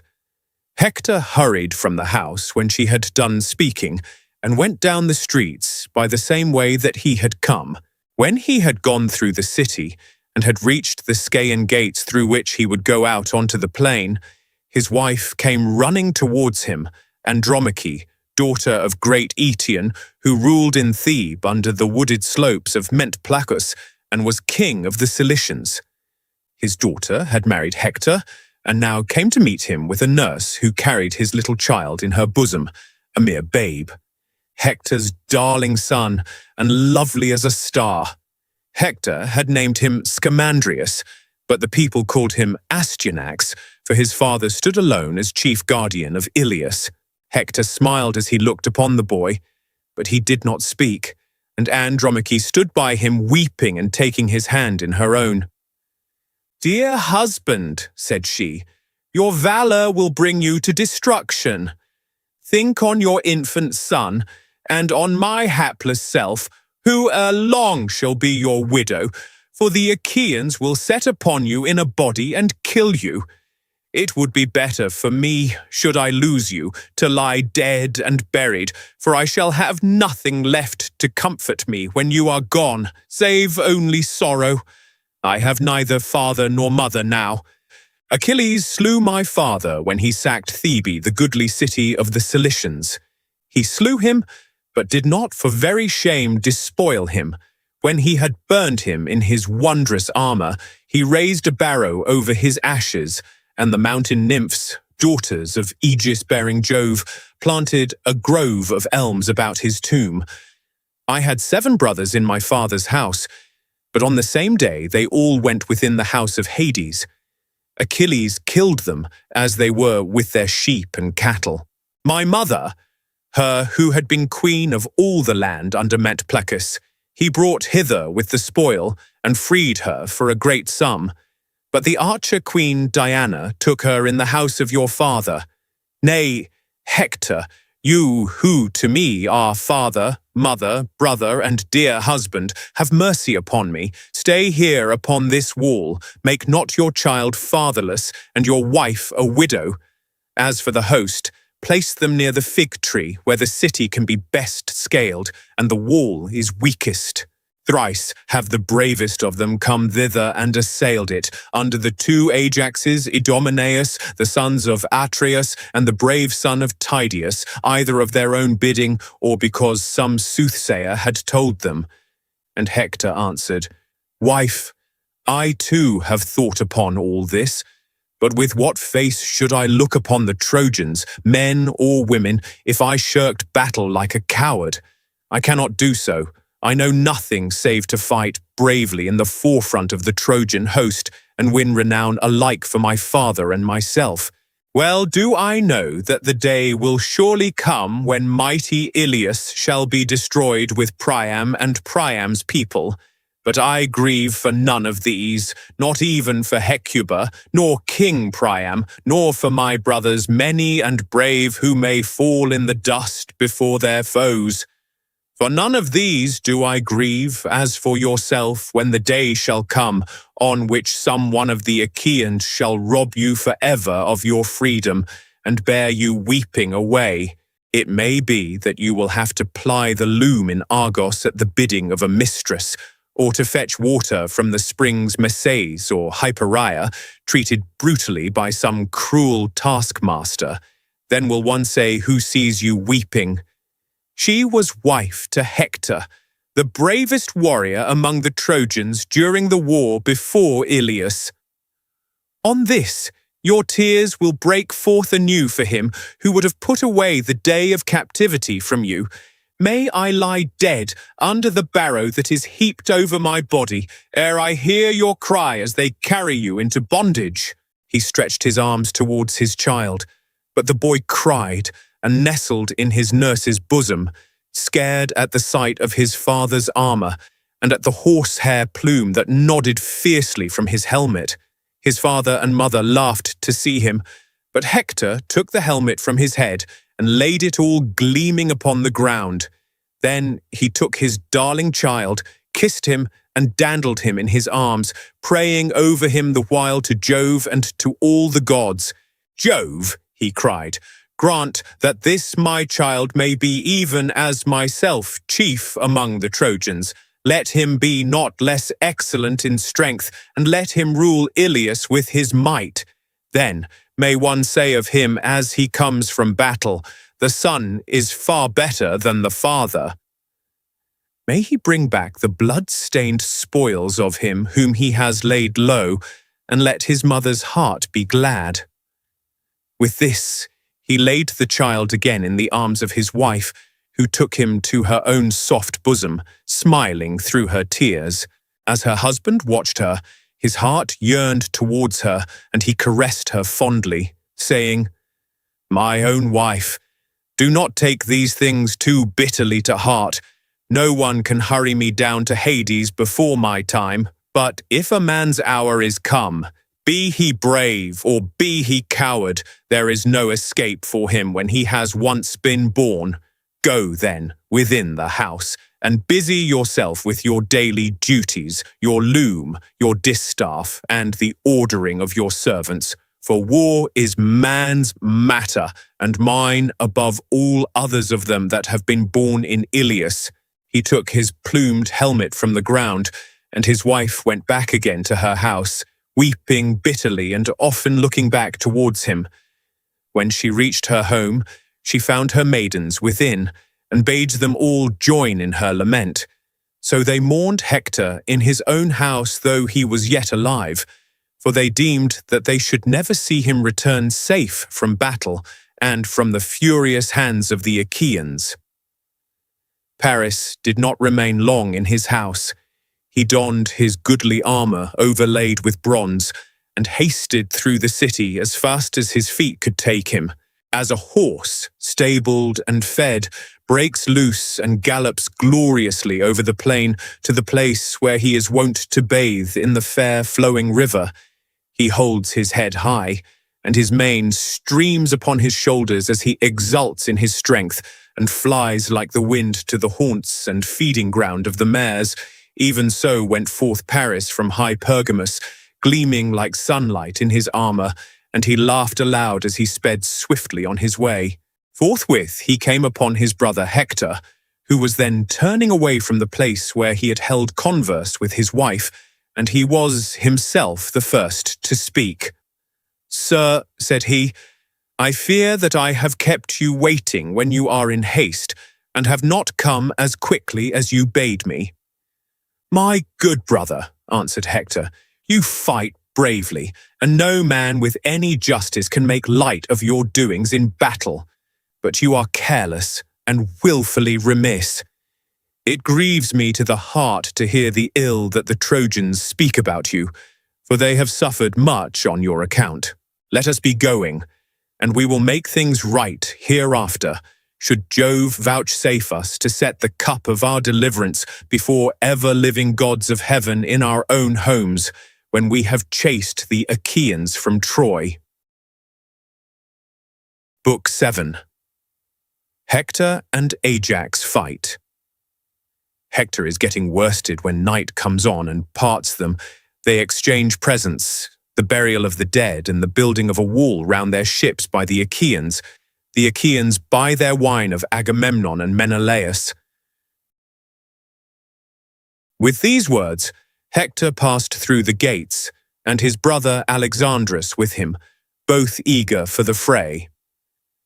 As when heaven sends a breeze to sailors who have long looked for one in vain, and have laboured at their oars till they are faint with toil, even so welcome was the sight of these two heroes to the Trojans. Thereon, Alexandrus killed Menestheus, the son of Arethaus. He lived in Arna, and was son of Arethaus the maceman, and of Philomedessa. Hector threw a spear at Aeneas, and struck him dead with a wound in the neck under the bronze rim of his helmet. Glaucus, moreover, son of Hippolochus, captain of the Lycians, in hard hand-to-hand fight smote Iphinus son of Dexius on the shoulder, as he was springing onto his chariot behind his fleet mares. So he fell to earth from the car, and there was no life left in him. When, therefore, Minerva saw these men making havoc of the Argives, she darted down to Ilias from the summits of Olympus, and Apollo, who was looking on from Pergamus, went out to meet her, for he wanted the Trojans to be victorious. The pair met by the oak tree, and King Apollo, son of Jove, was first to speak. "What would you have," said he, "daughter of great Jove, that your proud spirit has sent you hither from Olympus? Have you no pity upon the Trojans, and would you incline the scales of victory in favour of the Danaans? Let me persuade you, for it will be better thus. Stay the combat for today, but let them renew the fight hereafter till they compass the doom of Ilias, since you goddesses have made up your minds to destroy the city." And Minerva answered, "So be it, Far Darter. It was in this mind that I came down from Olympus to the Trojans and Achaeans. Tell me then, how do you propose to end this present fighting?"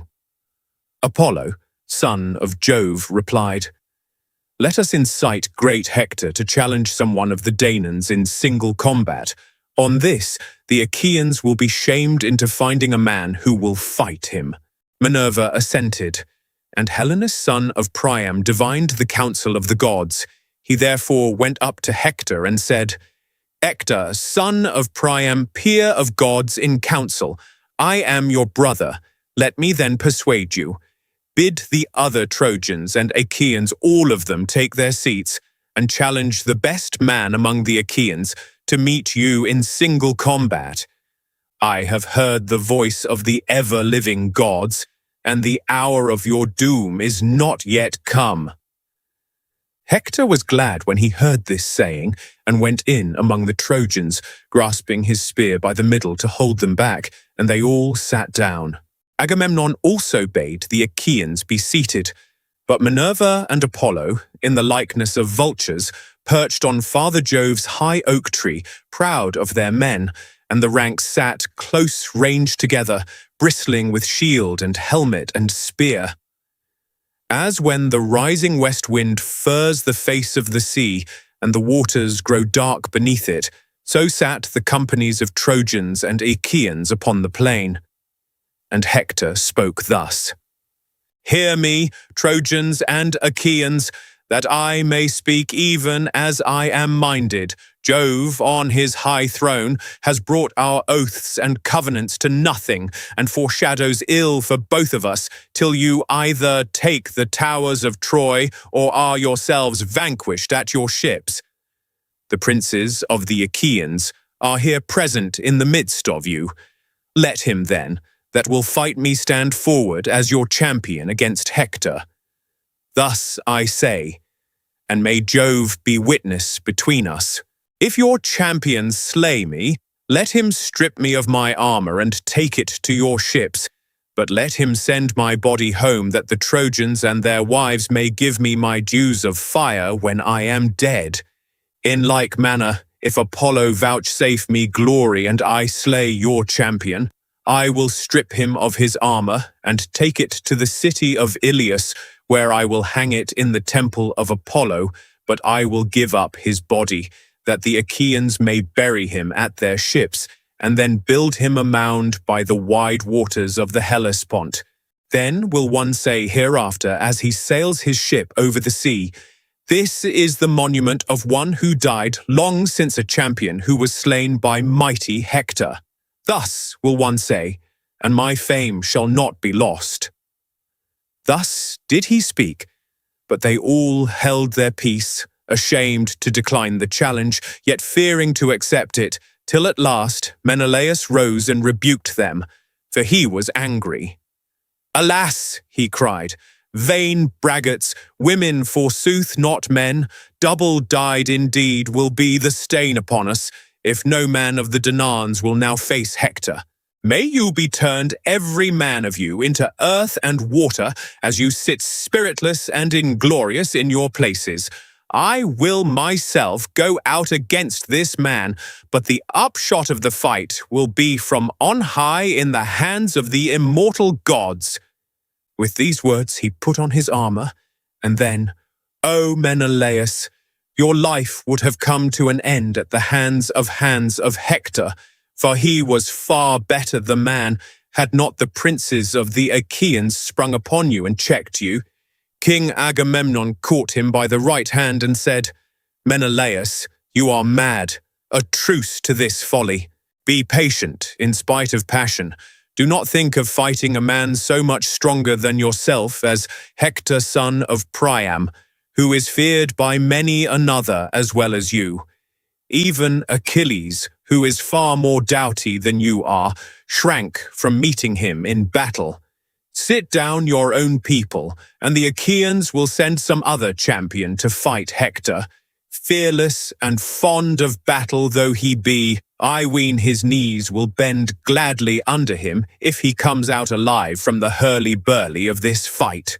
With these words of reasonable counsel, he persuaded his brother, whereon his squires gladly stripped the armor from off his shoulders.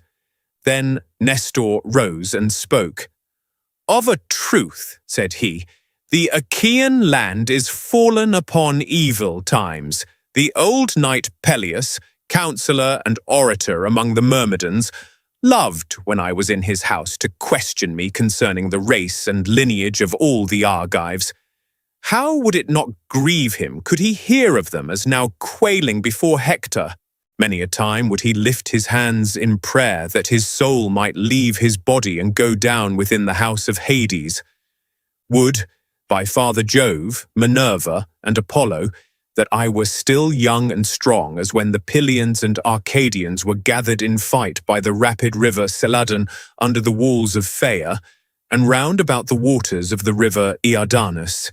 The godlike hero Ereuthalion stood forward as their champion, with the armor of King Arethaus upon his shoulders, Arethaus whom men and women had surnamed the Maceman, because he fought neither with bow nor spear, but broke the battalions of the foe with his iron mace. Lycurgus killed him, not in fair fight, but by entrapping him in a narrow way where his mace served him in no stead. For Lycurgus was too quick for him, and speared him through the middle, so he fell to earth on his back. Lycurgus then spoiled him of the armor which Mars had given him, and bore it in battle thenceforward. But when he grew old and stayed at home, he gave it to his faithful squire Ereuthalion, who in this same armor challenged the foremost men among us. The others quaked and quailed, but my high spirit bade me fight him, though none other would venture. I was the youngest man of them all. But when I fought him, Minerva vouchsafed me victory. He was the biggest and strongest man that ever I killed, and covered much ground as he lay sprawling upon the earth. Would that I were still young and strong as I then was, for the son of Priam would then soon find one who would face him. But you, foremost among the whole host though you be, have none of you any stomach for fighting Hector." Thus did the old man rebuke them, and forthwith 9 men started to their feet. Foremost of all uprose King Agamemnon, and after him brave Diomed the son of Tydeus. Next were the 2 Ajaxes, men clothed in valour as with a garment, and then Idomeneus, and Meriones his brother in arms. After these Eurypylus son of Euaemon, Thoas the son of Andremon, and Ulysses also rose. Then Nestor knight of Gerene again spoke, saying, "Cast lots among you to see who shall be chosen. If he come alive out of this fight, he will have done good service alike to his own soul and to the Achaeans."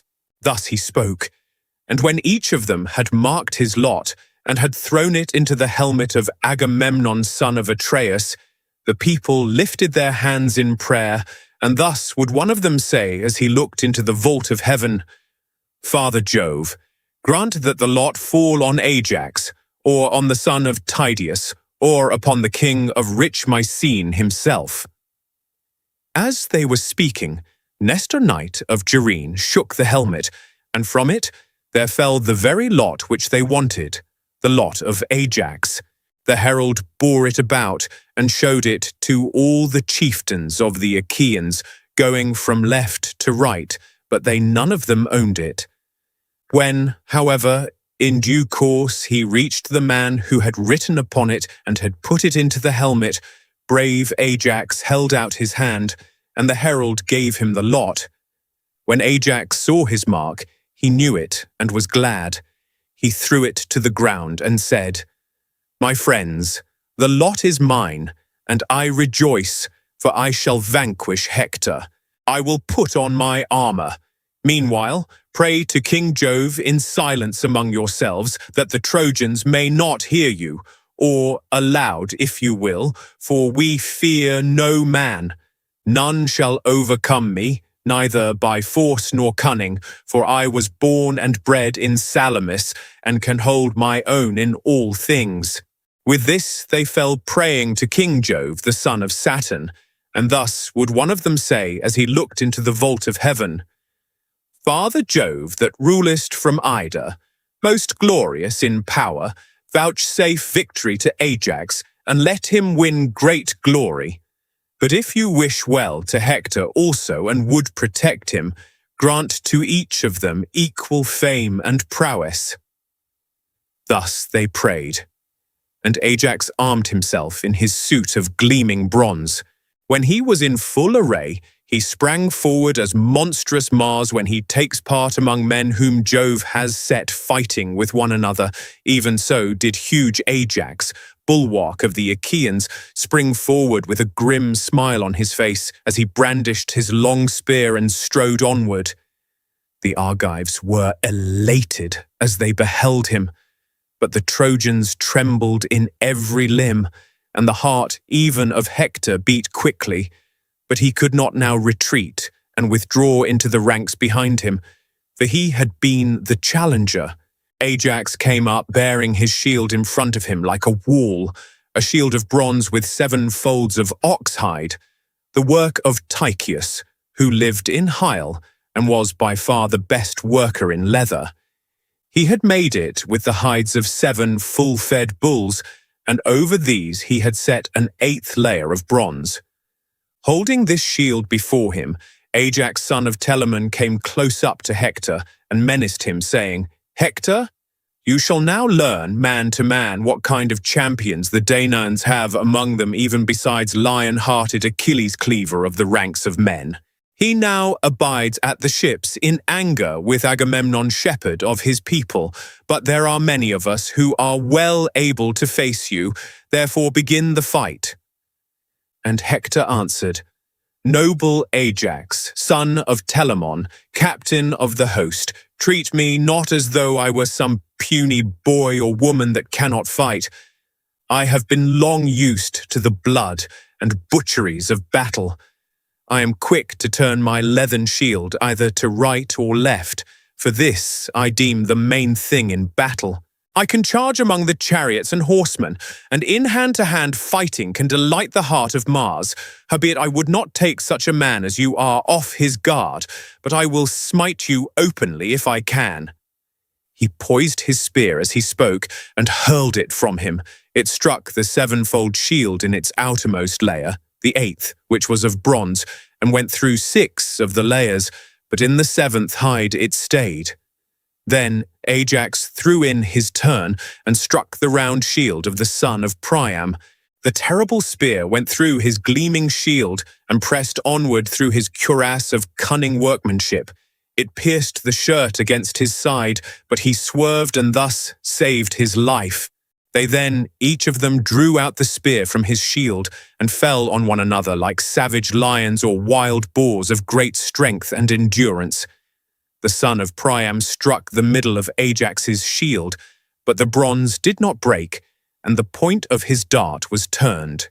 Ajax then sprang forward and pierced the shield of Hector. The spear went through it and staggered him as he was springing forward to attack. It gashed his neck, and the blood came pouring from the wound, but even so, Hector did not cease fighting. He gave ground and with his brawny hand seized a stone, rugged and huge, that was lying upon the plain. With this, he struck the shield of Ajax on the boss that was in its middle, so that the bronze rang again. But Ajax in turn caught up a far larger stone, swung it aloft, and hurled it with prodigious force. This millstone of a rock broke Hector's shield inwards and threw him down on his back with the shield crushing him under it. But Apollo raised him at once. Thereon, they would have hacked at one another in close combat with their swords, had not heralds, messengers of gods and men, come forward, one from the Trojans and the other from the Achaeans, Talthybius and Idaeus, both of them honourable men. These parted them with their staves, and the good herald, Idaeus, said, "My sons, fight no longer. You are both of you valiant, and both are dear to Jove. We know this, but night is now falling, and the behests of night may not be well gainsaid." Ajax, son of Telamon, answered, "Idaeus, bid Hector say so, for it was he that challenged our princes. Let him speak first, and I will accept his saying." Then Hector said, "Ajax, heaven has vouchsafed you stature and strength and judgment, and in wielding the spear you excel all others of the Achaeans. Let us for this day cease fighting. Hereafter we will fight anew till heaven decide between us and give victory to one or to the other. Night is now falling, and the behests of night may not be well gainsaid. Gladden, then, the hearts of the Achaeans at your ships, and more especially those of your own followers and clansmen, while I, in the great city of King Priam, bring comfort to the Trojans and their women, who vie with one another in their prayers on my behalf. Let us, moreover, exchange presents, that it may be said among the Achaeans and Trojans, they fought with might and main, but were reconciled and parted in friendship." On this, he gave Ajax a silver-studded sword with its sheath and leathern baldric, and in return Ajax gave him a girdle dyed with purple. Thus they parted, the one going to the host of the Achaeans, and the other to that of the Trojans, who rejoiced when they saw their hero come to them safe and unharmed from the strong hands of mighty Ajax. They led him, therefore, to the city, as one that had been saved beyond their hopes. On the other side, the Achaeans brought Ajax elated with victory to Agamemnon. When they reached the quarters of the son of Atreus, Agamemnon sacrificed for them a 5-year-old bull in honor of Jove, the son of Saturn. They flayed the carcass, made it ready, and divided it into joints. These they cut carefully up into smaller pieces, putting them on the spits, roasting them sufficiently, and then drawing them off. When they had done all this and had prepared the feast, they ate it, and every man had his full and equal share, so that all were satisfied, and King Agamemnon gave Ajax some slices cut lengthways down the loin as a mark of special honor.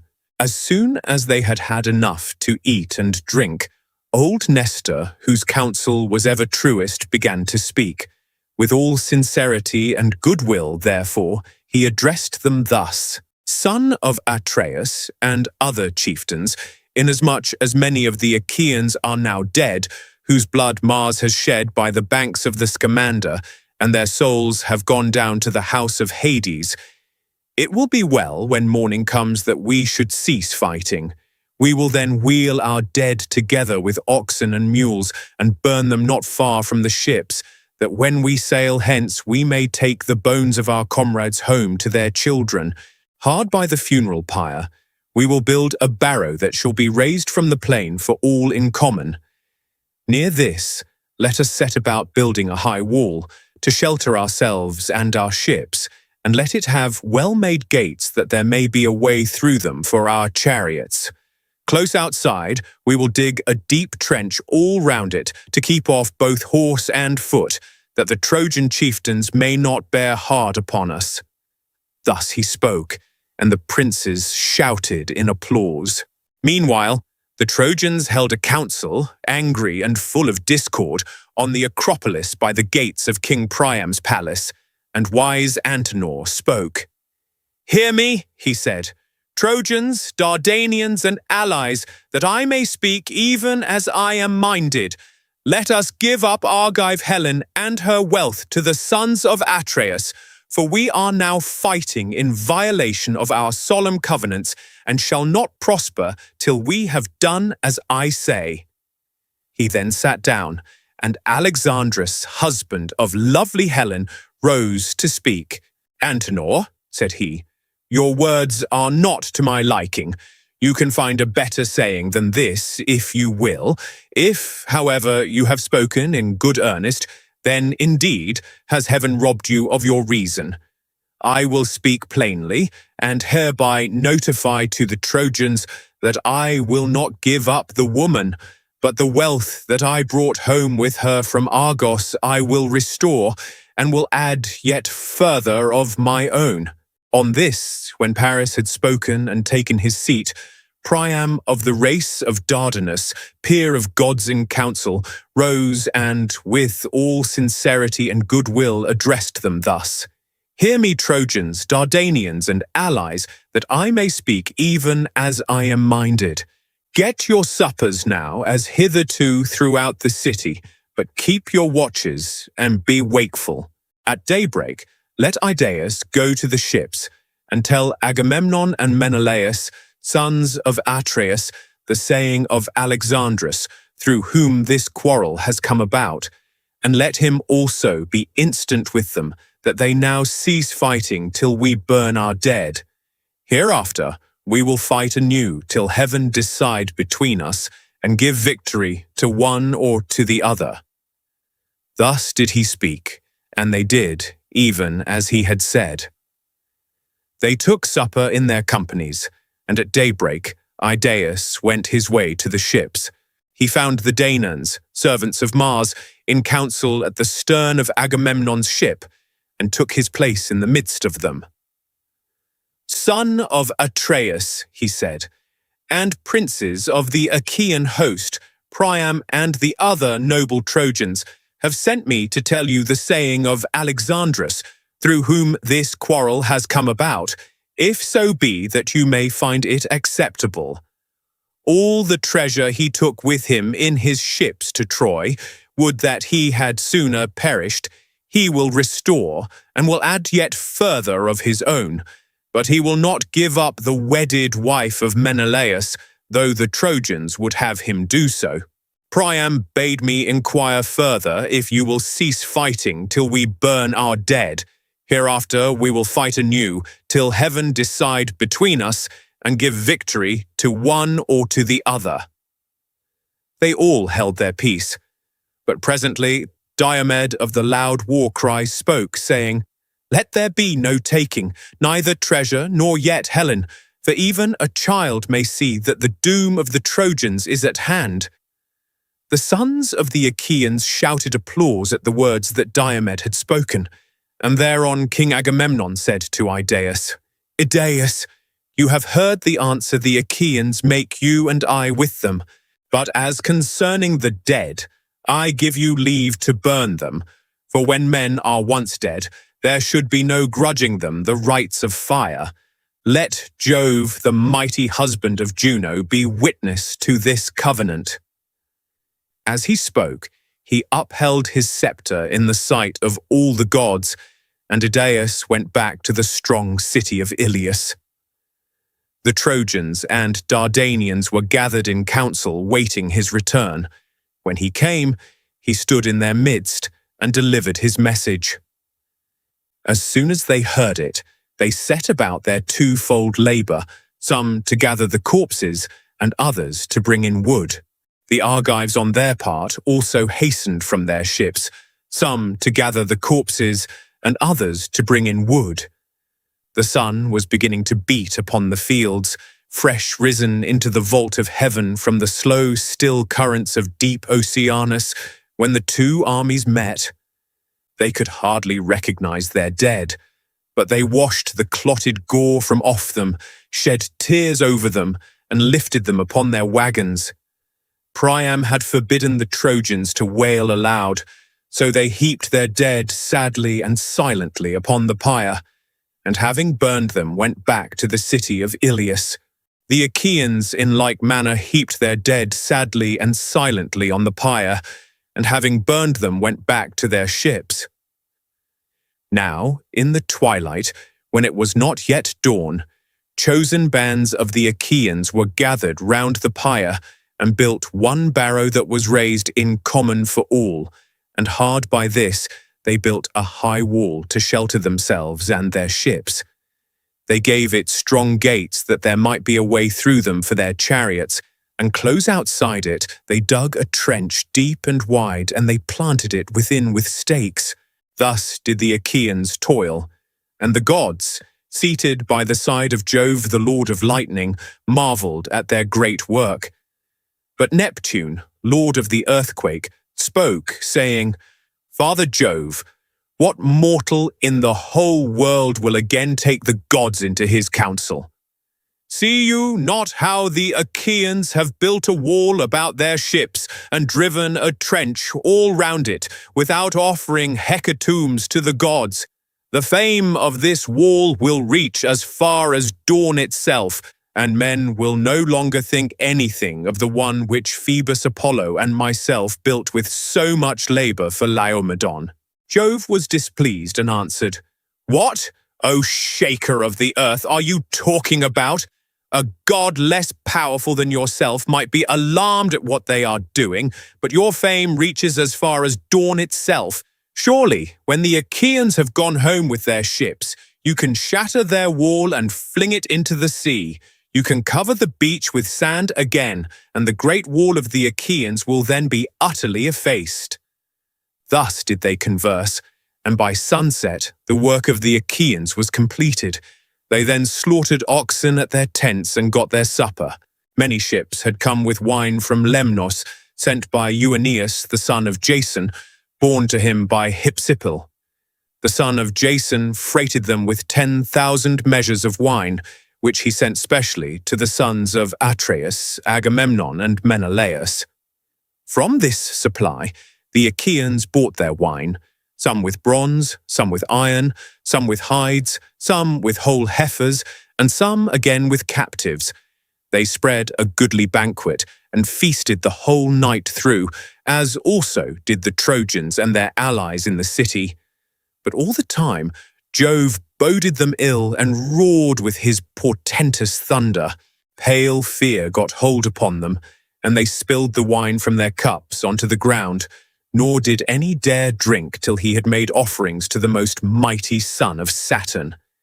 Then they laid themselves down to rest, and enjoyed the boon of sleep. Book 8. Jove forbids the gods to interfere further. There is an even fight till midday, but then Jove inclines the scales of victory in favor of the Trojans, who eventually chase the Achaeans within their wall. Juno and Minerva set out to help the Trojans. Jove sends Iris to turn them back, but later on he promises Juno that she shall have her way in the end. Hector's triumph is stayed by nightfall. The Trojans bivouac on the plain.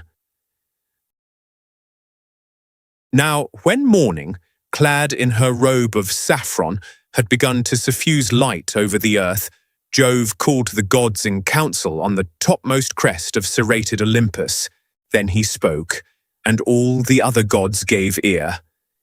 "Hear me," said he, "gods and goddesses, that I may speak even as I am minded.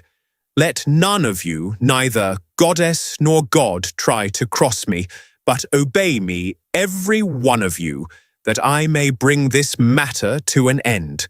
If I see anyone acting a part and helping either Trojans or Danaans, he shall be beaten inordinately ere he come back again to Olympus, or I will hurl him down into dark Tartarus, far into the deepest pit under the earth, where the gates are iron and the floor bronze, as far beneath Hades as heaven is high above the earth, that you may learn how much the mightiest I am among you. Try me, and find out for yourselves. Hangs me a golden chain from heaven, and lay hold of it, all of you, gods and goddesses together.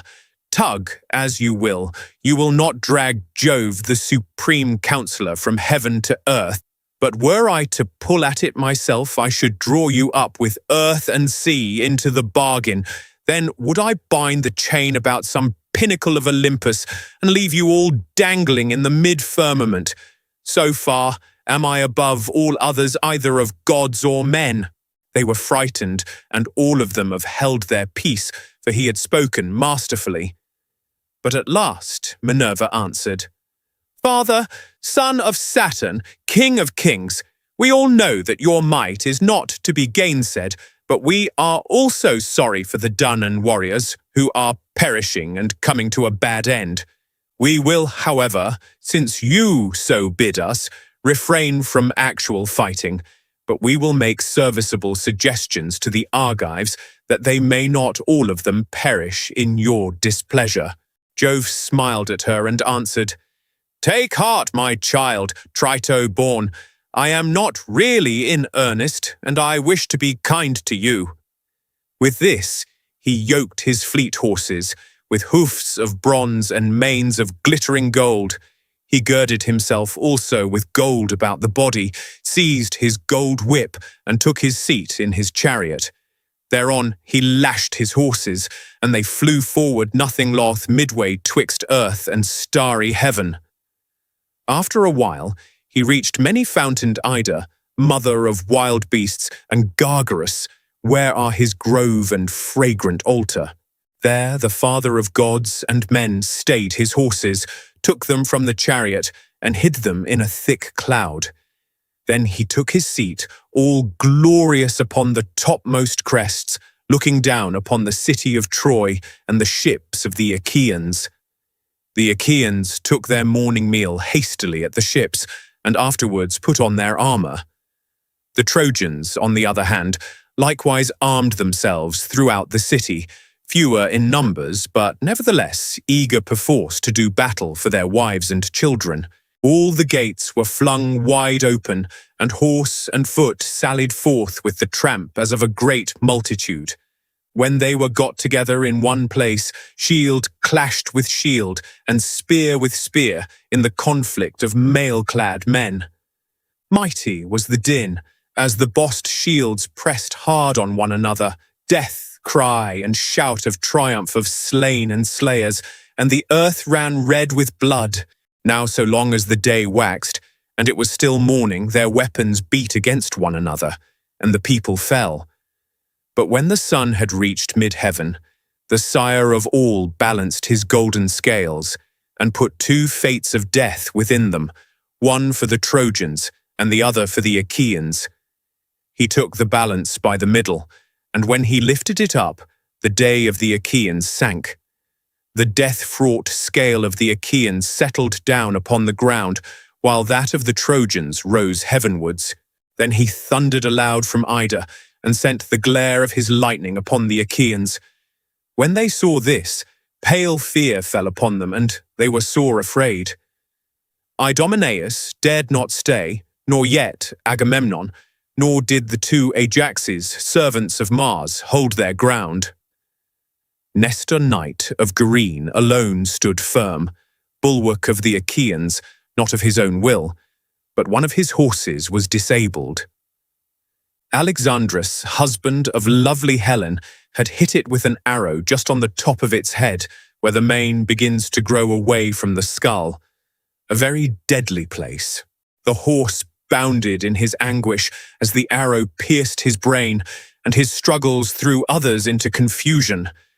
The old man instantly began cutting the traces with his sword, but Hector's fleet horses bore down upon him through the rout with their bold charioteer, even Hector himself, and the old man would have perished there, and then had not Diomed been quick to mark, and with a loud cry called Ulysses to help him. "Ulysses!" he cried. "Noble son of Laertes, where are you flying to, with your back turned like a coward? See that you are not struck with a spear between the shoulders. Stay here and help me to defend Nestor from this man's furious onset." Ulysses would not give ear, but sped onward to the ships of the Achaeans, and the son of Tydeus, flinging himself alone into the thick of the fight, took his stand before the horses of the son of Neleus. "Sir," said he, "these young warriors are pressing you hard. Your force is spent, and age is heavy upon you. Your squire is naught, and your horses are slow to move. Mount my chariot, and see what the horses of Tros can do, how cleverly they can scud hither and thither over the plain, either in flight or in pursuit. I took them from the hero Aeneas. Let our squires attend to your own steeds, but let us drive mine straight at the Trojans, that Hector may learn how furiously I too can wield my spear." Nestor, knight of Gerene, hearkened to his words. Thereon the doughty squires, Sthenelus and kind-hearted Eurymedon, saw to Nestor's horses, while the two both mounted Diomed's chariot. Nestor took the reins in his hands and lashed the horses on. They were soon close up with Hector, and the son of Tydeus aimed a spear at him as he was charging full speed towards them. He missed him, but struck his charioteer and squire Eniopius, son of noble Theboeus, in the breast by the nipple, while the reins were in his hands, so that he died there and then, and the horses swerved as he fell headlong from the chariot. Hector was greatly grieved at the loss of his charioteer, but let him lie for all his sorrow while he went in quest of another driver. Nor did his steeds have to go long without one, for he presently found brave Archeptolemus, the son of Iphitus, and made him get up behind the horses, giving the reins into his hand. All had then been lost, and no help for it, for they would have been penned up in Ilias like sheep, had not the sire of gods and men been quick to mark and hurled a fiery, flaming thunderbolt which fell just in front of Diomed's horses with a flare of burning brimstone. The horses were frightened and tried to back beneath the car, while the reins dropped from Nestor's hands. Then he was afraid and said to Diomed, "Son of Tydeus, turn your horses in flight.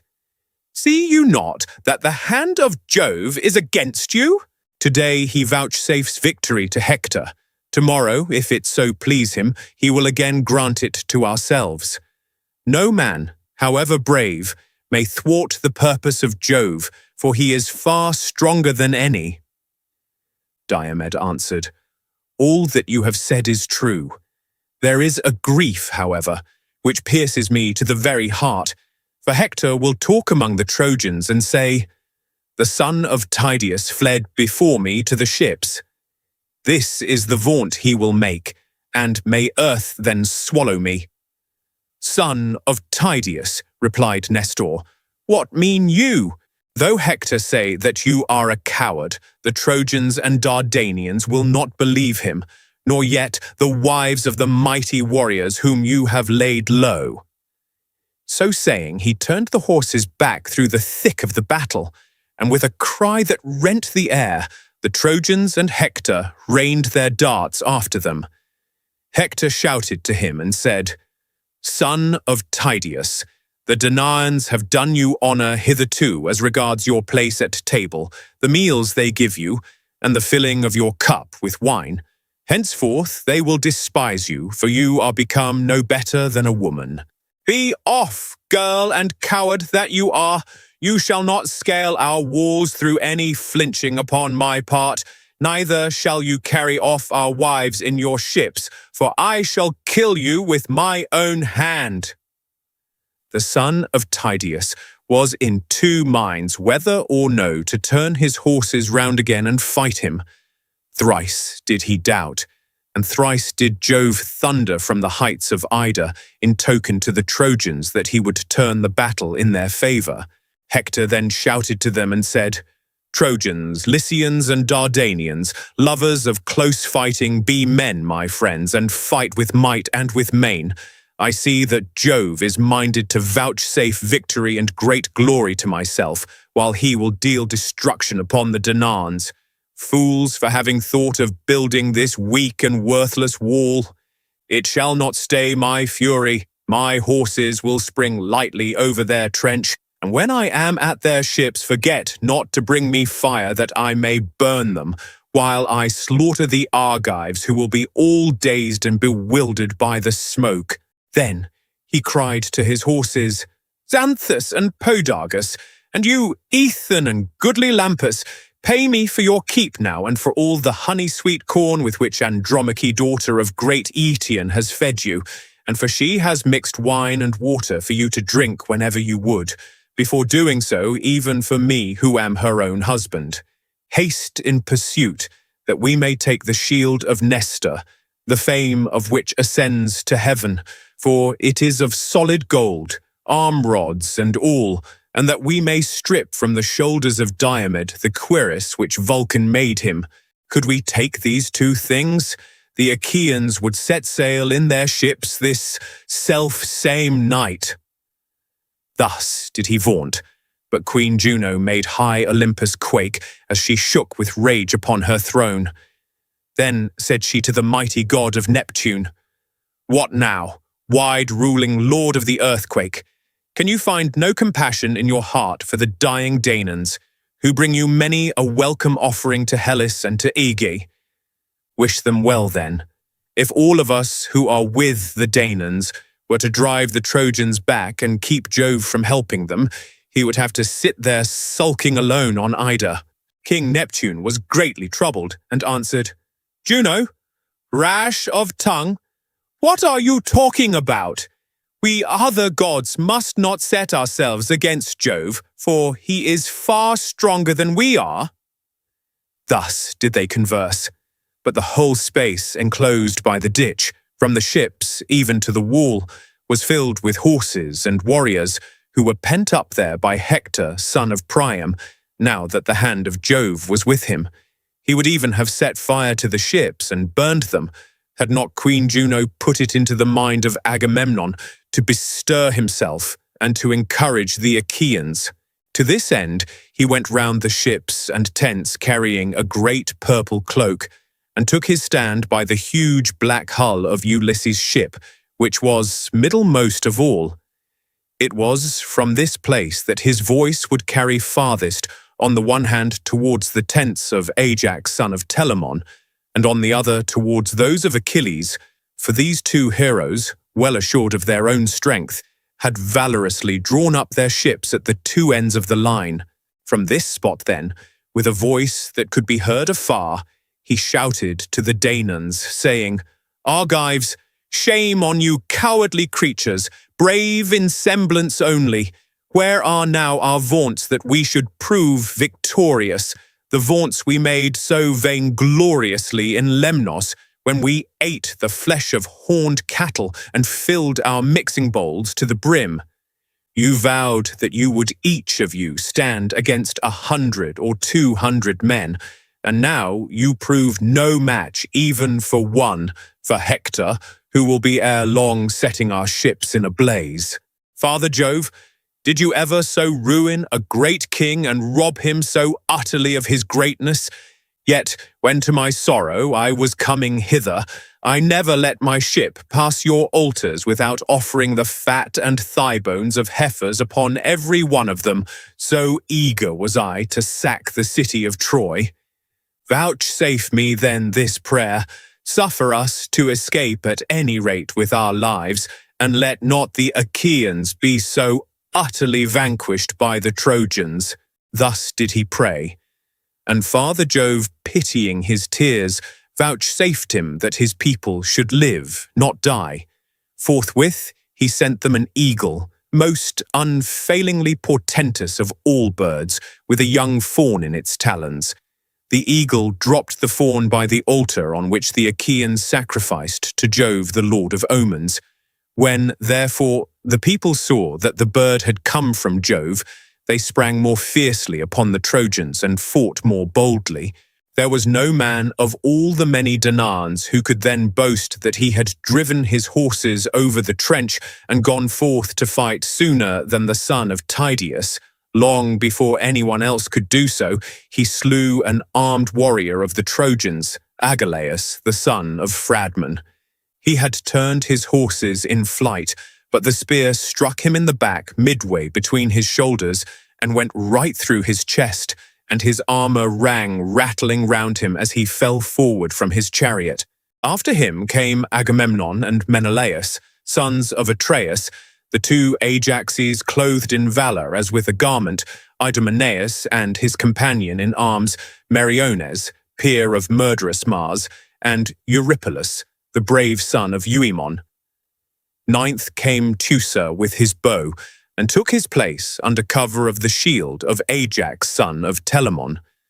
When Ajax lifted his shield, Teucer would peer round, and when he had hit anyone in the throng, the man would fall dead. Then Teucer would hie back to Ajax as a child to its mother, and again duck down under his shield. Which of the Trojans did brave Teucer first kill? Orsilochus, and then Ormenus and Ophelestes, Data, Chromius, and godlike Lycophontes, Amapaon son of Polyaemon, and Melanippus. All these in turn did he lay low upon the earth, and King Agamemnon was glad when he saw him making havoc of the Trojans with his mighty bow. He went up to him and said, Teucer, man after my own heart, son of Telamon, captain among the host, shoot on, and be at once the saving of the Danaans and the glory of your father Telamon, who brought you up and took care of you in his own house when you were a child, bastard though you were. Cover him with glory, though he is far off. I will promise and I will assuredly perform. If Aegis-bearing Jove and Minerva grant me to sack the city of Ilias, you shall have the next best meed of honor after my own, a tripod or 2 horses with their chariot, or a woman who shall go up into your bed. And Teucer answered, Most noble son of Atreus, you need not urge me. From the moment we began to drive them back to Ilias, I have never ceased so far as in me lies to look out for men whom I can shoot and kill. I have shot 8 barbed shafts, and all of them have been buried in the flesh of warlike youths, but this mad dog I cannot hit. As he spoke, he aimed another arrow straight at Hector, for he was bent on hitting him. Nevertheless, he missed him, and the arrow hit Priam's brave son Gorgythion in the breast. His mother, fair Castianera, lovely as a goddess, had been married from Azim, and now he bowed his head as a garden poppy in full bloom when it is weighed down by showers in spring. Even thus, heavy bowed his head beneath the weight of his helmet. Again, he aimed at Hector, for he was longing to hit him, and again his arrow missed, for Apollo turned it aside. But he hit Hector's brave charioteer Archeptolemus in the breast by the nipple as he was driving furiously into the fight. The horses swerved aside as he fell headlong from the chariot, and there was no life left in him. Hector was greatly grieved at the loss of his charioteer, but for all his sorrow, he let him lie where he fell, and bade his brother Cebriones, who was hard by, take the reins. Cebriones did as he had said. Hector thereon, with a loud cry, sprang from his chariot to the ground, and seizing a great stone made straight for Teucer with intent to kill him. Teucer had just taken an arrow from his quiver and had laid it upon the bowstring, but Hector struck him with the jagged stone as he was taking aim, and drawing the string to his shoulder, he hit him just where the collarbone divides the neck from the chest, a very deadly place, and broke the sinew of his arm so that his wrist was less, and the bow dropped from his hand as he fell forward on his knees. Ajax saw that his brother had fallen, and running towards him bestrode him and sheltered him with his shield. Meanwhile, his two trusty squires, Mecisteus, son of Echius, and Alastor, came up and bore him to the ships, groaning in his great pain. Jove now again put heart into the Trojans, and they drove the Achaeans to their deep trench with Hector in all his glory at their head. As a hound grips a wild boar or lion in flank or buttock when he gives him chase and watches warily for his wheeling, even so did Hector follow close upon the Achaeans, ever killing the hindmost as they rushed panic-stricken onwards. When they had fled through the set stakes and trench, and many Achaeans had been laid low at the hands of the Trojans, they halted at their ships, calling upon one another and praying every man instantly as they lifted up their hands to the gods. But Hector wheeled his horses this way and that, his eyes glaring like those of Gorgo or murderous Mars. Juno, when she saw them, had pity upon them, and at once said to Minerva, "Alas, child of aegis-bearing Jove, shall you and I take no more thought for the dying Danaans, though it be the last time we ever do so? See how they perish and come to a bad end before the onset of but a single man. Hector, the son of Priam, rages with intolerable fury and has already done great mischief." Minerva answered, "Would, indeed, this fellow might die in his own land and fall by the hands of the Achaeans. But my father Jove is mad with spleen, ever foiling me, ever headstrong and unjust. He forgets how often I saved his son when he was worn out by the labors Eurystheus had laid on him. He would weep till his cry came up to heaven, and then Jove would send me down to help him. If I had had the sense to foresee all this, when Eurystheus sent him to the house of Hades to fetch the hellhound from Erebus, he would never have come back alive out of the deep waters of the river Styx. And now Jove hates me, while he lets Thetis have her way because she kissed his knees and took hold of his beard when she was begging him to do honor to Achilles. I shall know what to do next time he begins calling me his grey-eyed darling. Get our horses ready, while I go within the house of aegis-bearing Jove and put on my armor. We shall then find out whether Priam's son Hector will be glad to meet us in the highways of battle, or whether the Trojans will glut hounds and vultures with the fat of their flesh as they be dead by the ships of the Achaeans." Thus did she speak, and white-armed Juno, daughter of great Saturn, obeyed her words. She set about harnessing her gold-bedizened steeds, while Minerva, daughter of Agis, bearing Jove, flung her richly vesture, made with her own hands, onto the threshold of her father, and donned the shirt of Jove, arming herself for battle.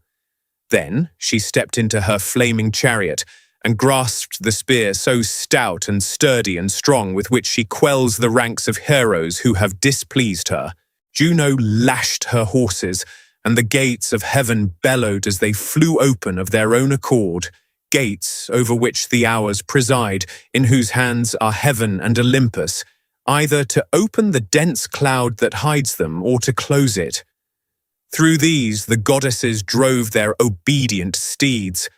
But Father Jove, when he saw them from Ida, was very angry and sent winged Iris with a message to them. "Go," said he, "fleet Iris, turn them back, and see that they do not come near me, for if we come to fighting, there will be mischief.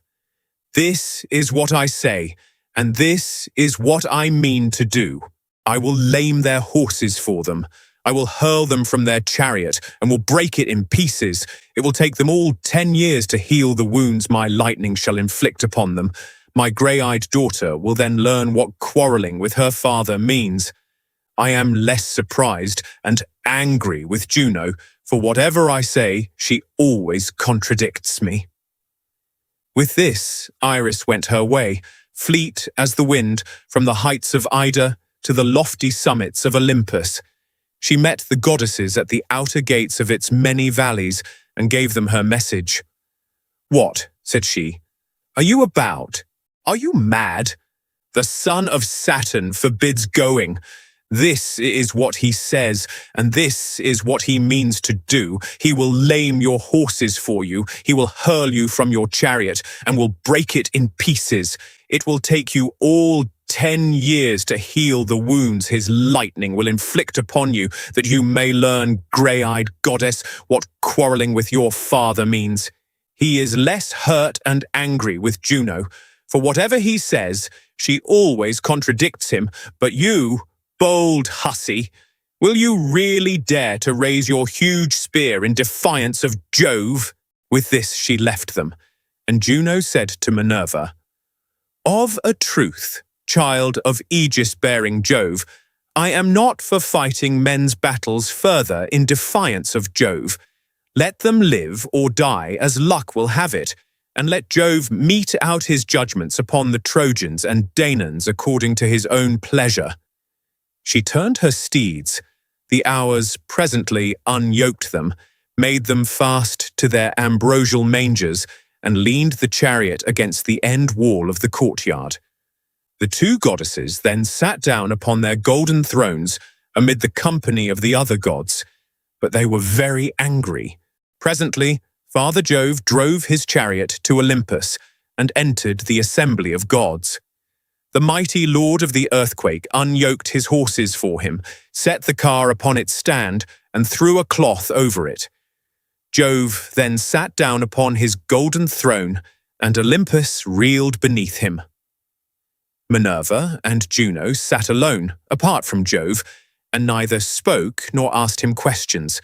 But Jove knew what they meant, and said, "Minerva and Juno, why are you so angry? Are you fatigued with killing so many of your dear friends, the Trojans? Be this as it may, such is the might of my hands that all the gods in Olympus cannot turn me. You were both of you trembling all over ere ever you saw the fight and its terrible doings. I tell you, therefore, and it would have surely been, I should have struck you with lightning, and your chariots would never have brought you back again to Olympus." Minerva and Juno groaned in spirit as they sat side by side and brooded mischief for the Trojans. Minerva sat silent without a word, for she was in a furious passion and bitterly incensed against her father. But Juno could not contain herself and said, "What dread son of Saturn are you talking about? We know how great your power is. Nevertheless, we have compassion upon the Danaan warriors who are perishing and coming to a bad end. We will, however, since you so bid us, refrain from actual fighting, but we will make serviceable suggestions to the Argives that they may not all of them perish in your displeasure." And Jove answered, "Tomorrow morning, Juno, if you choose to do so, you will see the son of Saturn destroying large numbers of the Argives, for fierce Hector shall not cease fighting till he has roused the son of Peleus, when they are fighting in dire straits at their ships' sterns about the body of Patroclus. Like it or no, this is how it is decreed. For aught I care, You may go to the lowest depths beneath earth and sea, where Iapetus and Saturn dwell in lone Tartarus, with neither ray of light nor breath of wind to cheer them. You may go on and on till you get there, and I shall not care one whit for your displeasure. You are the greatest vixen living." Juno made him no answer. The sun's glorious orb now sank into Oceanus and drew down night over the land. Sorry indeed were the Trojans when light failed them, but welcome and thrice prayed for did darkness fall upon the Achaeans. Then Hector led the Trojans back from the ships and held a council on the open space near the river, where there was a spot clear of corpses. They left their chariots and sat down on the ground to hear the speech he made them. He grasped a spear 11 cubits long, the bronze point of which gleamed in front of it, while the ring round the spearhead was of gold. Spear in hand he spoke. "Hear me," said he, "Trojans, Dardanians, and allies. I deemed but now that I should destroy the ships and all the Achaeans with them ere I went back to Ilios, but darkness came on too soon. It was this alone that saved them and their ships upon the seashore. Now, therefore, let us obey the behests of night and prepare our suppers.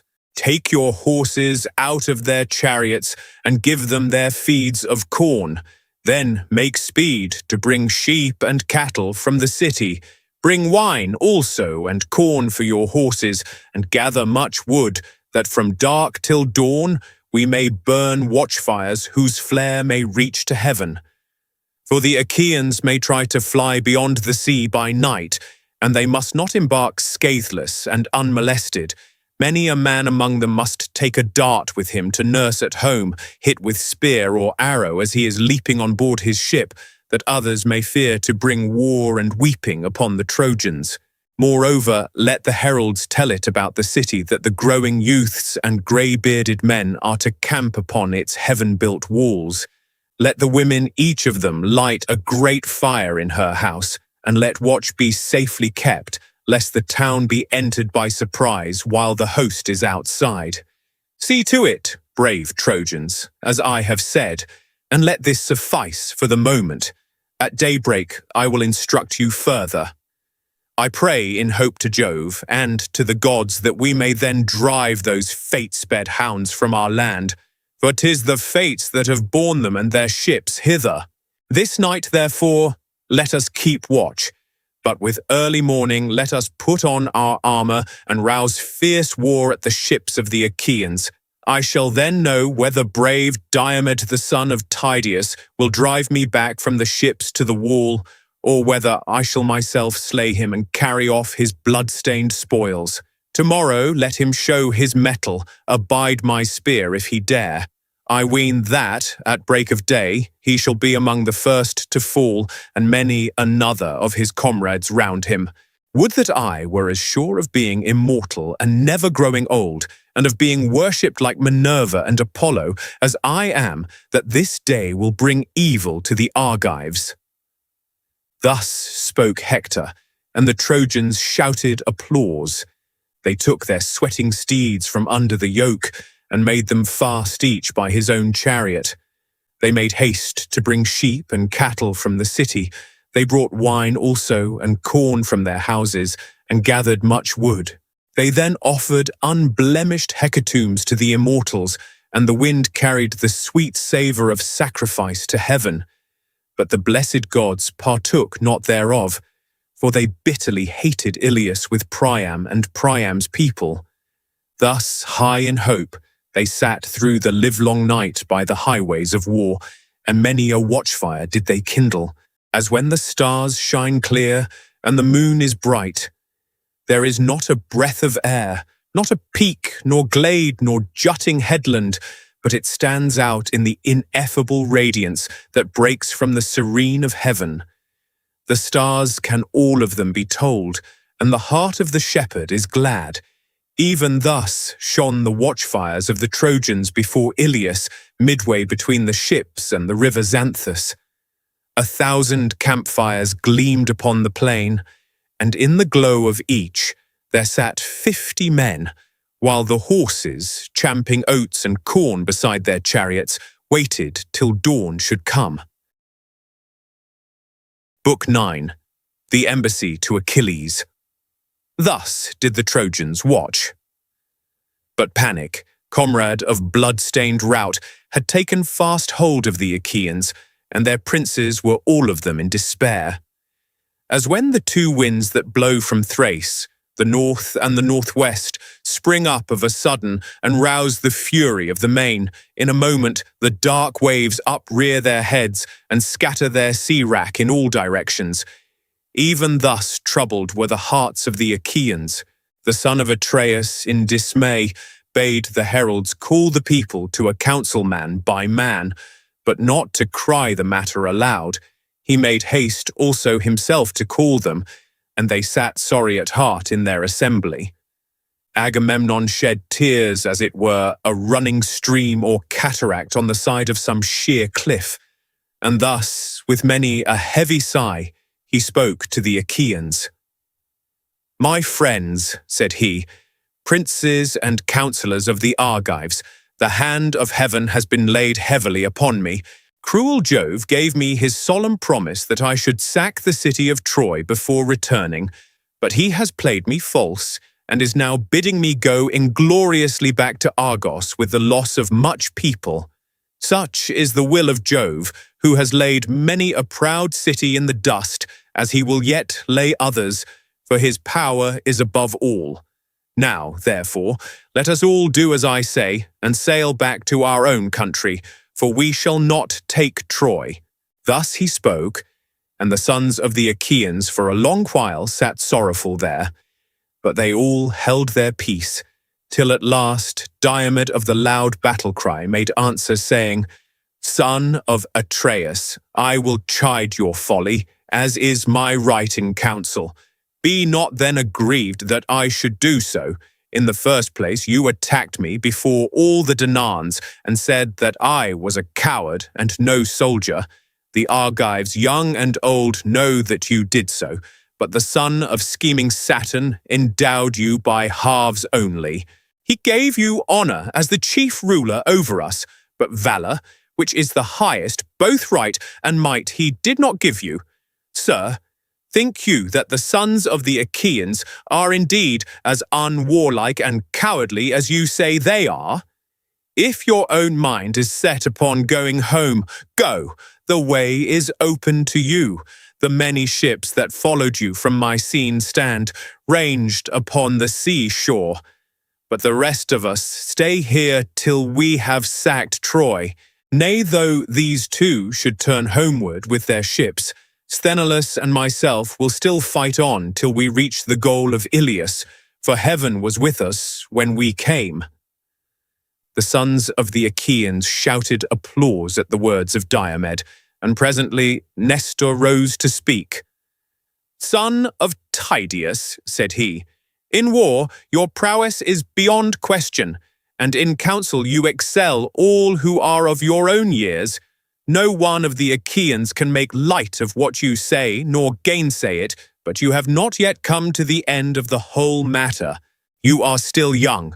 You might be the youngest of my own children. Still, you have spoken wisely and have counseled the chief of the Achaeans not without discretion.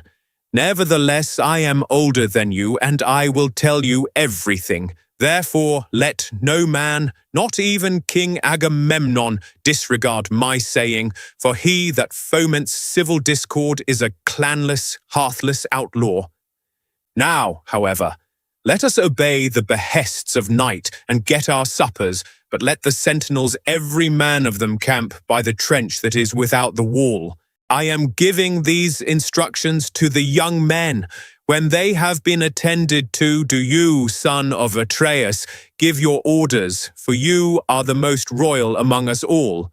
Prepare a feast for your counselors. It is right and reasonable that you should do so. There is abundance of wine in your tents, which the ships of the Achaeans bring from Thrace daily. You have everything at your disposal wherewith to entertain guests, and you have many subjects. When many are got together, you can be guided by him whose counsel is wisest, and sorely do we need shrewd and prudent counsel, for the foe has lit his watchfires hard by our ships. Who can be other than dismayed? This night will either be the ruin of our host or save it." Thus did he speak, and they did even as he had said. The sentinels went out in their armor under command of Nestor's son, Thrasymedes, a captain of the host, and of the bold warriors Ascalaphus and Ialmenus. There were also Meriones, Aphareus, and Deipyrus, and the son of Creon, noble Lycomedes. There were 7 captains of the sentinels, and with each there went 100 youths armed with long spears. They took their places midway between the trench and the wall, and when they had done so, they lit their fires and got every man his supper. The son of Atreus then bade many counsellors of the Achaeans to his quarters, and prepared a great feast in their honour. They laid their hands on the good things that were before them, and as soon as they had enough to eat and drink, old Nestor, whose counsel was ever truest, was the first to lay his mind before them. He, therefore, with all sincerity and goodwill addressed them thus: "With yourself, most noble son of Atreus, king of men, Agamemnon, will I both begin my speech and end it, for you are king over much people. Jove, moreover, has vouchsafed you to wield the scepter and to uphold righteousness, that you may take thought for your people under you. Therefore it behooves you above all others both to speak and to give ear, and to out the counsel of another who shall have been minded to speak wisely. All turns on you and on your commands, therefore I will say what I think will be best. No man will be of a truer mind than that which has been mine from the hour when you, sir, angered Achilles by taking the girl Briseis from his tent against my judgment. I urged you not to do so, but you yielded to your own pride and dishonoured a hero whom heaven itself had honoured, for you still hold the prize that had been awarded to him. Now, however, let us think how we may appease him, both with presents and fair speeches that may conciliate him."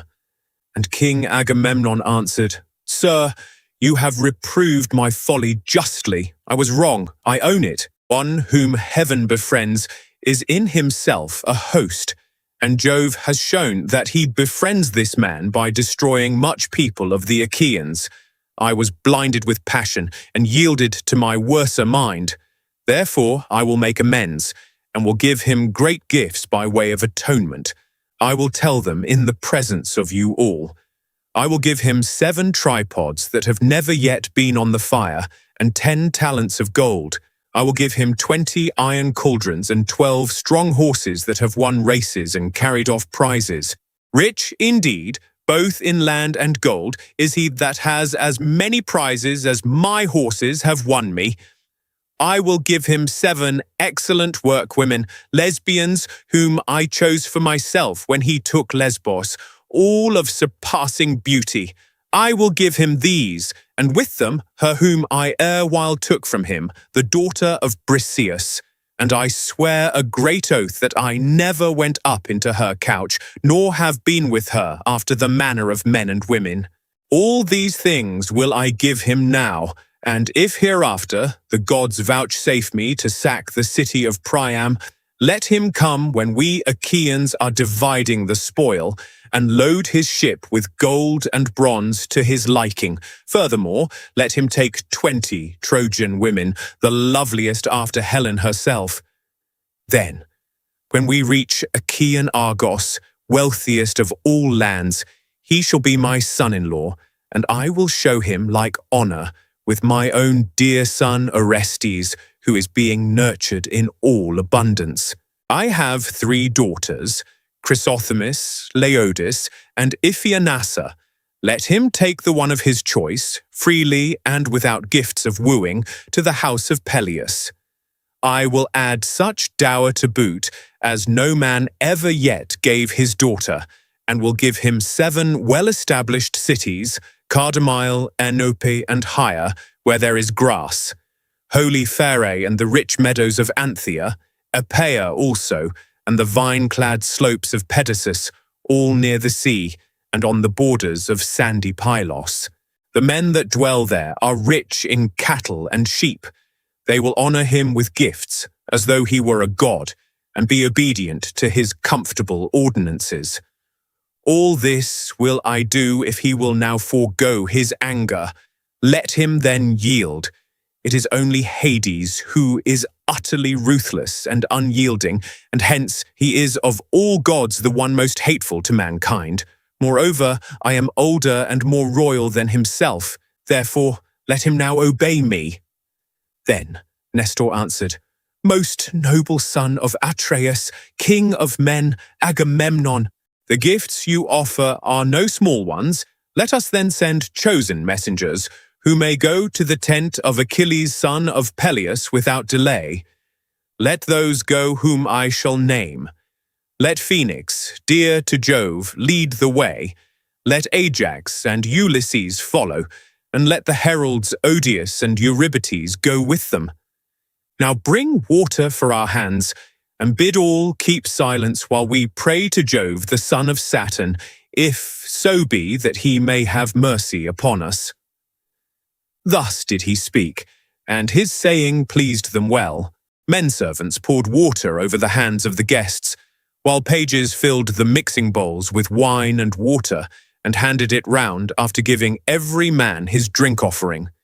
Then, when they had made their offerings, and had drunk each as much as he was minded, the envoys set out from the tent of Agamemnon, son of Atreus, and Nestor, looking first to one and then to another, but most especially at Ulysses, was instant with them that they should prevail with the noble son of Peleus.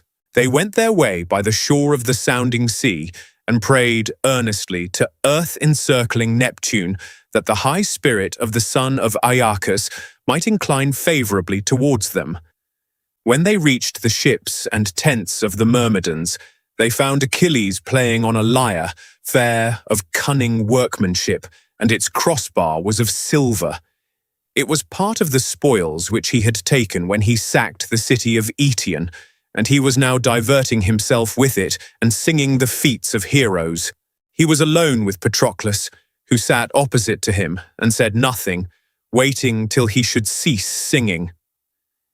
Ulysses and Ajax now came in, Ulysses leading the way, and stood before him. Achilles sprang from his seat with the lyre still in his hand, and Patroclus, when he saw the strangers, rose also. Achilles then greeted them, saying, All hail and welcome! You must come upon some great matter, you, who for all my anger are still dearest to me of the Achaeans. With this he led them forward, and bade them sit on seats covered with purple rugs. Then he said to Patroclus, who was close by him, Son of Menoetius, set a larger bowl upon the table, mix less water with the wine, and give every man his cup, for these are very dear friends who are now under my roof. Patroclus did as his comrade bade him. He set the chopping block in front of the fire, and on it he laid the loin of a sheep, the loin also of a goat, and the chine of a fat hog. Automedon held the meat while Achilles chopped it. He then sliced the pieces and put them on spits while the son of Menoetius made the fire burn high. When the flame had died down, he spread the embers, laid the spits on top of them, lifting them up and setting them upon the spit racks, and he sprinkled them with salt. When the meat was roasted, he set it on platters and handed bread round the table in fair baskets, while Achilles dealt them their portions. Then Achilles took his seat facing Ulysses against the opposite wall, and bade his comrade Patroclus offer sacrifice to the gods. So he cast the offerings into the fire, and they laid their hands upon the good things that were before them. As soon as they had had enough to eat and drink, Ajax made a sign to Phoenix, and when he saw this, Ulysses filled his cup with wine and pledged Achilles. Hail, said he. "Achilles, we have had no scant of good cheer, neither in the tent of Agamemnon, nor yet here. There has been plenty to eat and drink, but our thought turns upon no such matter.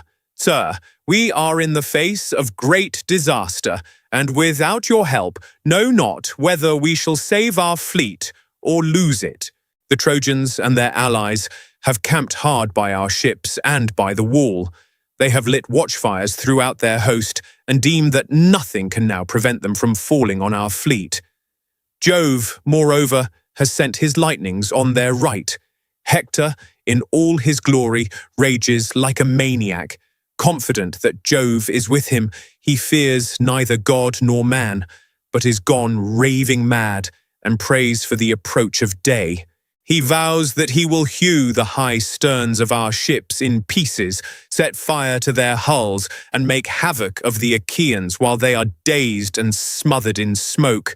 I much fear that heaven will make good his boasting, and it will prove our lot to perish at Troy, far from our home in Argos.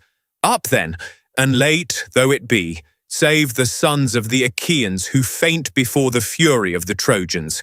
You will repent bitterly hereafter if you do not, for when the harm is done, there will be no curing it. Consider ere it be too late, and save the Danaans from destruction. My good friend, when your father Peleus sent you from Phthia to Agamemnon, did he not charge you, saying, 'Son, Minerva and Juno will make you strong if they choose, but check your high temper, for the better part is in goodwill.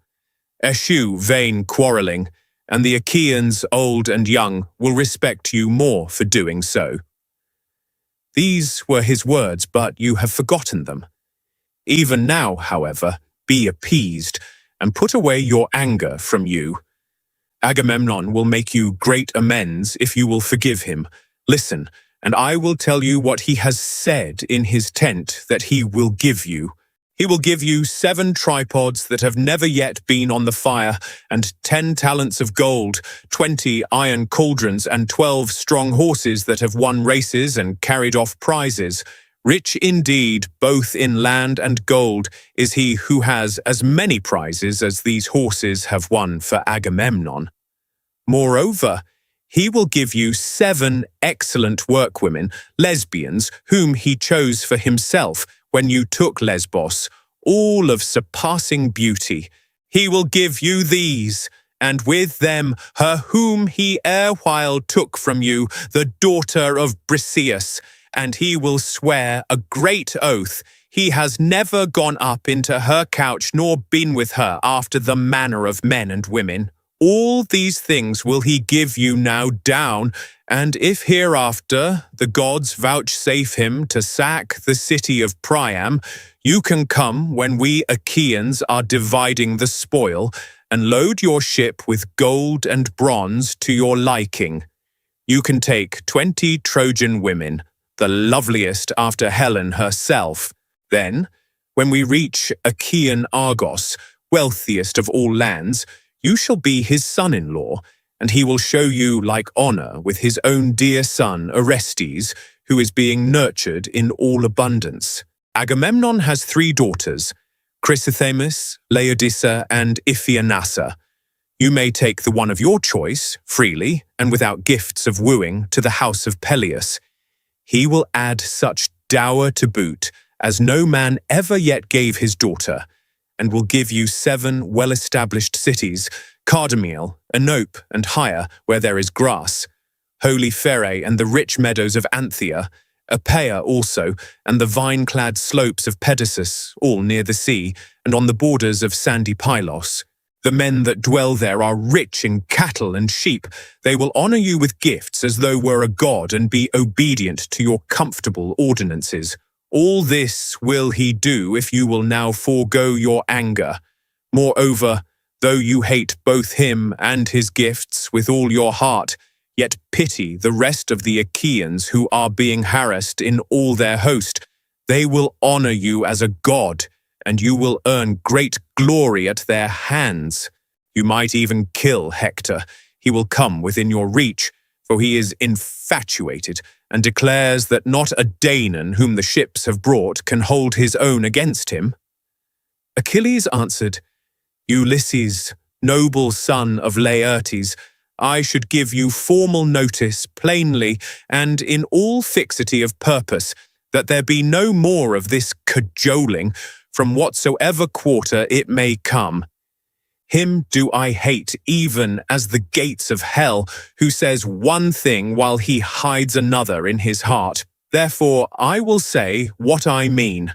I will be appeased neither by Agamemnon son of Atreus, nor by any other of the Danaans, for I see that I have no thanks for all my fighting.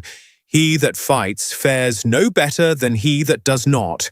Coward and hero are held in equal honor, and death deals like measure to him who works and him who is idle.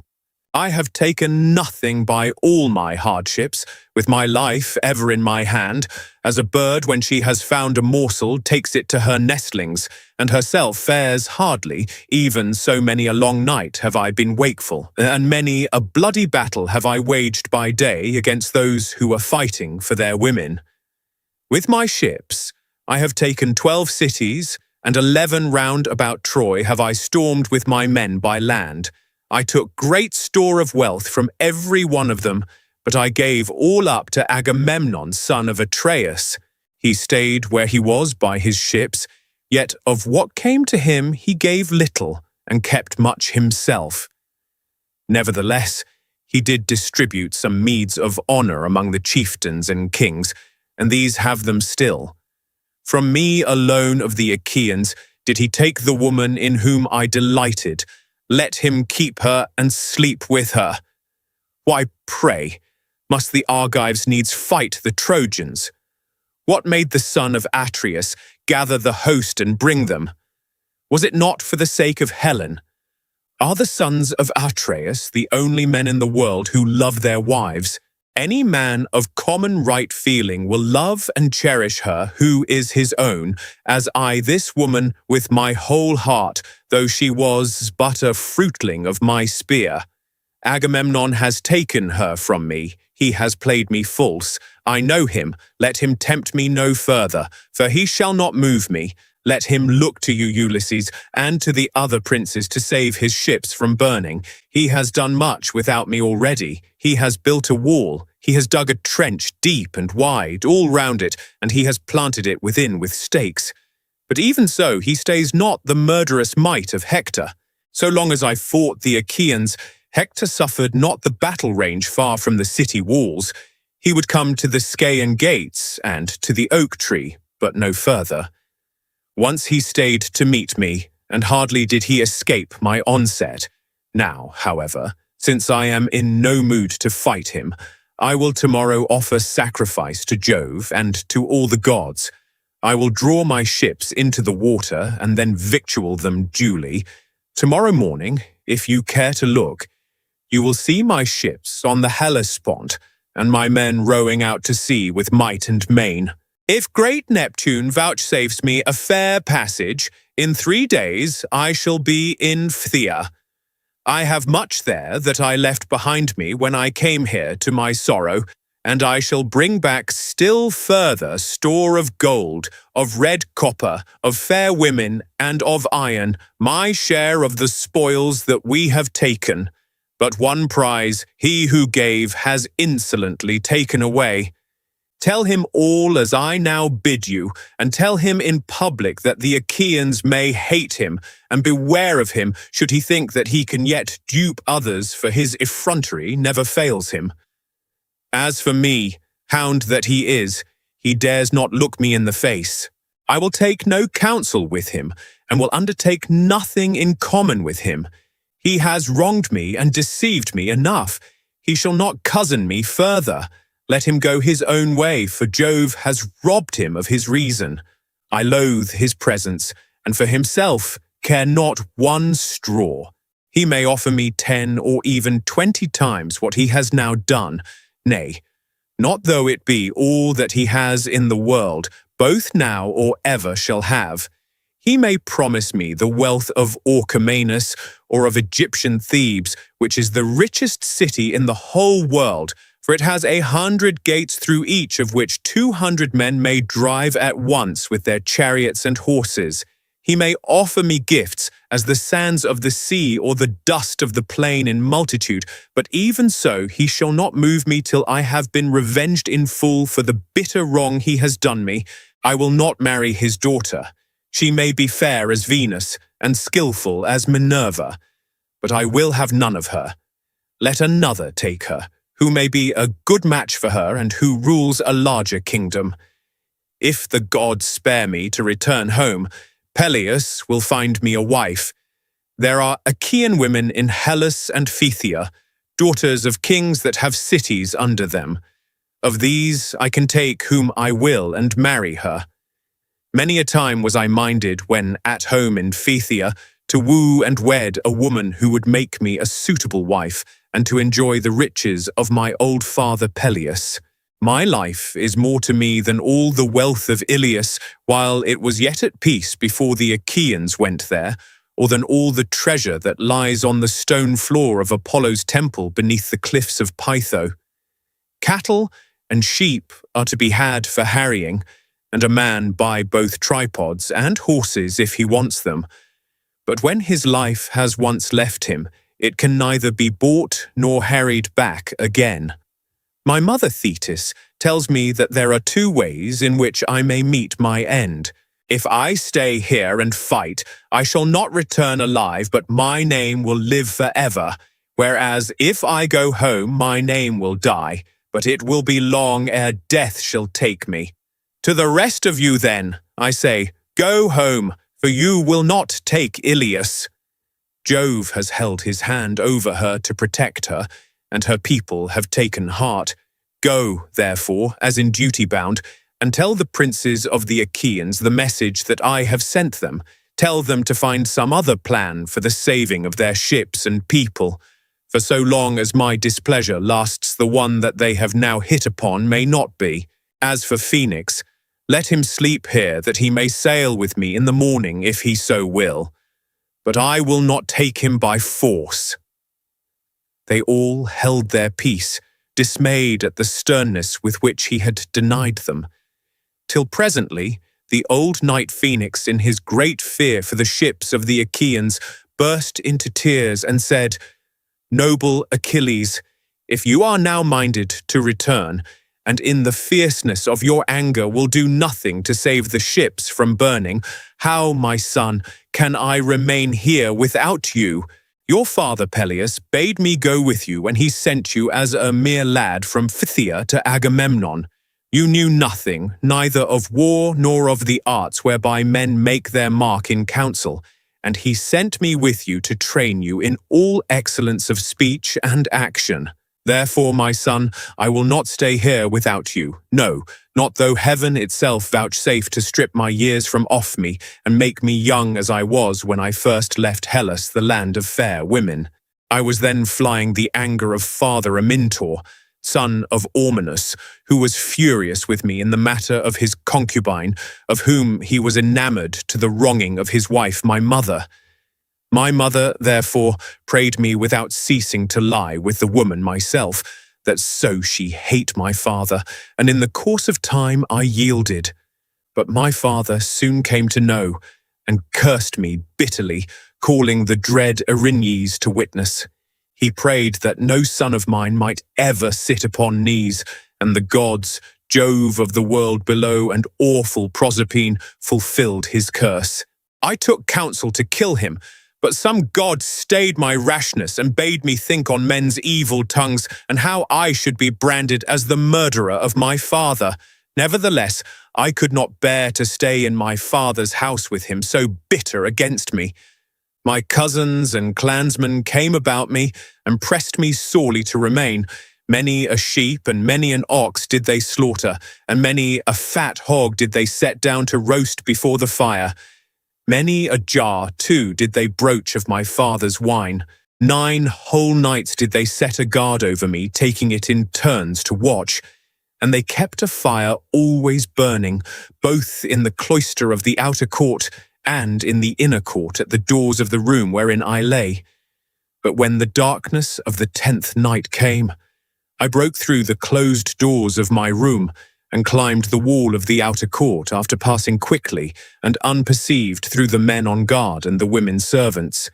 I then fled through Hellas till I came to fertile Phthia, mother of sheep, and to King Peleus, who made me welcome and treated me as a father, treats an only son who will be heir to all his wealth. He made me rich and set me over much people, establishing me on the borders of Phthia, where I was chief ruler over the Dolopians. It was I, Achilles, who had the making of you. I loved you with all my heart, for you would eat neither at home nor when you had gone out elsewhere, till I had first set you upon my knees, cut up the dainty morsel that you were to eat, and held the wine cup to your lips. Many a time have you slobbered your wine in baby helplessness over my shirt. I had infinite trouble with you, but I knew that heaven had vouchsafed me no offspring of my own, and I made a son of you, Achilles, that in my hour of need you might protect me. Now, therefore, I say battle with your pride and beat it. Cherish not your anger forever. The might and majesty of heaven are more than ours, but even heaven may be appeased, and if a man has sinned, he prays the gods and reconciles them to himself by his piteous cries, and by frankincense, with drink offerings and the savour of burnt sacrifice. For prayers are as daughters to great Jove. Halt, wrinkled, with eyes askance, they follow in the footsteps of sin, who, being fierce and fleet of foot, leaves them far behind him, and ever baneful to mankind, outstrips them even to the ends of the world. But nevertheless, the prayers come hobbling and healing after. If a man has pity upon these daughters of Jove when they draw near him, they will bless him and hear him too when he is praying. But if he deny them and will not listen to them, they go to Jove, the son of Saturn, and pray that he may presently fall into sin, to his ruing bitterly hereafter. Therefore, Achilles, give these daughters of Jove due reverence, and bow before them as all good men will bow. Were not the son of Atreus offering you gifts, and promising others later, if he were still furious and implacable? I am not he that would bid you throw off your anger and help the Achaeans, no matter how great their need, but he is giving much now, and more hereafter. He has sent his captains to urge his suit, and has chosen those who, of all the Argives, are most acceptable to you. Make not then their words, and their coming to be of none effect. Your anger has been righteous so far. We have heard in song how heroes of old time quarrelled when they were roused to fury, but still they could be won by gifts, and fair words could soothe them. I have an old story in my mind, a very old one, but you are all friends, and I will tell it. The Curetes and the Aetolians were fighting and killing one another round Calydon, the Aetolians defending the city, and the Curetes trying to destroy it. For Diana of the Golden Throne was angry and did them hurt, because Eueneus had not offered her his harvest first fruits. The other gods had all been feasted with hecatombs, but to the daughter of great Jove alone he had made no sacrifice. He had forgotten her, or somehow or other it had escaped him, and this was a grievous sin. Thereon, the archer goddess in her displeasure sent a prodigious creature against him, a savage wild boar with great white tusks that did much harm to his orchard lands, uprooting apple trees in full bloom and throwing them to the ground. But Meleager, son of Oeneus, got huntsmen and hounds from many cities and killed it, for it was so monstrous that not a few were needed, and many a man did it stretch upon his funeral pyre. On this, the goddess set the Curetes and the Aetolians fighting furiously about the head and skin of the boar. So long as Meleager was in the field, things went badly with the Curetes, and for all their numbers, they could not hold their ground under the city walls. But in the course of time, Meleager was angered, as even a wise man will sometimes be. He was incensed with his mother Althea, and therefore stayed at home with his wedded wife fair Cleopatra, who was daughter of Marpessa, daughter of Euenus, and of Ides, the man then living. It was, who took his bow and faced King Apollo himself for fair Marpessa's sake. Her father and mother then named her Alcyone, because her mother had mourned with the plaintive strains of the halcyon bird when Phoebus Apollo had carried her off. Meleager then stayed at home with Cleopatra, nursing the anger which he felt by reason of his mother's curses. His mother, grieving for the death of her brother, prayed the gods and beat the earth with her hands, calling upon Hades and on awful Proserpine. She went down upon her knees, and her bosom was wet with tears as she prayed that they would kill her son, and Erinys that walks in darkness and knows no ruth heard her from Erebus. Then was heard the din of battle about the gates of Calydon, and the dull thump of the battering against their walls. Thereon the elders of the Aetolians besought Meleager. They sent the chiefest of their priests and begged him to come out and help them, promising him a great reward. They bade him choose 50 plough-gates, the most fertile in the plain of Calydon, the one half vineyard and the other open plough-land. The old warrior Euenius implored him, standing at the threshold of his room and beating the doors in supplication. His sisters and his mother herself besought him sore, but he the more refused them. Those of his comrades who were nearest and dearest to him also prayed him, but they could not move him till the foe was battering at the very doors of his chamber, and the Curetes had scaled the walls and were setting fire to the city. Then, at last, his sorrowing wife detailed the horrors that befall those whose city is taken. She reminded him how the men are slain, and the city is given over to the flames, while the women and children are carried into captivity. When he heard all this, his heart was touched, and he donned his armor to go forth. Thus, of his own inward motion, he saved the city of the Aetolians, but they now gave him nothing of those rich rewards that they had offered earlier, and though he saved the city, he took nothing by it. Be not then, my son, thus minded. Let not heaven lure you into any such course. When the ships are burning, it will be a harder matter to save them. Take the gifts and go, for the Achaeans will then honor you as a god, whereas if you fight without taking them, you may beat the battle back, but you will not be held in like honor. And Achilles answered, Phoenix, old friend and father, I have no need of such honor. I have honor from Jove himself, which will abide with me at my ships while I have breath in my body and my limbs are strong. I say further, and lay my saying to your heart, vex me no more with this weeping and lamentation, all in the cause of the son of Atreus. Love him so well, and you may lose the love I bear you. You ought to help me rather in troubling those that trouble me. Be king as much as I am, and share like honor with myself. The others shall take my answer. Stay here yourself and sleep comfortably in your bed. At daybreak we will consider whether to remain or go. On this he nodded quietly to Patroclus, as a sign that he was to prepare a bed for Phoenix, and that the others should take their leave. Ajax son of Telamon then said, Ulysses, noble son of Laertes, let us be gone, for I see that our journey is vain.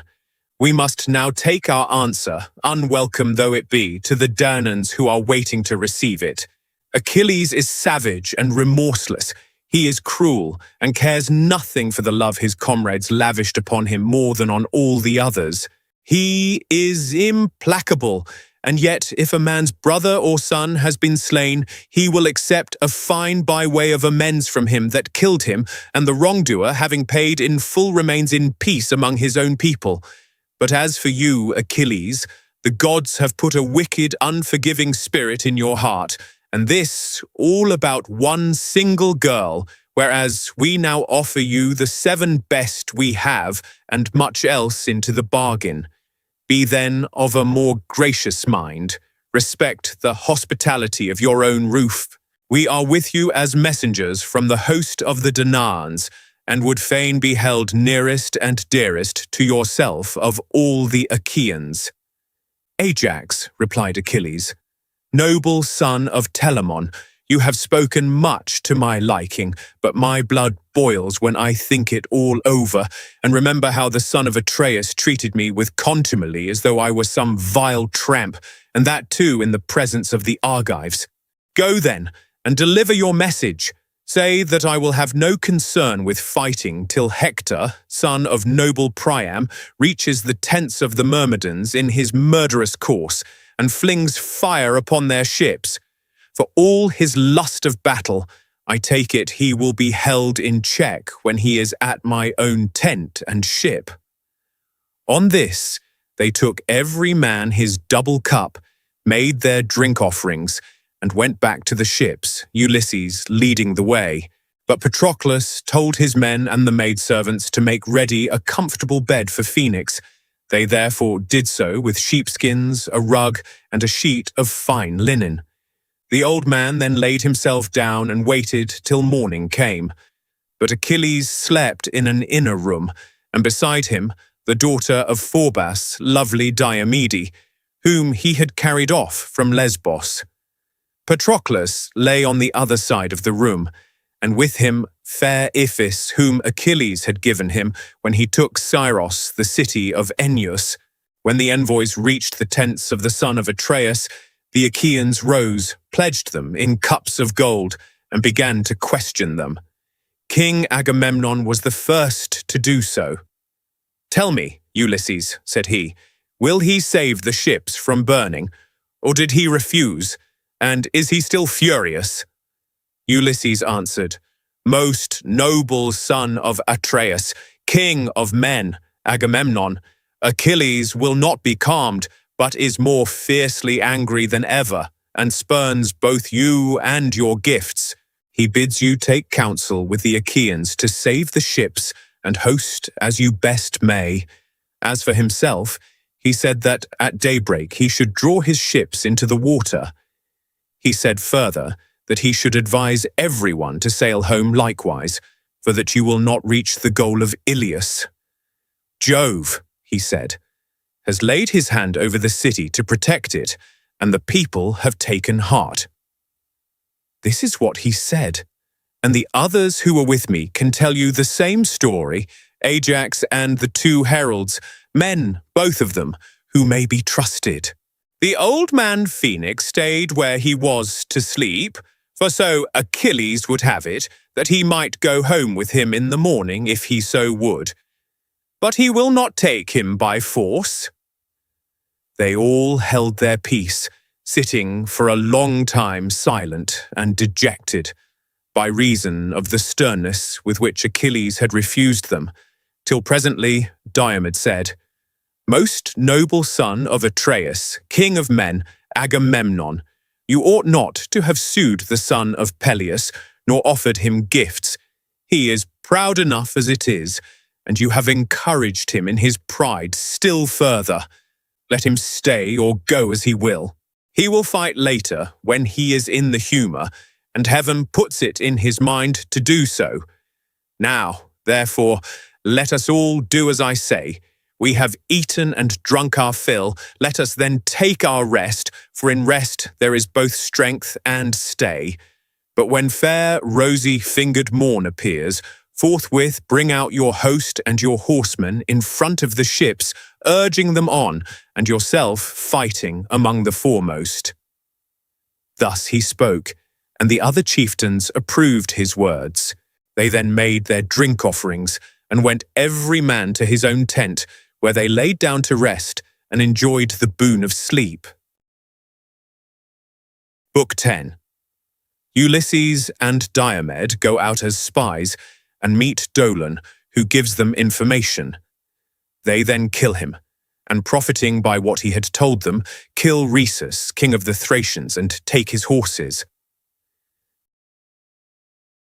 Now the other princes of the Achaeans slept soundly the whole night through, but Agamemnon son of Atreus was troubled, so that he could get no rest. As when fair Juno's lord flashes his lightning in token of great rain or hail or snow when the snowflakes whiten the ground, or again as a sign that he will open the wide jaws of hungry war, even so did Agamemnon heave many a heavy sigh, for his soul trembled within him.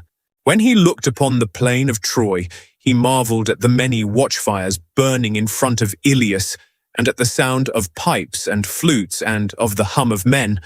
But when presently he turned towards the ships and hosts of the Achaeans, he tore his hair by handfuls before Jove on high, and groaned aloud for the very disquietness of his soul. In the end, he deemed it best to go at once to Nestor, son of Neleus, and see if between them they could find any way of the Achaeans from destruction. He therefore rose, put on his shirt, bound his sandals about his comely feet, flung the skin of a huge tawny lion over his shoulders, a skin that reached his feet, and took his spear in his hand. Neither could Menelaus sleep, for he too boded ill for the Argives, who, for his sake, had sailed from far over the seas to fight the Trojans. He covered his broad back with the skin of a spotted panther, put a casque of bronze upon his head, and took his spear in his brawny hand. Then he went to rouse his brother, who was by far the most powerful of the Achaeans, and was honored by the people as though he were a god.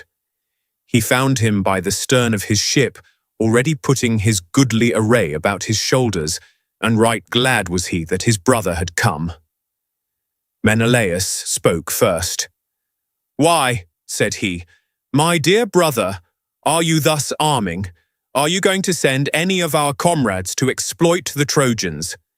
I greatly fear that no one will do you this service, and spy upon the enemy alone in the dead of night. It will be a deed of great daring."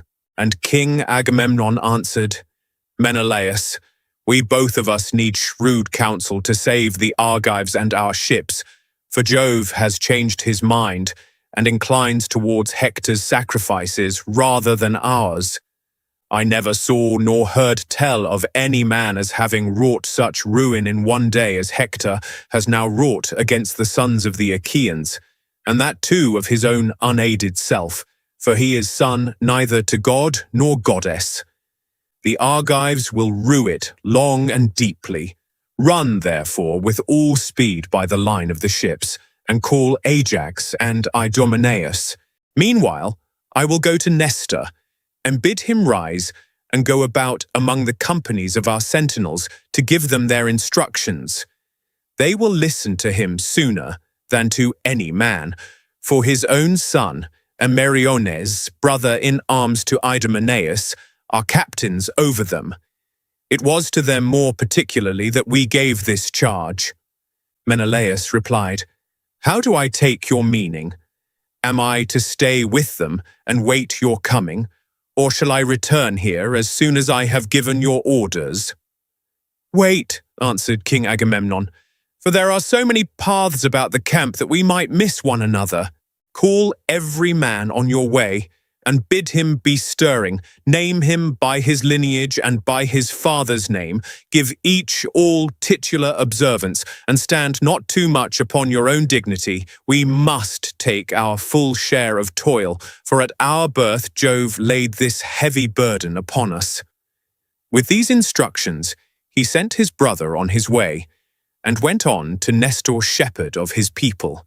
He found him sleeping in his tent hard by his own ship. His goodly armor lay beside him, his shield, his 2 spears, and his helmet. Beside him also lay the gleaming girdle with which the old man girded himself when he armed to lead his people into battle, for his age stayed him not. He raised himself on his elbow and looked up at Agamemnon. "Who is it," said he, "that goes thus about the host and the ships alone and in the dead of night, when men are sleeping? Are you looking for one of your mules or for some comrade? Do not stand there and say nothing, but speak. What is your business?" And Agamemnon answered, "Nestor, son of Neleus, honor to the Achaean name, it is I, Agamemnon, son of Atreus, on whom Jove has laid labor and sorrow so long as there is breath in my body and my limbs carry me. I am thus abroad because sleep sits not upon my eyelids, but my heart is big with war and with the jeopardy of the Achaeans. I am in great fear for the Danaans. I am at sea and without sure counsel. My heart beats as though it would leap out of my body, and my limbs fail me. If, then, you can do anything, for you too cannot sleep, let us go the round of the watch and see whether they are drowsy with toil and sleeping to the neglect of their duty. The enemy is encamped hard, and we know not, but he may attack us by night." Nestor replied, "Most noble son of Atreus, king of men, Agamemnon, Jove will not do all for Hector that Hector thinks he will. He will have troubles yet in plenty if Achilles will lay aside his anger. I will go with you, and we will rouse others, either the son of Tydeus, or Ulysses, or fleet Ajax, and the valiant son of Phyleus. Someone had also better go and call Ajax and King Idomeneus, for their ships are not near at hand, but the farthest of all. I cannot, however, refrain from blaming Menelaus, much as I love him and respect him, and I will say so plainly, even at the risk of offending you for sleeping and leaving all this trouble to yourself. He ought to be going about imploring aid from all the princes of the Achaeans, for we are in extreme danger." And Agamemnon answered, "Sir, you may sometimes blame him justly, for he is often remiss and unwilling to exert himself, not indeed from sloth, nor yet heedlessness, but because he looks to me and expects me to take the lead. On this occasion, however, he was awake before I was, and came to me of his own accord. I have already sent him to call the very men whom you have named, and now let us be going. We shall find them with the watch outside the gates, for it was there I said that we would meet them." "In that case," answered Nestor, "the Argives will not blame him nor disobey his orders when he urges them to fight or gives them instructions." With this, he put on his shirt and bound his sandals about his comely feet. He buckled on his purple coat, of two thicknesses, large and of a rough, shaggy texture, grasped his redoubtable bronze-shod spear, and wended his way along the line of the Achaean ships. First, he called loudly to Ulysses, peer of gods, in council, and woke him, for he was soon roused by the sound of the battle cry. He came outside his tent and said, "Why do you go thus alone about the host, and along the line of the ships in the stillness of the night? What is it that you find so urgent?" And Nestor, knight of Gerene, answered, "Ulysses, noble son of Laertes, take it not amiss, for the Achaeans are in great straits. Come with me, and let us wake some other, who may advise well with us whether we shall fight or fly." On this, Ulysses went at once into his tent, put his shield about his shoulders, and came out with them. First they went to Diomed son of Tydeus, and found him outside his tent clad in his armor with his comrades sleeping round him and using their shields as pillows.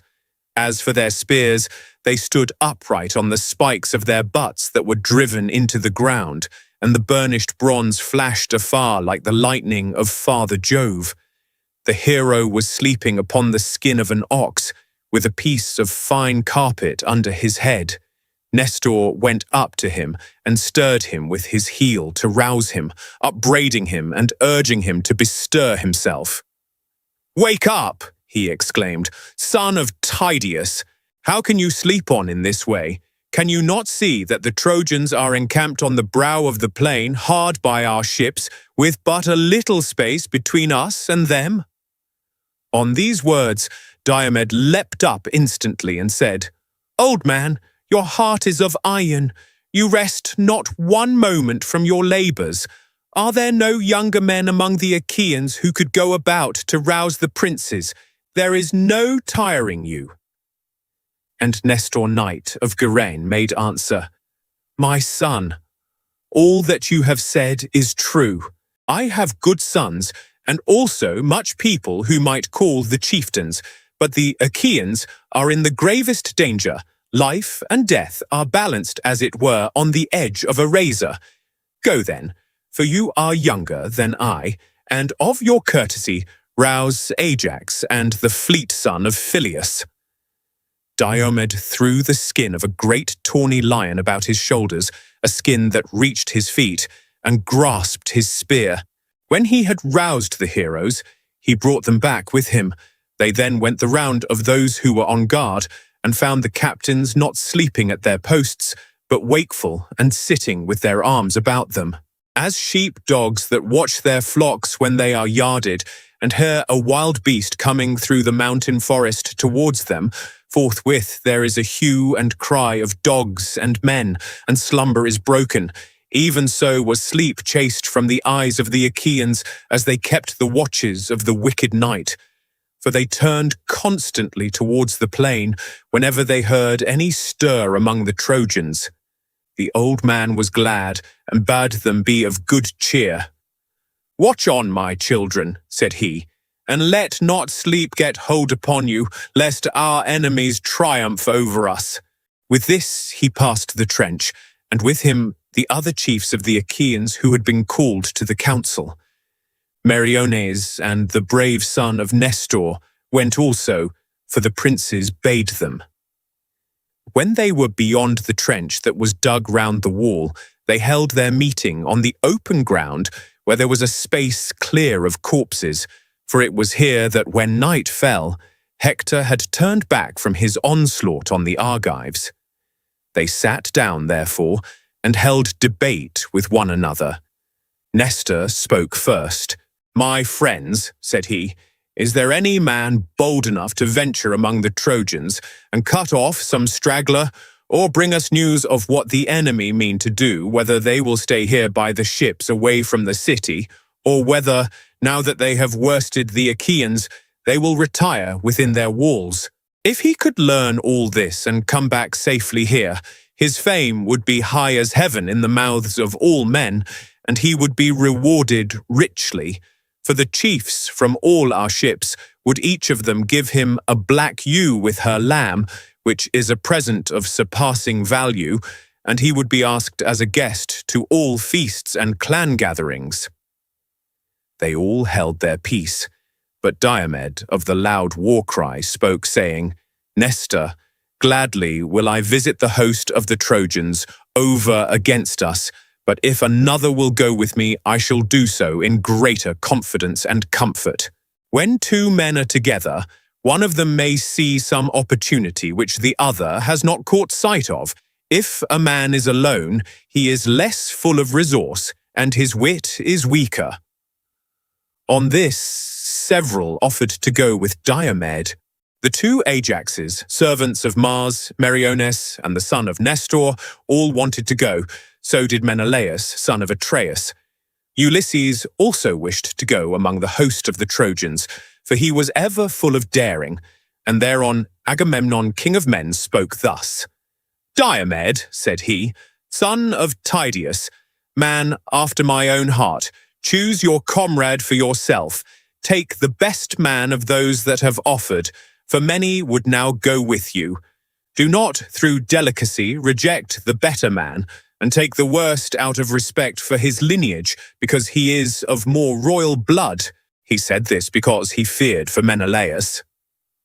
Diomed answered, "If you bid me take the man of my own choice, how in that case can I fail to think of Ulysses, than whom there is no man more eager to face all kinds of danger, and Pallas Minerva loves him well. If he were to go with me, we should pass safely through fire itself, for he is quick to see and understand." "Son of Tydeus," replied Ulysses, "say neither good nor ill about me, for you are among Argives who know me well. Let us be going, for the night wanes and dawn is at hand. The stars have gone forward, 2/3 of the night are already spent, and the third is alone left us. They then put on their armor. Brave Thrasymedes provided the son of Tydeus with a sword and a shield, for he had left his own at his ship, and on his head he set a helmet of bull's hide without either peak or crest. It is called a skullcap, and is a common headgear. Meriones found a bow and quiver for Ulysses, and on his head he set a leathern helmet that was lined with a strong plaiting of leathern thongs, while on the outside it was thickly studded with boar's teeth, well and skillfully set into it. Next, the head there was an inner lining of felt.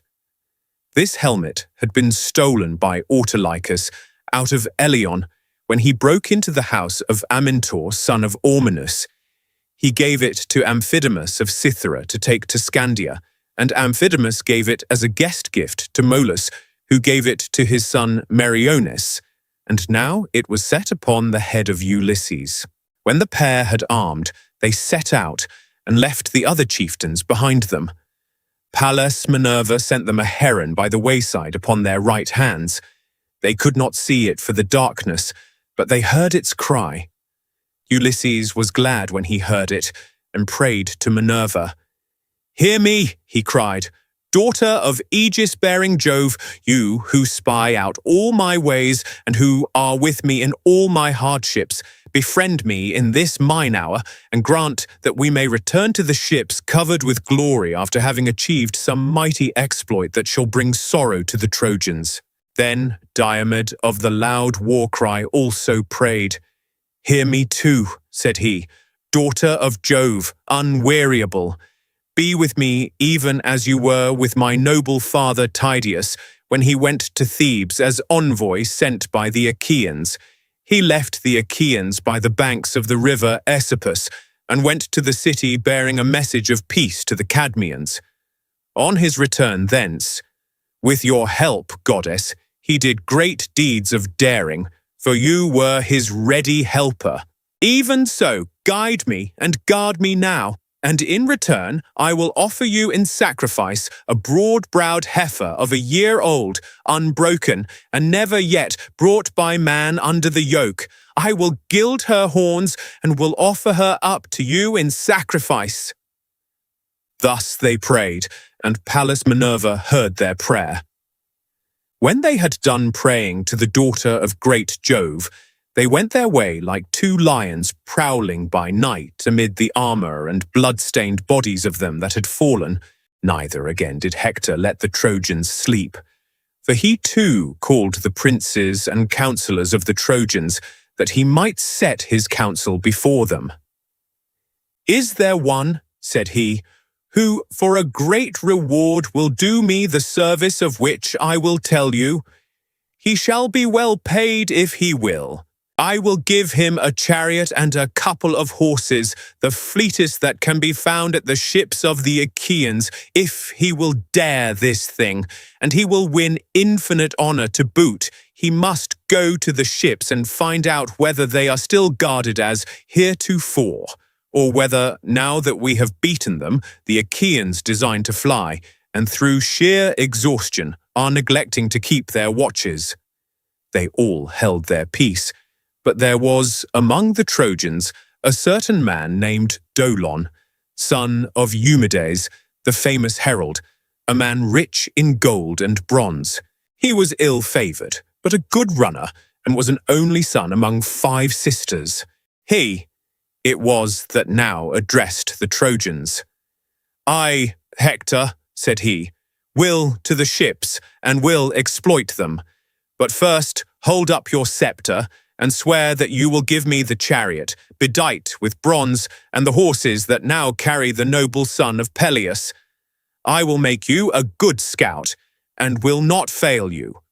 I will go through the host, from one end to the other, till I come to the ship of Agamemnon, where I take it the princes of the Achaeans are now consulting whether they shall fight or fly. When he had done speaking, Hector held up his scepter and swore him his oath, saying, "May Jove, the thundering husband of Juno, bear witness that no other Trojan but yourself shall mount those steeds, and that you shall have your will with them forever." The oath he swore was bootless, but it made Dolon more keen on going. He hung his bow over his shoulder, and as an overall he wore the skin of a grey wolf, while on his head he set a cap of ferret skin. Then he took a pointed javelin and left the camp for the ships, but he was not to return with any news for Hector. When he had left the horses and the troops behind him, he made all speed on his way. But Ulysses perceived his coming and said to Diomed, "Diomed, here is someone from the camp. I am not sure whether he is a spy or whether it is some thief who would plunder the bodies of the dead.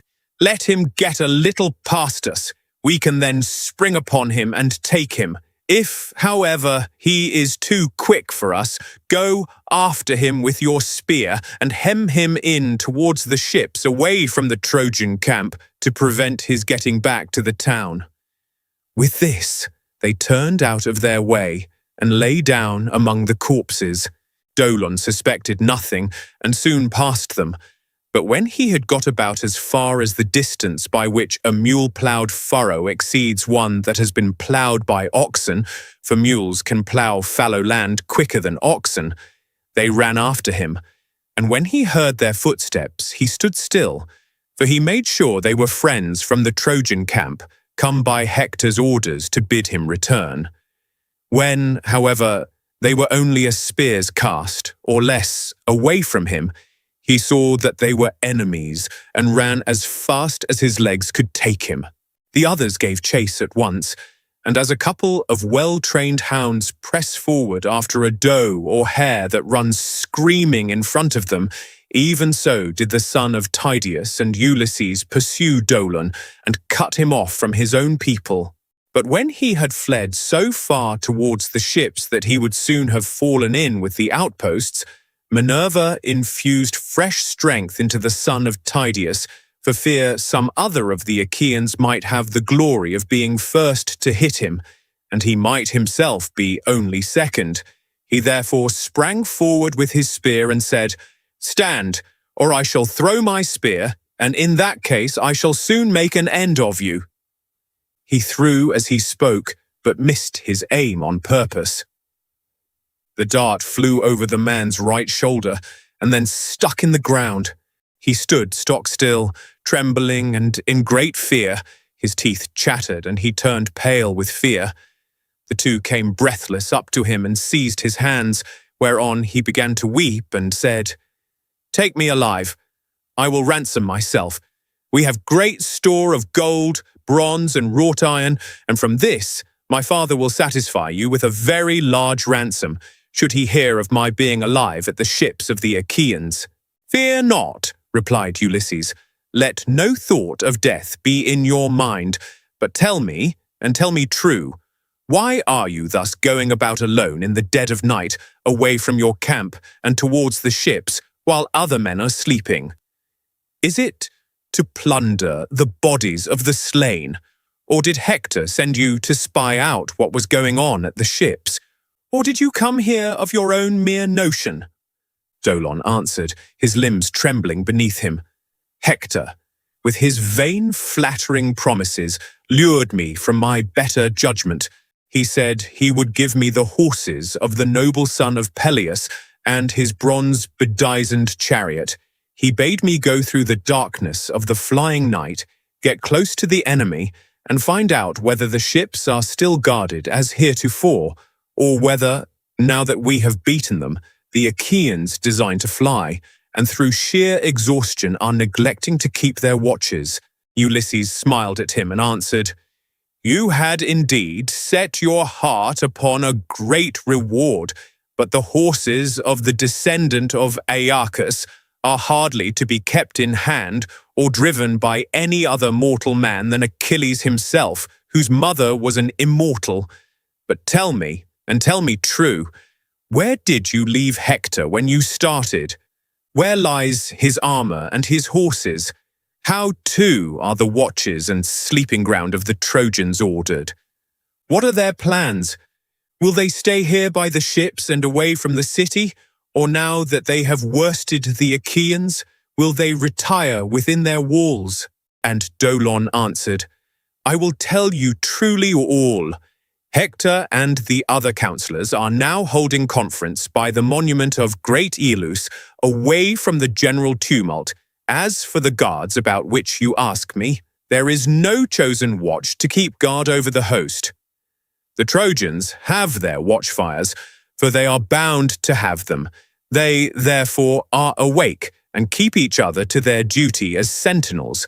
But the allies who have come from other places are asleep, and leave it to the Trojans to keep guard, for their wives and children are not here. Ulysses then said, Now tell me, are they sleeping among the Trojan troops, or do they lie apart? Explain this, that I may understand it. I will tell you truly all, replied Dolon. To the seaward lie the Carians, the Paeonian bowmen, the Lolygers, the Cauconians, and the noble Pelasgi. The Lycians and proud Mysians, with the Phrygians and Meonians, have their place on the side towards Thymbra. But why ask about all this?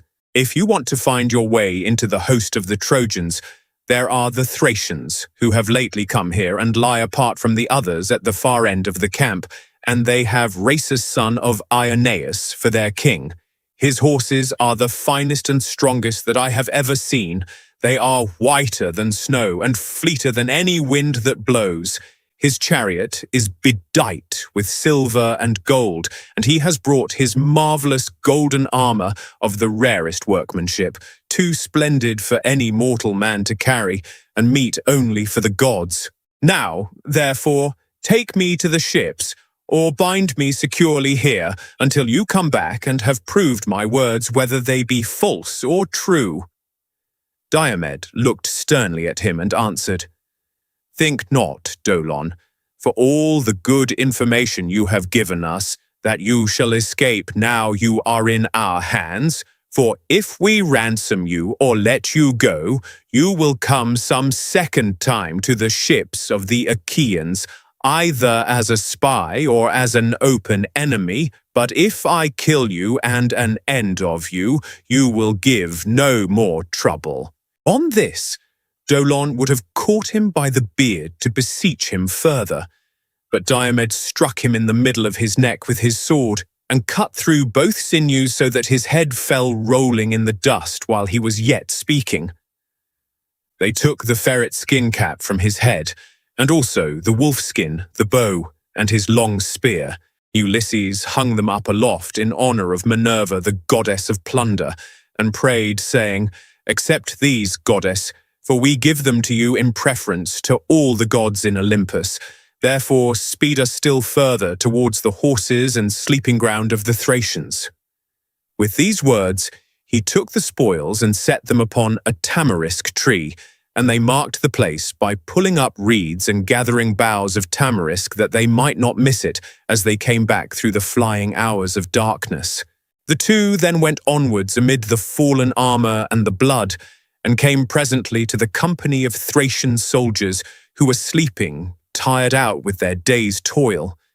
Their goodly armor was lying on the ground beside them, all orderly in 3 rows, and each man had his yoke of horses beside him.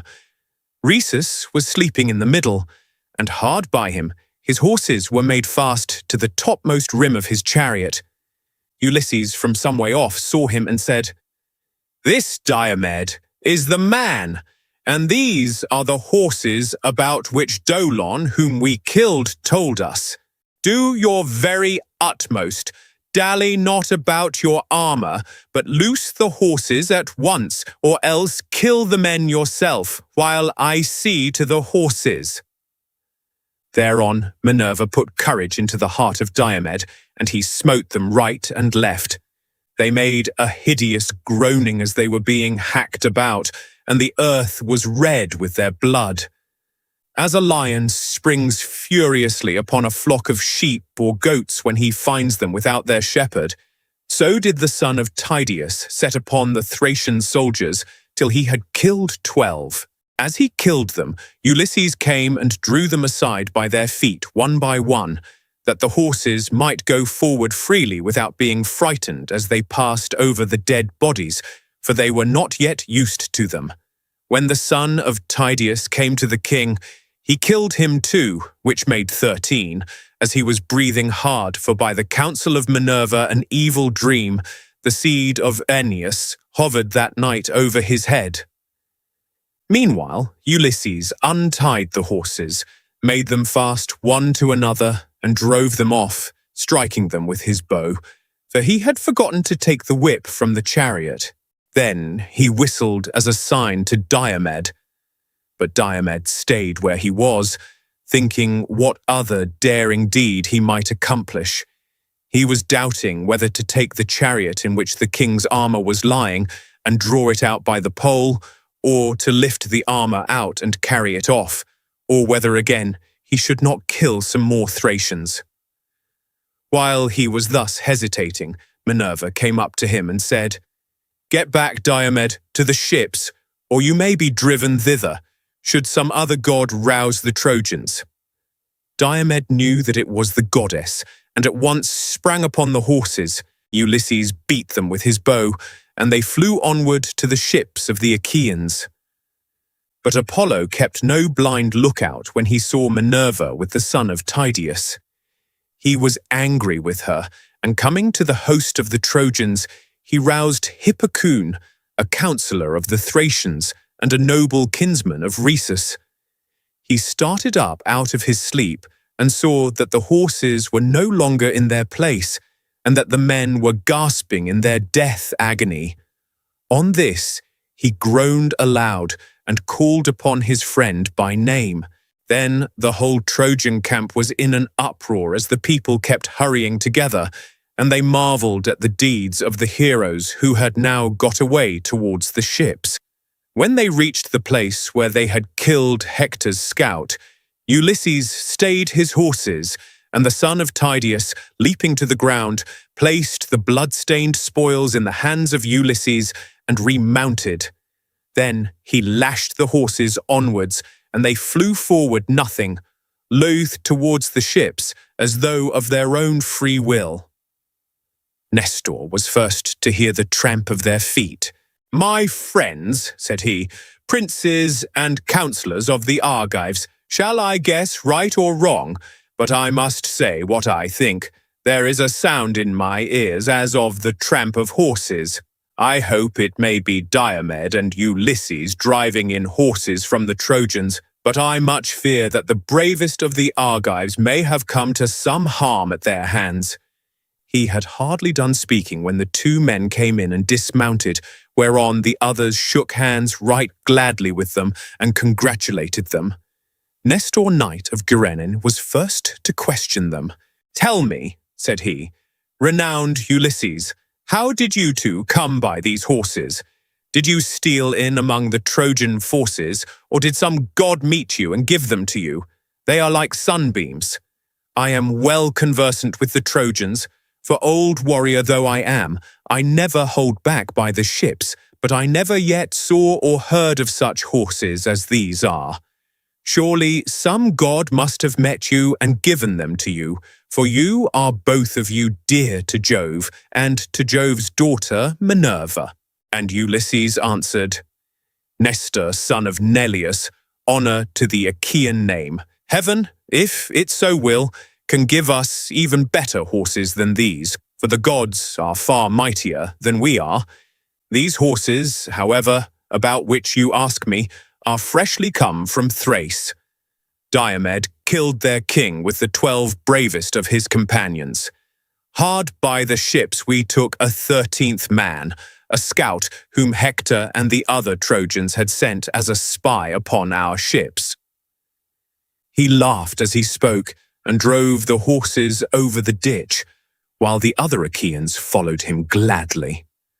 When they reached the strongly built quarters of the son of Tydeus, they tied the horses with thongs of leather to the manger, where the steeds of Diomed stood eating their sweet corn. But Ulysses hung the blood-stained spoils of Dolon at the stern of his ship, that they might prepare a sacred offering to Minerva. As for themselves, they went into the sea and washed the sweat from their bodies and from their necks and thighs. When the sea water had taken all the sweat from off them and had refreshed them, they went into the baths and washed themselves. After they had so done and had anointed themselves with oil, they sat down to table and, drawing from a full mixing bowl, made a drink offering of wine to Minerva. Book 11. In the forenoon, the fight is equal, but Agamemnon turns the fortune of the day towards the Achaeans until he gets wounded and leaves the field. Hector then drives everything before him till he is wounded by Diomed. Paris wounds Diomed. Ulysses, Nestor, and Idomeneus perform prodigies of valor. Machaon is wounded. Nestor drives him off in his chariot. Achilles sees the pair driving towards the camp and sends Patroclus to ask who it is that is wounded. This is the beginning of evil for Patroclus. Nestor makes a long speech. And now, as dawn rose from her couch beside Tithonus, harbinger of light alike to mortals and immortals, Jove sent fierce discord with the ensign of war in her hands to the ships of the Achaeans.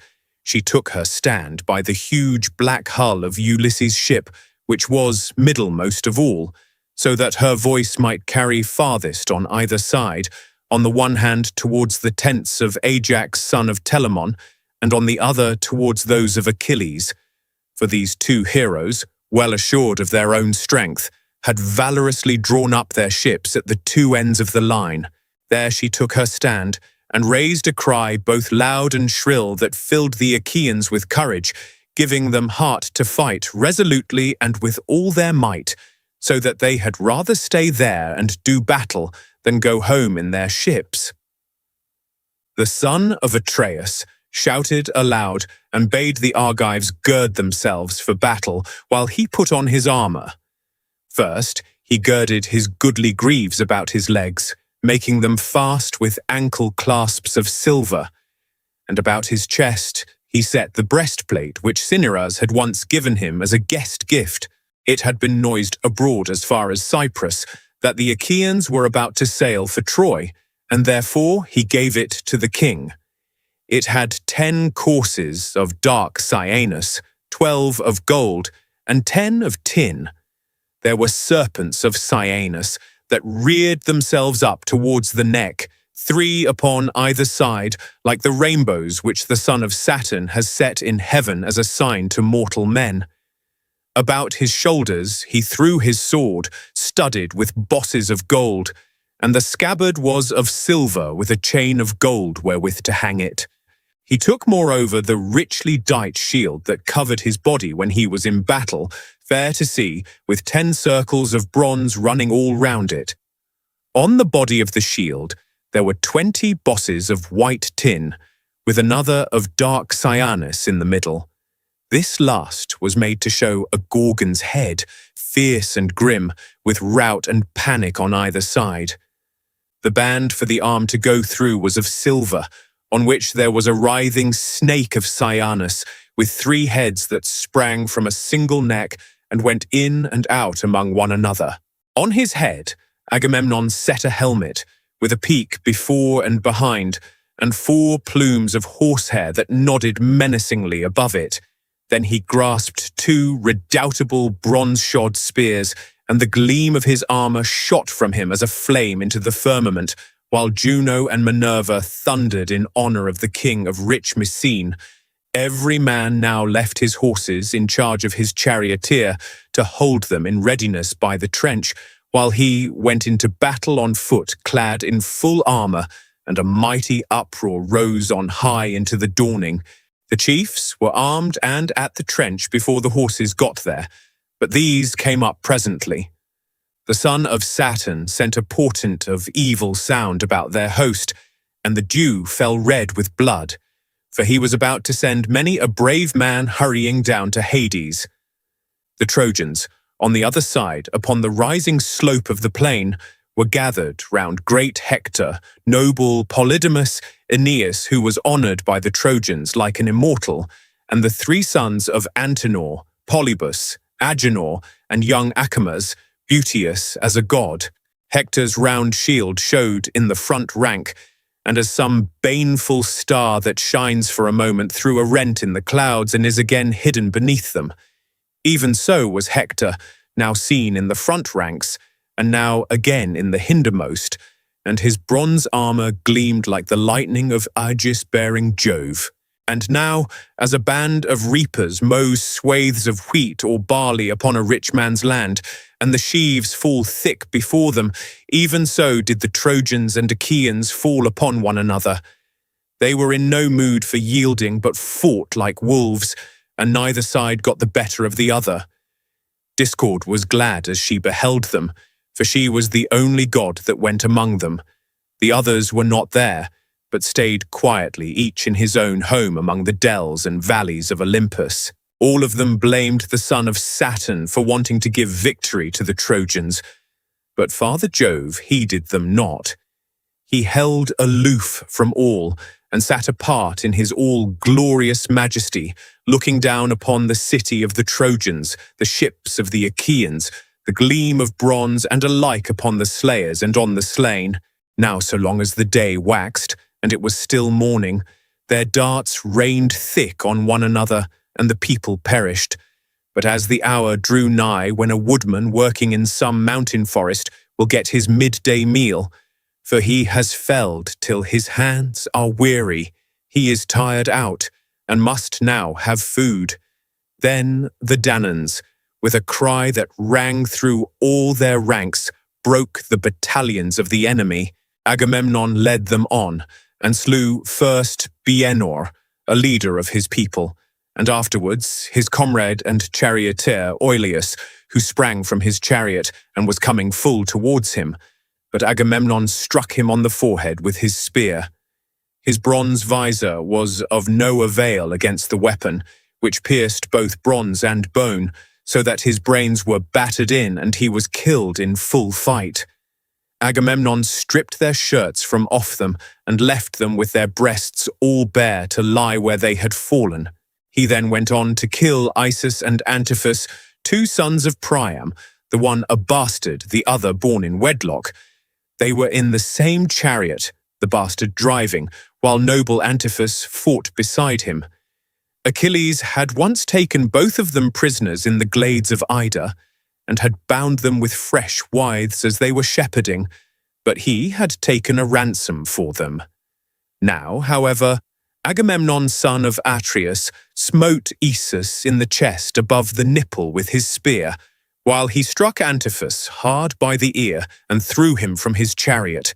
Forthwith he stripped their goodly armour from off them and recognized them, for he had already seen them at ships when Achilles brought them in from Ida. As a lion fastens on the fawns of a hind and crushes them in his great jaws, robbing them of their tender life while he, on his way back to his lair, the hind can do nothing for them even though she be close by, for she is in an agony of fear and flies through the thick forest, sweating and at her utmost speed before the mighty monster. So no man of the Trojans could help Isus and Antiphus, for they were themselves flying in panic before the Argives. Then King Agamemnon took the two sons of Antimachus, Pisander, and brave Hippolochus. It was Antimachus who had been foremost in preventing Helen's being restored to Menelaus, for he was largely bribed by Alexandrus, and now Agamemnon took his two sons, both in the same chariot, trying to bring their horses to a stand. For they had lost hold of the reins, and the horses were mad with fear. The son of Atreus sprang upon them like a lion, and the pair besought him from their chariot. "Take us alive," they cried, "son of Atreus, and you shall receive a great ransom for us. Our father, Antimachus, has great store of gold, bronze, and wrought iron, and from this he will satisfy you with a very large ransom should he hear of our being alive at the ships of the Achaeans." With such piteous words and tears did they beseech the king, but they heard no pitiful answer in return. "If," said Agamemnon, "you are sons of Antimachus, who once at a council of Trojans proposed that Menelaus and Ulysses, who had come to you as envoys, should be killed and not suffered to return, you shall now pay for the foul iniquity of your father." As he spoke, he felled Pisander from his chariot to the earth, smiting him on the chest with his spear, so that he lay face uppermost upon the ground. Hippolochus fled, but him too did Agamemnon smite. He cut off his hands and his head, which he sent rolling in among the crowd as though it were a ball. There he let them both lie, and wherever the ranks were thickest thither, he flew, while the other Achaeans followed.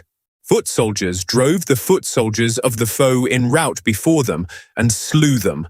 Horsemen did the like by horsemen, and the thundering tramp of the horses raised a cloud of dust from off the plain. King Agamemnon followed after, ever slaying them and cheering on the Achaeans. As when some mighty forest is all ablaze, the eddying gusts whirl fire in all directions till the thickets shrivel and are consumed before the blast of the flame.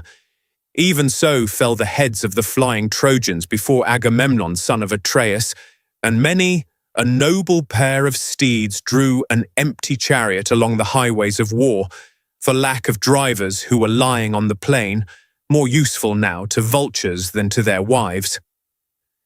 Jove drew Hector away from the darts and dust, with the carnage and din of battle, but the son of Atreus sped onwards, calling out lustily to the Danaans.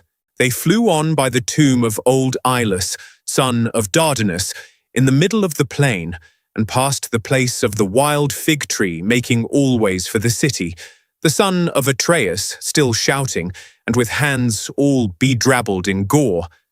But when they had reached the Scaean gates and the oak tree, there they halted and waited for the others to come up. Meanwhile, the Trojans kept on flying over the middle of the plain, like a herd of cows maddened with fright when a lion has attacked them in the dead of night.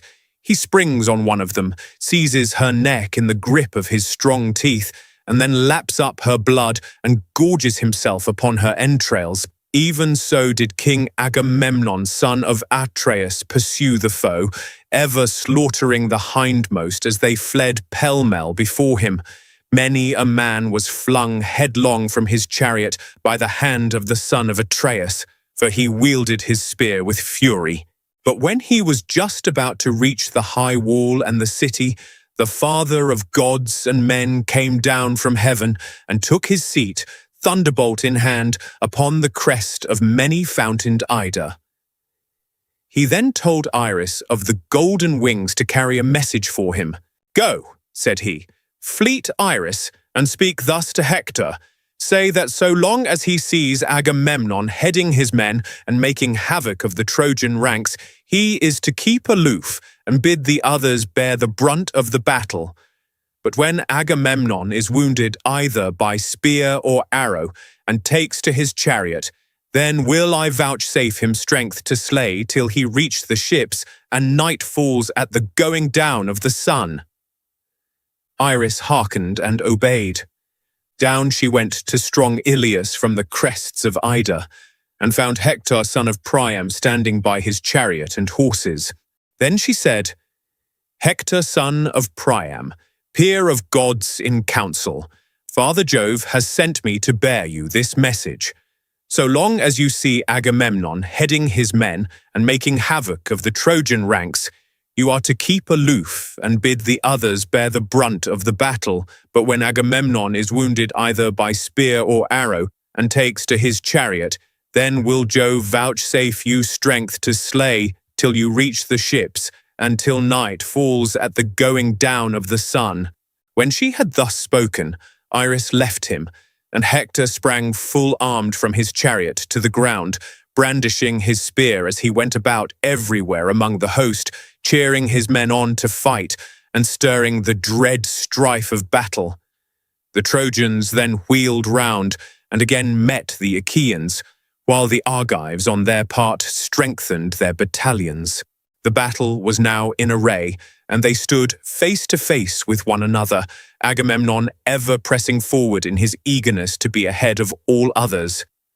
Tell me now, ye muses that dwell in the mansions of Olympus, who, whether of the Trojans or of their allies, was first to face Agamemnon.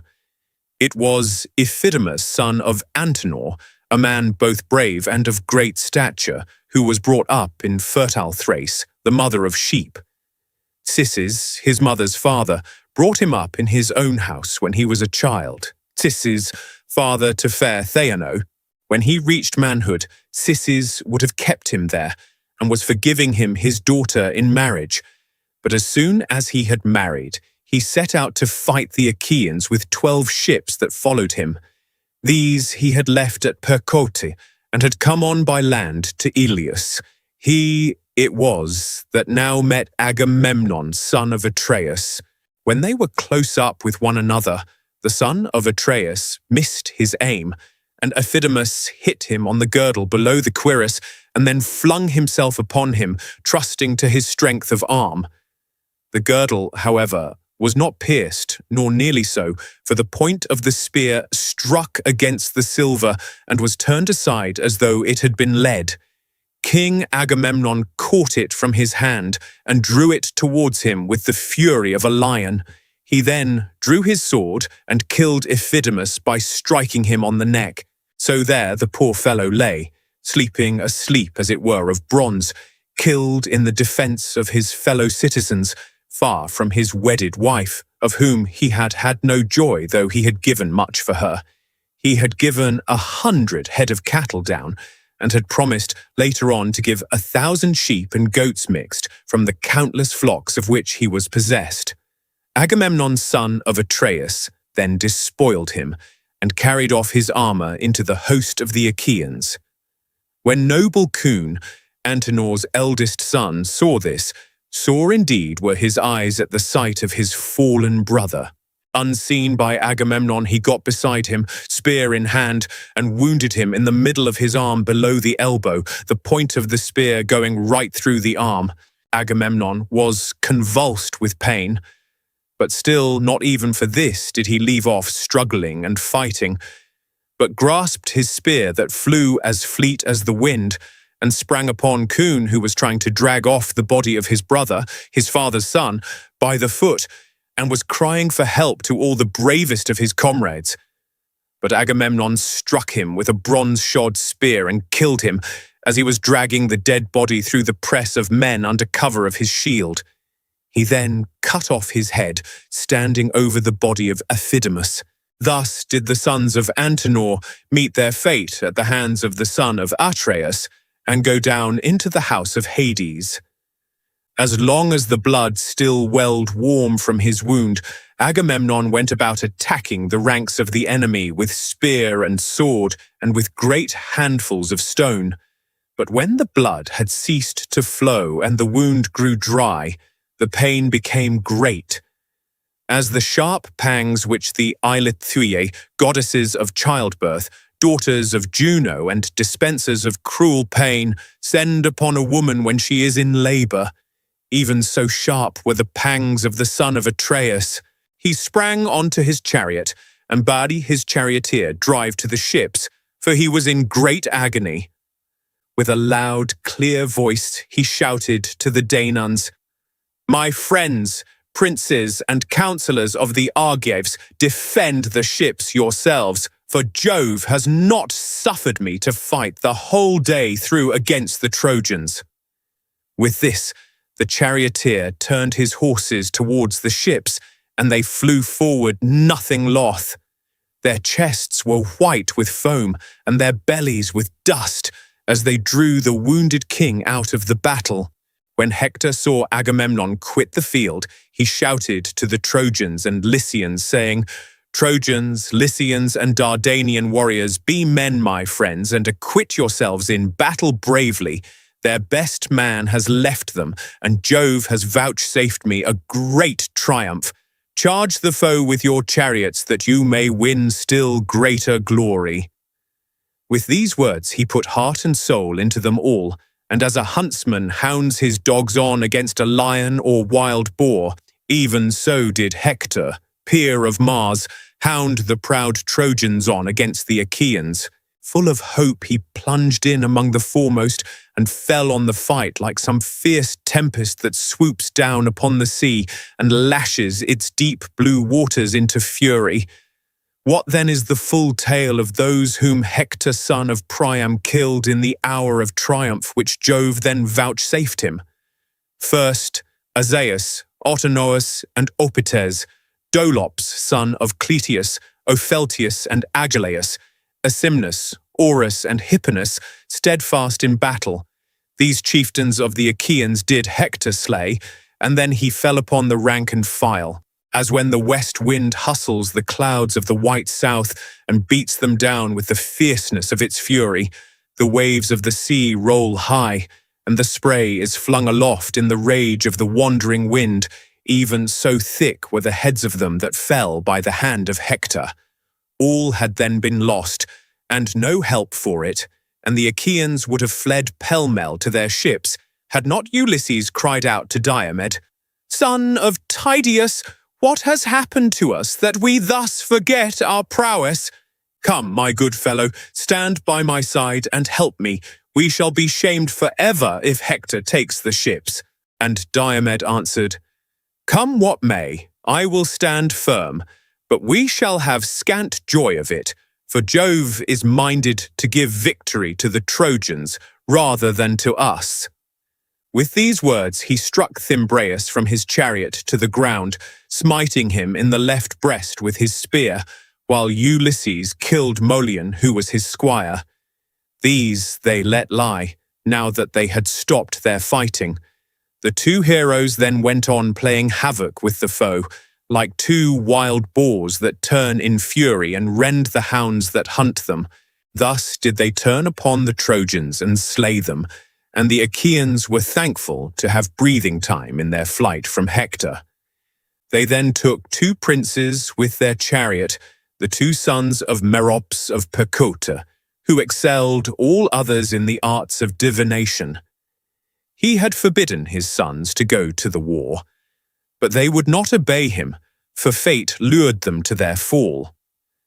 Diomed son of Tydeus slew them both and stripped them of their armor, while Ulysses killed Hippodamus and Hypeirochus, and now the son of Saturn, as he looked down from Ida, ordained that neither side should have the advantage, and they kept on killing one another. The son of Tydeus speared Agastrophus, son of Paeon, in the hip joint with his spear. His chariot was not at hand for him to fly with, so blindly confident had he been. His squire was in charge of it at some distance, and he was fighting on foot among the foremost until he lost his life. Hector soon marked the havoc Diomed and Ulysses were making, and bore down upon them with a loud cry, followed by the Trojan ranks. Brave Diomed was dismayed when he saw them, and said to Ulysses, who was beside him, "Great Hector is bearing down upon us, and we shall be undone. Let us stand firm and wait his onset." He poised his spear as he spoke and hurled it, nor did he miss his mark. He had aimed at Hector's head near the top of his helmet, but bronze was turned by bronze, and Hector was untouched. For the spear was stayed by the visored helm made with 3 plates of metal, which Phoebus Apollo had given him. Hector sprang back with a great bound under cover of the ranks. He fell on his knees and propped himself with his brawny hand leaning on the ground, for darkness had fallen on his eyes. The son of Tydeus, having thrown his spear, dashed in among the foremost fighters, to the place where he had seen it strike the ground. Meanwhile, Hector recovered himself, and springing back into his chariot, mingled with the crowd, by which means he saved his life. But Diomed made at him with his spear and said, "Dog, you have again got away, though death was close on your heels. Phoebus Apollo, to whom I ween you pray ere you go into battle, has again saved you. Nevertheless, I will meet you and make an end of you hereafter, if there is any god who will stand by me too and be my helper. For the present, I must pursue those I can lay hands on."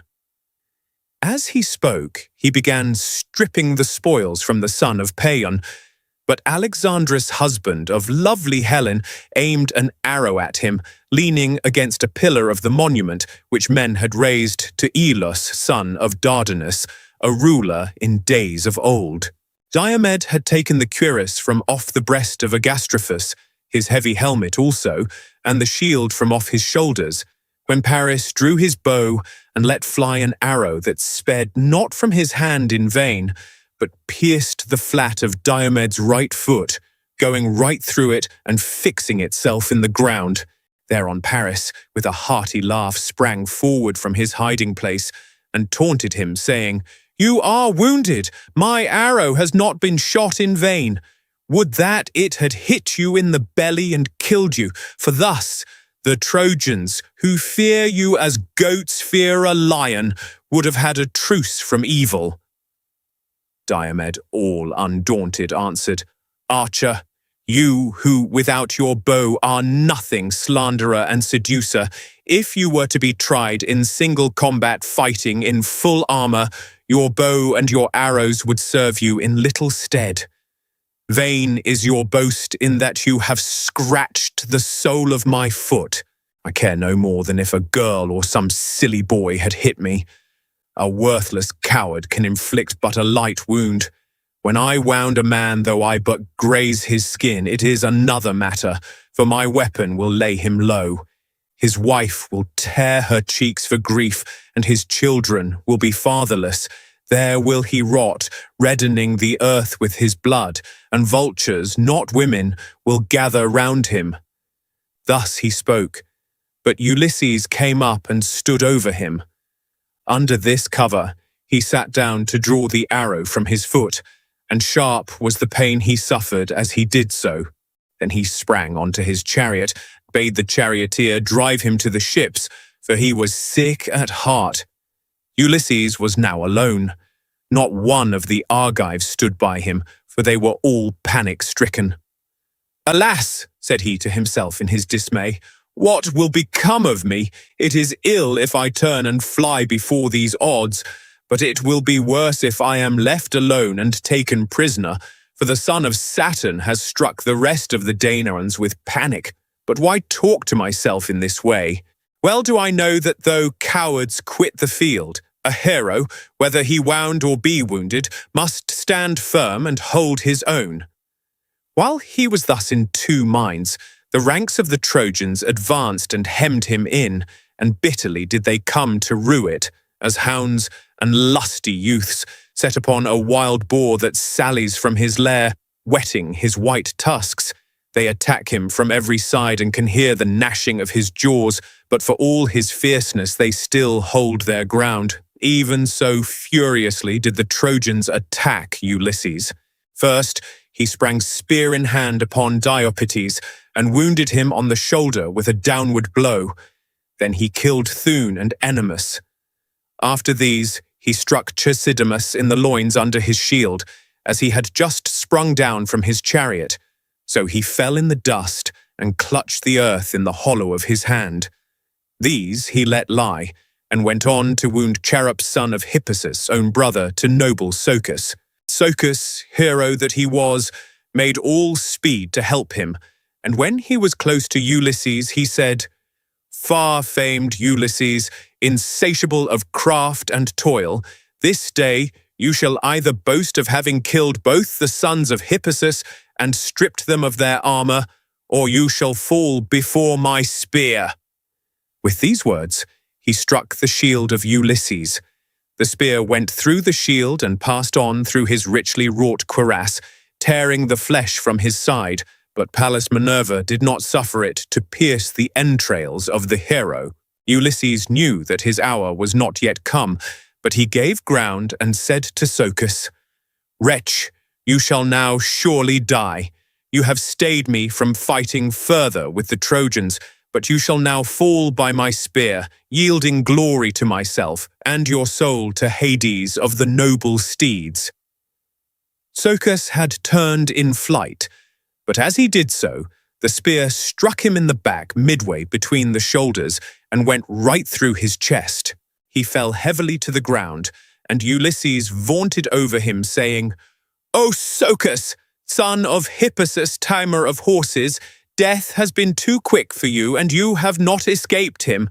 Poor wretch, not even in death shall your father and mother close your eyes, but the ravening vultures shall enshroud you with the flapping of their dark wings and devour you, whereas, even though I fall, the Achaeans will give me my due rites of burial." So saying, he drew Socus's heavy spear out of his flesh and from his shield, and the blood welled forth when the spear was withdrawn, so that he was much dismayed. When the Trojans saw that Ulysses was bleeding, they raised a great shout and came on in a body towards him. He therefore gave ground and called his comrades to come and help him. Thrice did he cry as loudly as man can cry, and thrice did brave Menelaus hear him.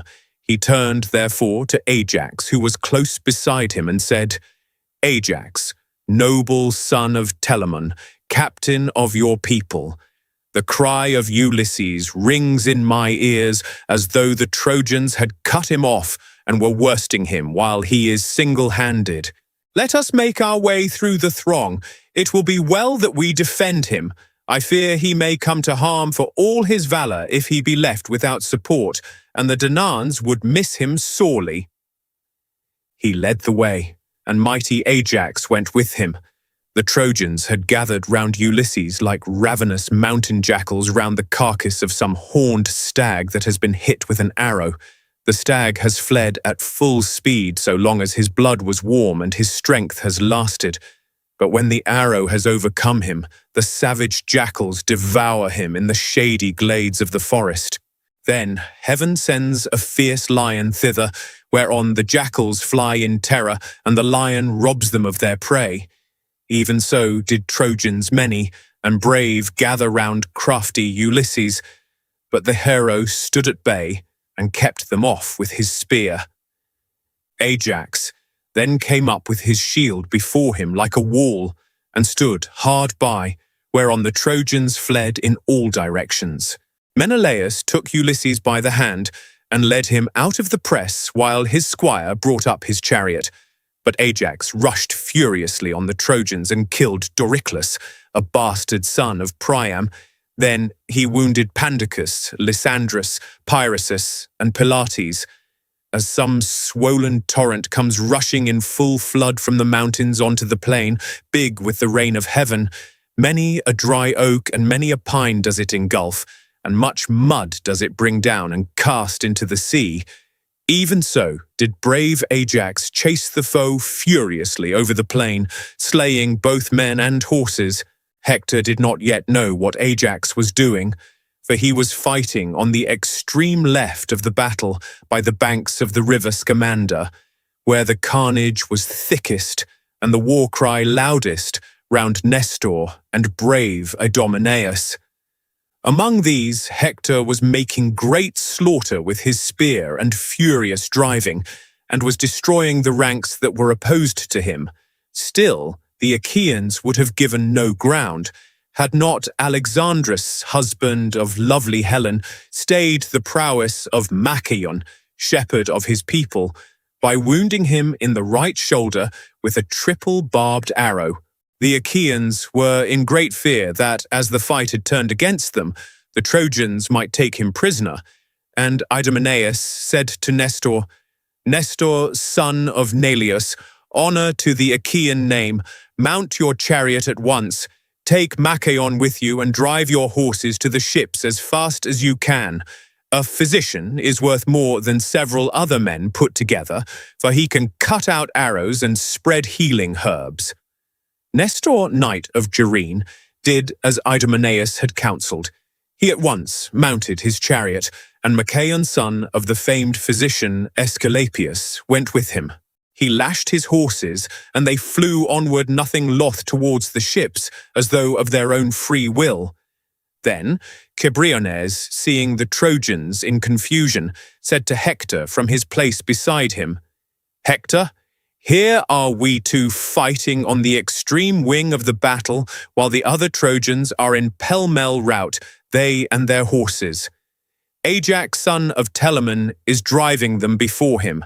I know him by the breadth of his shield. Let us turn our chariot and horses thither, where horse and foot are fighting most desperately, and where the cry of battle is loudest."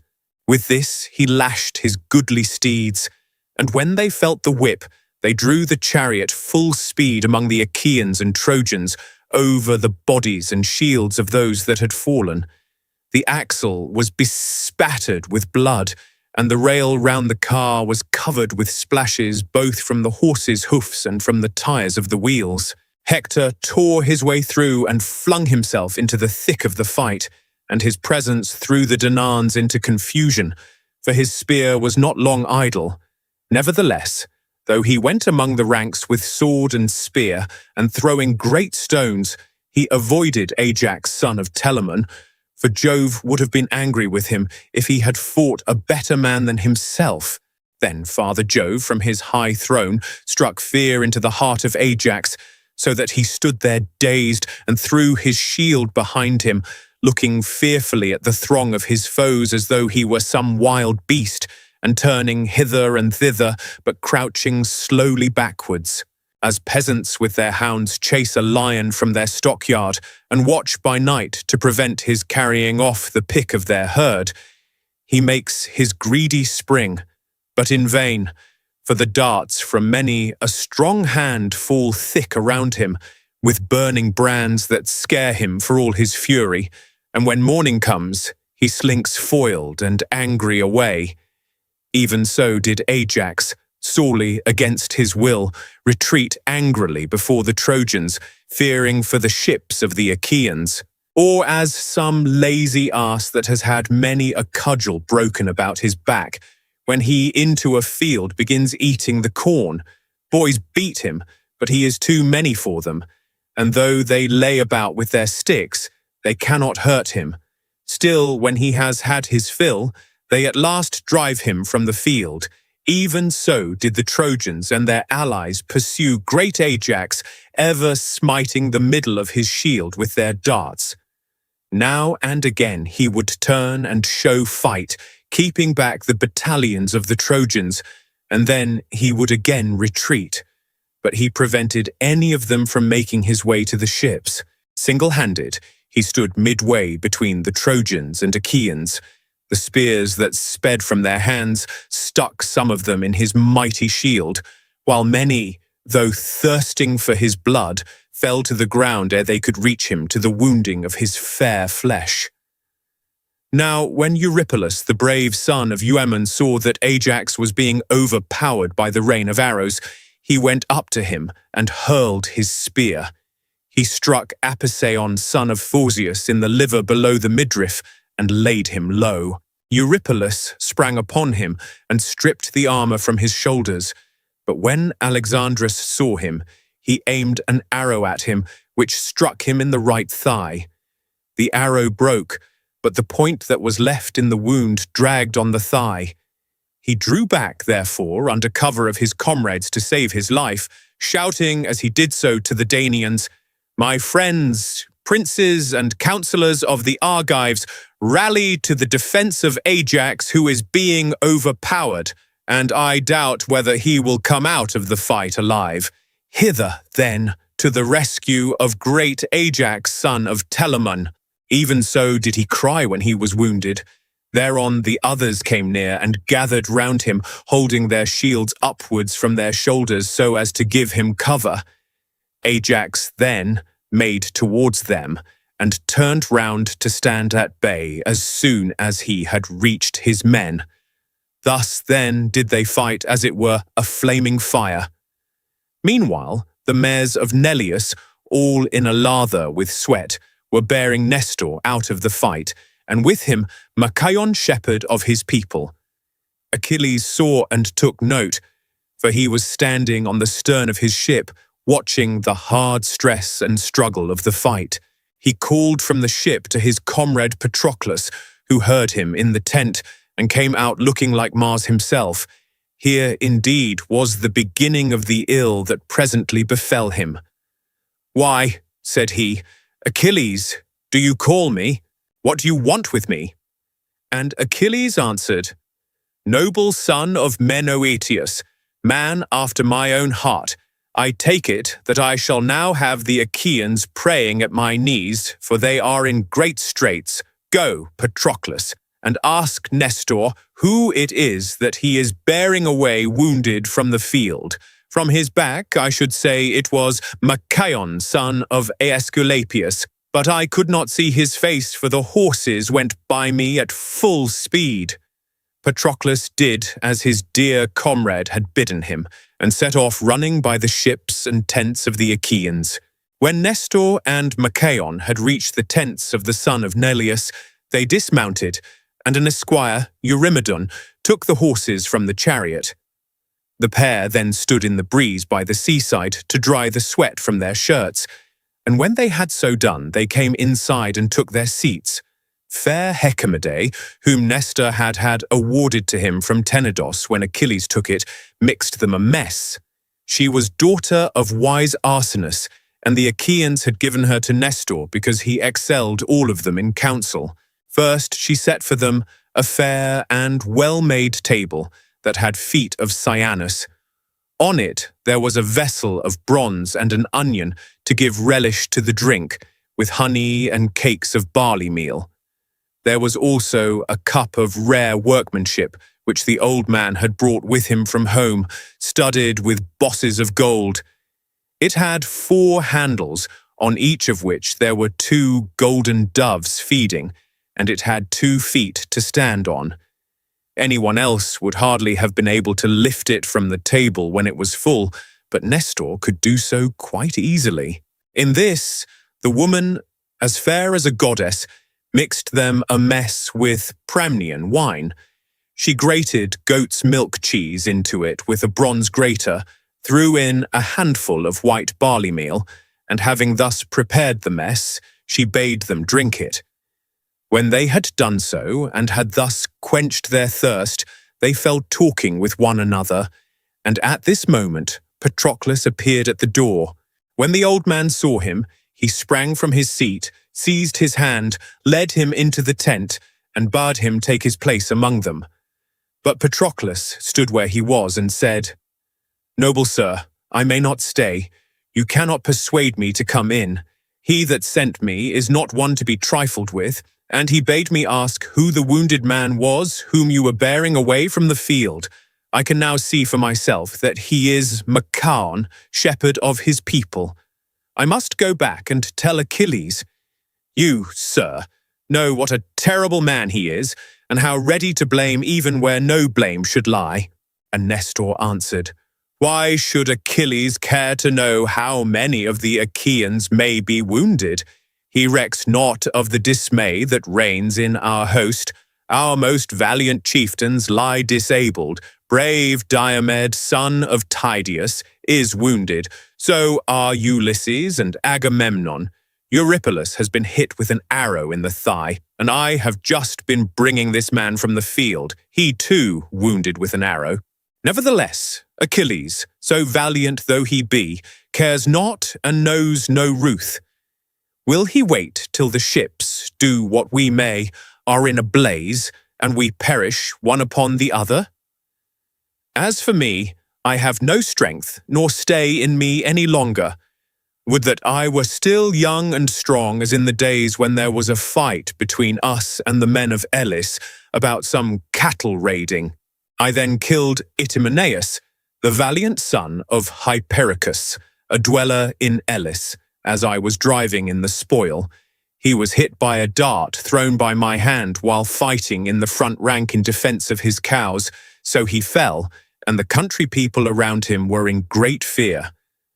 We drove off a vast quantity of booty from the plain, 50 herds of cattle and as many flocks of sheep, 50 droves also of pigs, and as many wide-spreading flocks of goats.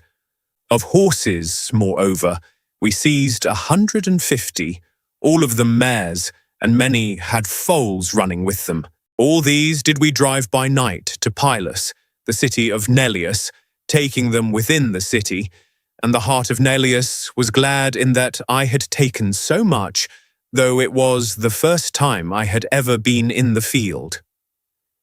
At daybreak, the heralds went round crying that all in Elis to whom there was a debt owing should come, and the leading Pylians assembled to divide the spoils. There were many to whom the Epeans owed chattels, for we men of Pylos were few and had been oppressed with wrong. In former years Hercules had come and had laid his hand heavy upon us, so that all our best men had perished. Neleus had had 12 sons, but I alone was left. The others had all been killed.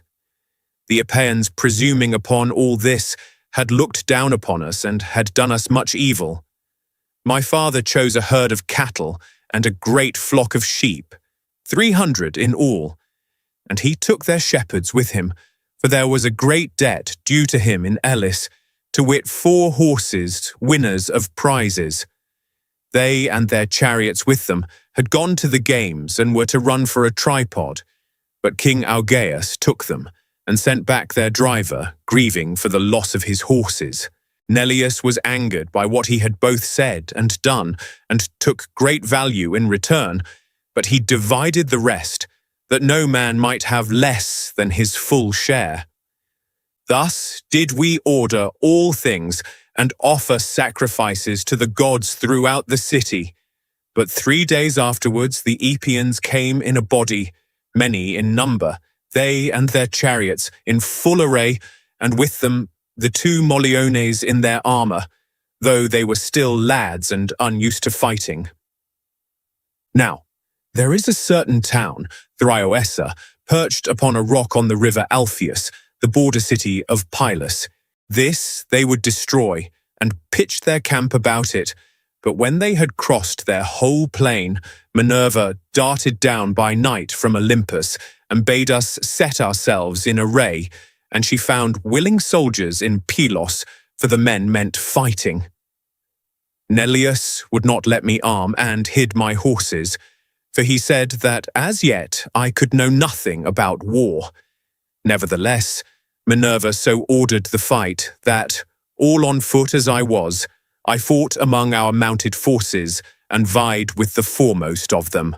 There is a river Minyaeus that falls into the sea near Arene, and there they that were mounted, and I with them, waited till morning, when the companies of foot soldiers came up with us in force.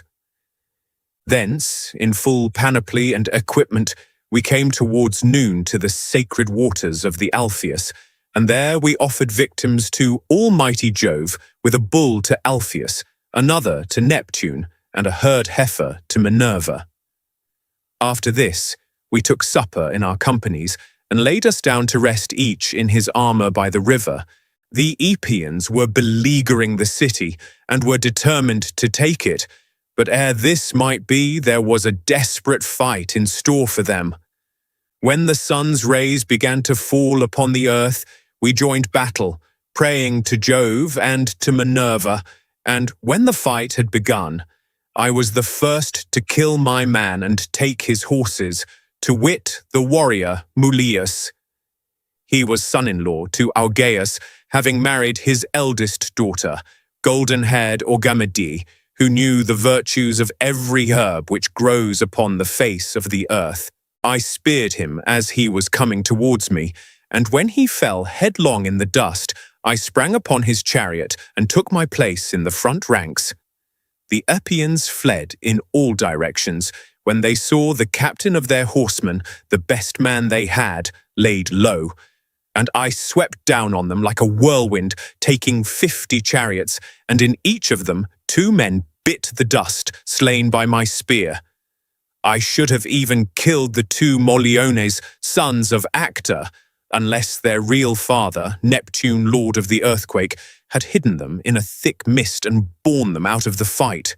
Thereon Jove vouchsafed the Pylians a great victory, for we chased them far over the plain, killing the men and bringing in their armor, till we had brought our horses to Buprasium, rich in wheat, and to the Olenian rock, with the hill that is called Elysian, at which point Minerva turned the people back. There I slew the last man and left him. Then the Achaeans drove their horses back from Buprasium to Pylos, and gave thanks to Jove among the gods, and among mortal men to Nestor. Such was I among my peers, as surely as ever was. But Achilles is for keeping all his valour for himself. Bitterly will he rue it hereafter when the host is being cut to pieces. My good friend, did not Menœtius charge you thus on the day when he sent you from Phthia to Agamemnon? Ulysses and I were in the house, inside, and heard all that he said to you. For we came to the fair house of Peleus while beating up recruits throughout all Achaea, and when we got there, we found Menœtius and yourself and Achilles with you. The old knight Peleus was in the outer court, roasting the fat thigh bones of a heifer to Jove the Lord of Thunder, and he held a gold chalice in his hand, from which he poured drink offerings of wine over the burning sacrifice. You two were busy cutting up the heifer, and at that moment we stood at the gates, whereon Achilles sprang to his feet, led us by the hand into the house, placed us at table, and set before us such hospitable entertainment as guests expect. When we had satisfied ourselves with meat and drink, I said my say, and urged both of you to join us. You were ready enough to do so, and the two old men charged you much and straitly. Old Peleus bade his son Achilles fight ever among the foremost, and outvie his peers, while Menœtius, the son of Actor, spoke thus to you. My son, said he, Achilles is of nobler birth than you are, but you are older than he, though he is far the better man of the two. Counsel him wisely, guide him in the right way, and he will follow you to his own profit. Thus did your father charge you, but you have forgotten. Nevertheless, even now, say all this to Achilles if he will listen to you. Who knows but with heaven's help you may talk him over, for it is good to take a friend's advice.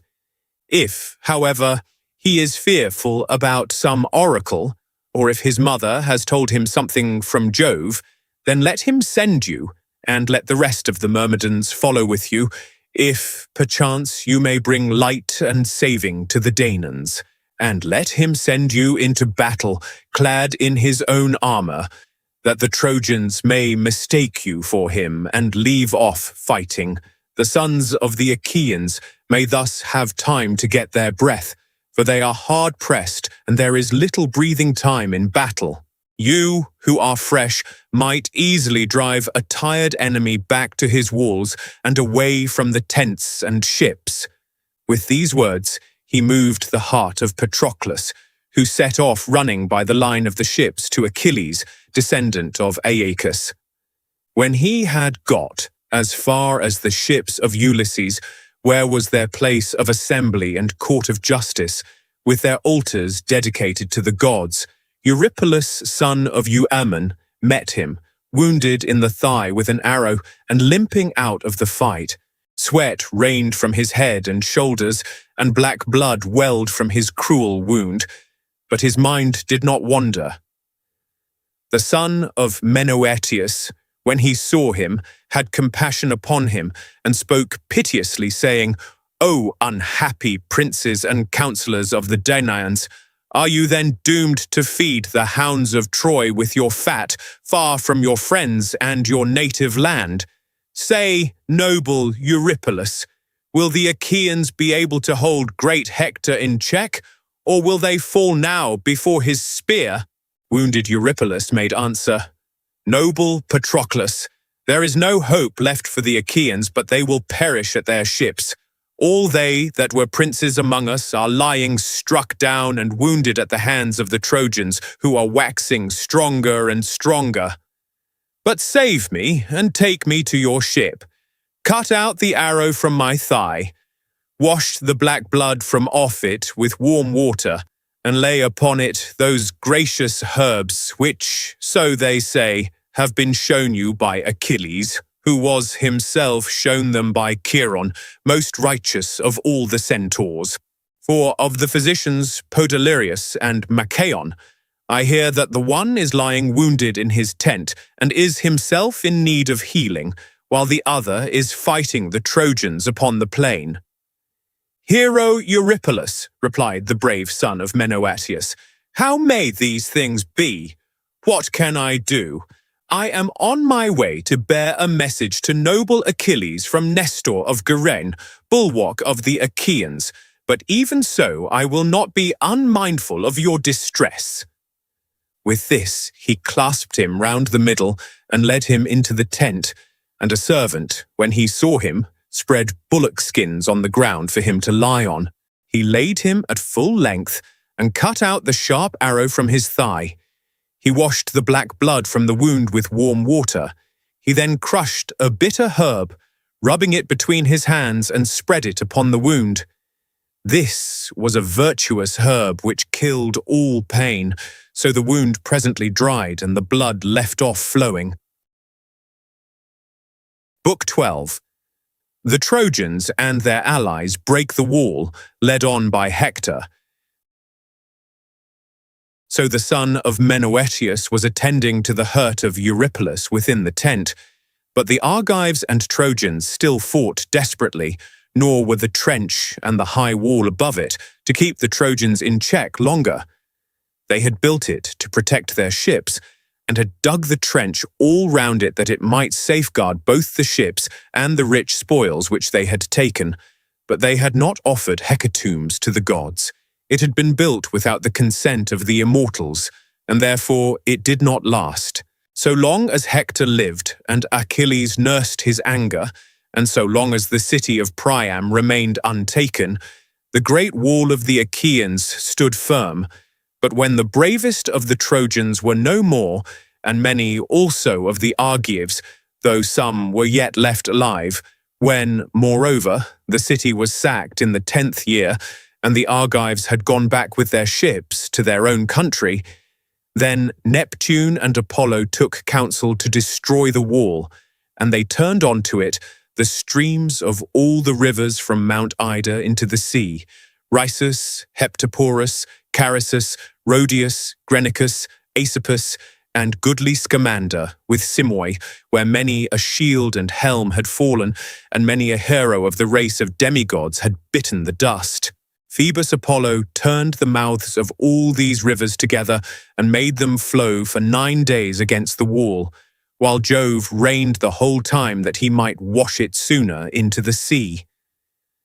Neptune himself, trident in hand, surveyed the work and threw into the sea all the foundations of beams and stones which the Achaeans had laid with so much toil.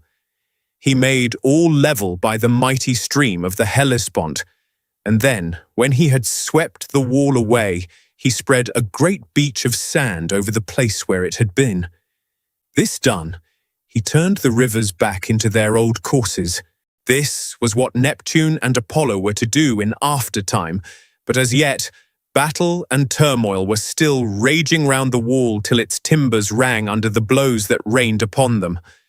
The Argives, cowed by the scourge of Jove, were hemmed in at their ships in fear of Hector, the mighty minister of rout, who, as heretofore, fought with the force and fury of a whirlwind, as a lion or wild boar turns fiercely on the dogs and men that attack him, while these form a solid wall and shower their javelins as they face him. His courage is all undaunted, but his high spirit will be the death of him. Many a time does he charge at his pursuers to scatter them, and they fall back as often as he does so. Even so did Hector go about among the host, exhorting his men and cheering them on to cross the trench. But the horses dared not do so, and stood neighing upon its brink, for the width frightened them. They could neither jump it nor cross it, for it had overhanging banks all round upon either side, above which there were the sharp stakes that the sons of the Achaeans had planted so close and strong as a defense against all who would assail it. A horse, therefore, could not get into it and draw his chariot after him, but those who were on foot kept trying their very utmost. Then Polydamas went up to Hector and said, "Hector, and you other captains of the Trojans and allies, it is madness for us to try and drive our horses across the trench. It will be very hard to cross, for it is full of sharp stakes, and beyond these there is the wall. Our horses, therefore, cannot get down into it, and would be of no use if they did. Moreover, it is a narrow place, and we should come to harm. If, indeed, great Jove is minded to help the Trojans, and in his anger will utterly destroy the Achaeans, I would myself gladly see them perish now and here far from Argos. But if they should rally, and we are driven back from the ships pell-mell into the trench, there will be not so much as a man get back to the city to tell the tale. Now, therefore, let us all do as I say. Let our squires hold our horses by the trench, but let us follow Hector in a body on foot, clad in full armor, and if the day of their doom is at hand, the Achaeans will not be able to withstand us." Thus spoke Polydamas, and his saying pleased Hector, who sprang in full armor to the ground, and all the other Trojans, when they saw him do so, also left their chariots. Each man then gave his horses over to his charioteer in charge to hold them ready for him at the trench. Then they formed themselves into companies, made themselves ready, and in 5 bodies followed their leaders. Those that went with Hector and Polydamas were the bravest and most in number, and the most determined to break through the wall and fight at the ships. Cebriones was also joined with them as third in command, for Hector had left his chariot in charge of a less valiant soldier. The next company was led by Paris, Alcathous, and Agenor, the third by Helenus and Deiphobus, 2 sons of Priam, and with them was the hero Asius, the son of Hyrtacus, whose great black horses of the breed that comes from the river Celis had brought him from Arisbe. Aeneas, the valiant son of Anchises, led the 4th. He and the 2 sons of Antenor, Archelicus and Acamas, men well versed in all the arts of war. Sarpedon was captain over the allies, and took with him Glaucus and Asteropaeus, whom he deemed most valiant after himself, for he was far the best man of them all. These helped to array one another in their ox-hide shields, and then charged straight at the Danans, for they felt sure that they would not hold out longer, and that they should themselves now fall upon the ships. The rest of the Trojans and their allies now followed the counsel of Polydamas, but Asius, son of Hyrtacus, would not leave his horses and his esquire behind him. In his foolhardiness, he took them on with him towards the ships, nor did he fail to come by his end in consequence. Nevermore was he to return to wind-beaten Ilias, exulting in his chariot and his horses. Ere he could do so, death of ill-omened name had overshadowed him, and he had fallen by the spear of Idomeneus, the noble son of Deucalion. He had driven towards the left wing of the ships, by which way the Achaeans used to return with their chariots and horses from the plain.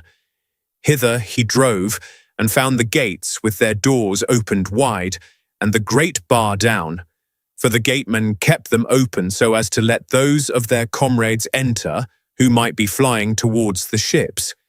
Hither of set purpose did he direct his horses, and his men followed him with a loud cry, for they felt sure that the Achaeans would not hold out longer, and that they should now fall upon the ships. Little did they know that, at the gates, they should find 2 of the bravest chieftains, proud sons of the fighting Lapithae, the one Polypoetes, mighty son of Pirithous, and the other Leontius, peer of murderous Mars. These stood before the gates like 2 high oak trees upon the mountains. that tower from their wide-spreading roots, and year after year battle with wind and rain. Even so did these two men await the onset of great Asius confidently and without flinching. The Trojans, led by him and by Iamenus, Orestes, Adamas, the son of Asius, Thun, and Oenomaus, raised a loud cry of battle and made straight for the wall, holding their shields of dry oxhide above their heads. For a while, the two defenders remained inside and cheered the Achaeans on to stand firm in the defense of their ships. When, however, they saw that the Trojans were attacking the wall, while the Danaians were crying out for help and being routed, they rushed outside and fought in front of the gates like two wild boars upon the mountains that abide the attack of men and dogs, and charging on either side break down the wood, all round them tearing it up by the roots, and one can hear the clattering of their tusks till someone hits them and makes an end of them. Even so did the gleaming bronze rattle about their breasts as the weapons fell upon them. For they fought with great fury, trusting to their own prowess, and to those who were on the wall above them. These threw great stones at their assailants in defense of themselves, their tents, and their ships. The stones fell thick as the flakes of snow which some fierce blast drives from the dark clouds and showers down in sheets upon the earth. Even so fell the weapons from the hands alike of Trojans and Achaeans. Helmet and shield rang out as the great stones rained upon them, and Asius, the son of Hyrtacus, in his dismay cried aloud and smote his two thighs. "Father Jove," he cried, "of a truth you too are altogether given to lying. I made sure the Argive heroes could not withstand us, whereas, like slim-waisted wasps, or bees that have their nests in the rocks by the wayside, they leave not the holes wherein they have built undefended, but fight for their little ones against all who would take them. Even so, these men, though they be but two, will not be driven from the gates, but stand firm either to slay or be slain." He spoke, but moved not the mind of Jove, whose counsel it then was to give glory to Hector. Meanwhile, the rest of the Trojans were fighting about the other gates. I, however, am no god to be able to tell about all these things, for the battle raged everywhere about the stone wall as it were a fiery furnace. The Argives, discomfited though they were forced to defend their ships, and all the gods who were defending the Achaeans were vexed in spirit, but the Lapithaeum kept on fighting with might and main. Thereon Polypoetes, mighty son of Pirithous, hit Damasus with a spear upon his cheek-pierced helmet. The helmet did not protect him, for the point of the spear went through it and broke the bone so that the brain inside was scattered about, and he died fighting. He then slew Pylon and Ormenus. Leonteus, of the race of Mars, killed Hippomachus, the son of Antimachus, by striking him with his spear upon the girdle. He then drew his sword and sprang first upon Antiphates, whom he killed in combat, and who fell face upwards on the earth. After him he killed Menon, Iamenus, and Orestes, and laid them low one after the other. While they were busy stripping the armor from these heroes, the youths who were led on by Polydamas and Hector, and these were the greater part and the most valiant of those that were trying to break through the wall and fire the ships, were still standing by the trench, uncertain what they should do, for they had seen a sign from heaven when they had essayed to cross it, a soaring eagle that flew skirting the left wing of their host, with a monstrous blood-red snake in its talons, still alive and struggling to escape. The snake was still bent on revenge, wriggling and twisting itself backwards till it struck the bird that held it on the neck and breast, whereon the bird, being in pain, let it fall, dropping it into the middle of the host, and then flew down the wind with a sharp cry.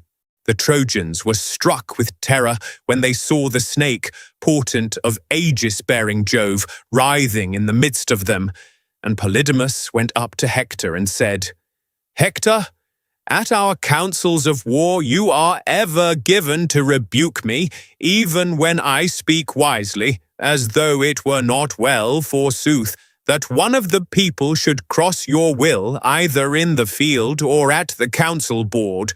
You would have them support you always. Nevertheless, I will say what I think will be best. Let us not now go on to fight the Danaans at their ships, for I know what will happen if this soaring eagle, which skirted the left wing of our host with a monstrous blood-red snake in its talons, the snake being still alive, was really sent as an omen to the Trojans on their essaying to cross the trench.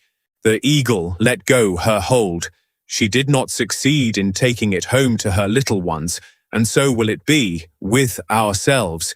Even though by a mighty effort we break through the gates and wall of the Achaeans, and they give way before us, still we shall not return in good order by the way we came, but shall leave many a man behind us whom the Achaeans will do to death in defense of their ships. Thus would any seer who was expert in these matters and was trusted by the people read the portent. Hector looked fiercely at him and said, Polydamas, I like not of your reading. You can find a better saying than this, if you will. If, however, you have spoken in good earnest, then indeed has heaven robbed you of your reason. You would have me pay no heed to the counsels of Jove, nor to the promises he made me. And he bowed his head in confirmation. You bid me be ruled rather by the flight of wildfowl. What care I whether they fly towards dawn or dark, and whether they be on my right hand or on my left? Let us put our trust rather in the counsel of great Jove, king of mortals and immortals. There is one omen, and one only, that a man should fight for his country. Why are you so fearful? Though we be all of us slain at the ships of the Argives, you are not likely to be killed yourself, for you are not steadfast nor courageous. If you will not fight, or would talk others over from doing so, you shall fall forthwith before my spear. With these words he led the way, and the others followed after with a cry that rent the air. Then Jove, the Lord of Thunder, sent the blast of a mighty wind from the mountains of Ida that bore the dust down towards the ships. He thus lulled the Achaeans into security and gave victory to Hector and to the Trojans, who, trusting to their own might and to the signs he had shown them, essayed to break through the great wall of the Achaeans. They tore down the breastworks from the walls and overthrew the battlements. They upheaved the buttresses, which the Achaeans had set in front of the wall in order to support it. When they had pulled these down, they made sure of breaking through the wall, but the Danaans still showed no sign of giving ground. They still fenced the battlements with their shields of oxhide and hurled their missiles down upon the foe as soon as any came below the wall. The two Ajaxes went about everywhere on the walls, cheering on the Achaeans, giving fair words to some, while they spoke sharply to anyone whom they saw to be remiss. "My friends," they cried, "Argives one and all, good, bad, and indifferent, for there was never fight yet in which all were of equal prowess. There is now work enough, as you very well know, for all of you. See that you none of you turn in flight towards the ships, daunted by the shouting of the foe, but press forward and keep one another in heart, if it may so be that Olympian Jove, the Lord of Lightning, will vouchsafe us to repel our foes and drive them back towards the city." Thus did the two go about shouting and cheering the Achaeans on, as the flakes that fall thick upon a winter's day, when Jove is minded to snow and to display these, his arrows to mankind. He lulls the wind to rest, and snows hour after hour, till he has buried the tops of the high mountains, the headlands that jut into the sea, the grassy plains and the tilled fields of men. The snow lies deep upon the forelands, and havens of the grey sea. But the waves, as they come rolling in, stay it that it can come no further. Though all else is wrapped as with a mantle, so heavy are the heavens with snow. Even thus thickly did the stones fall on one side and on the other, some thrown at the Trojans, and some by the Trojans at the Achaeans. And the whole wall was in an uproar. Still, the Trojans and brave Hector would not yet have broken down the gates and the great bar, had not Jove turned his son Sarpedon against the Argives as a lion against a herd of horned cattle. Before him he held his shield of hammered bronze, that the smith had beaten so fair and round, and had lined with ox hides which he had made fast with rivets of gold all round the shield. This he held in front of him, and brandishing his 2 spears came on like some lion of the wilderness, who has been long famished for want of meat, and will dare break even into a well-fenced homestead to try and get at the sheep. He may find the shepherds keeping watch over their flocks with dogs and spears, but he is in no mind to be driven from the fold till he has had a try for it. He will either spring on a sheep and carry it off, or be hit by a spear from some strong hand. Even so was Sarpedon fain to attack the wall and break down its battlements. Then he said to Glaucus, son of Hippolochus, Glaucus, why in Lycia do we receive especial honour as regards our place at table? Why are the choicest portions served us and our cups kept brimming, and why do men look up to us as though we were gods? Moreover, we hold a large estate by the banks of the river Xanthus, fair with orchard lawns and wheat-growing land. It becomes us, therefore, to take our stand at the head of all the Lycians and bear the brunt of the fight, that one may say to another, our princes in Lycia eat the fat of the land and drink best of wine, but they are fine fellows, they fight well, and are ever at the front in battle. My good friend, if, when we were once out of this fight, we could escape old age and death thenceforward and forever, I should neither press forward myself nor bid you do so, but death in 10,000 shapes hangs ever over our heads, and no man can elude him. Therefore let us go forward and either win glory for ourselves or yield it to another. Glaucus heeded his saying, and the pair forthwith led on the host of Lycians. Menestheus, son of Peteos, was dismayed when he saw them, for it was against his part of the wall that they came, bringing destruction with them. He looked along the wall for some chieftain to support his comrades, and saw the 2 Ajaxes, men ever eager for the fray, and Teucer, who had just come from his tent, standing near them. But he could not make his voice heard by shouting to them, so great an uproar was there from crashing shields and helmets, and the battering of gates with a din which reached the skies. For all the gates had been closed, and the Trojans were hammering at them to try and break their way through them.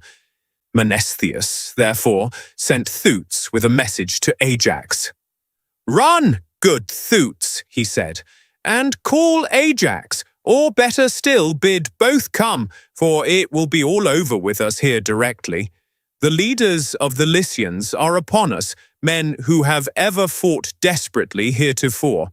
But if they have too much on their hands to let them come, at any rate, let Ajax son of Telamon do so, and let Teucer, the famous bowman, come with him."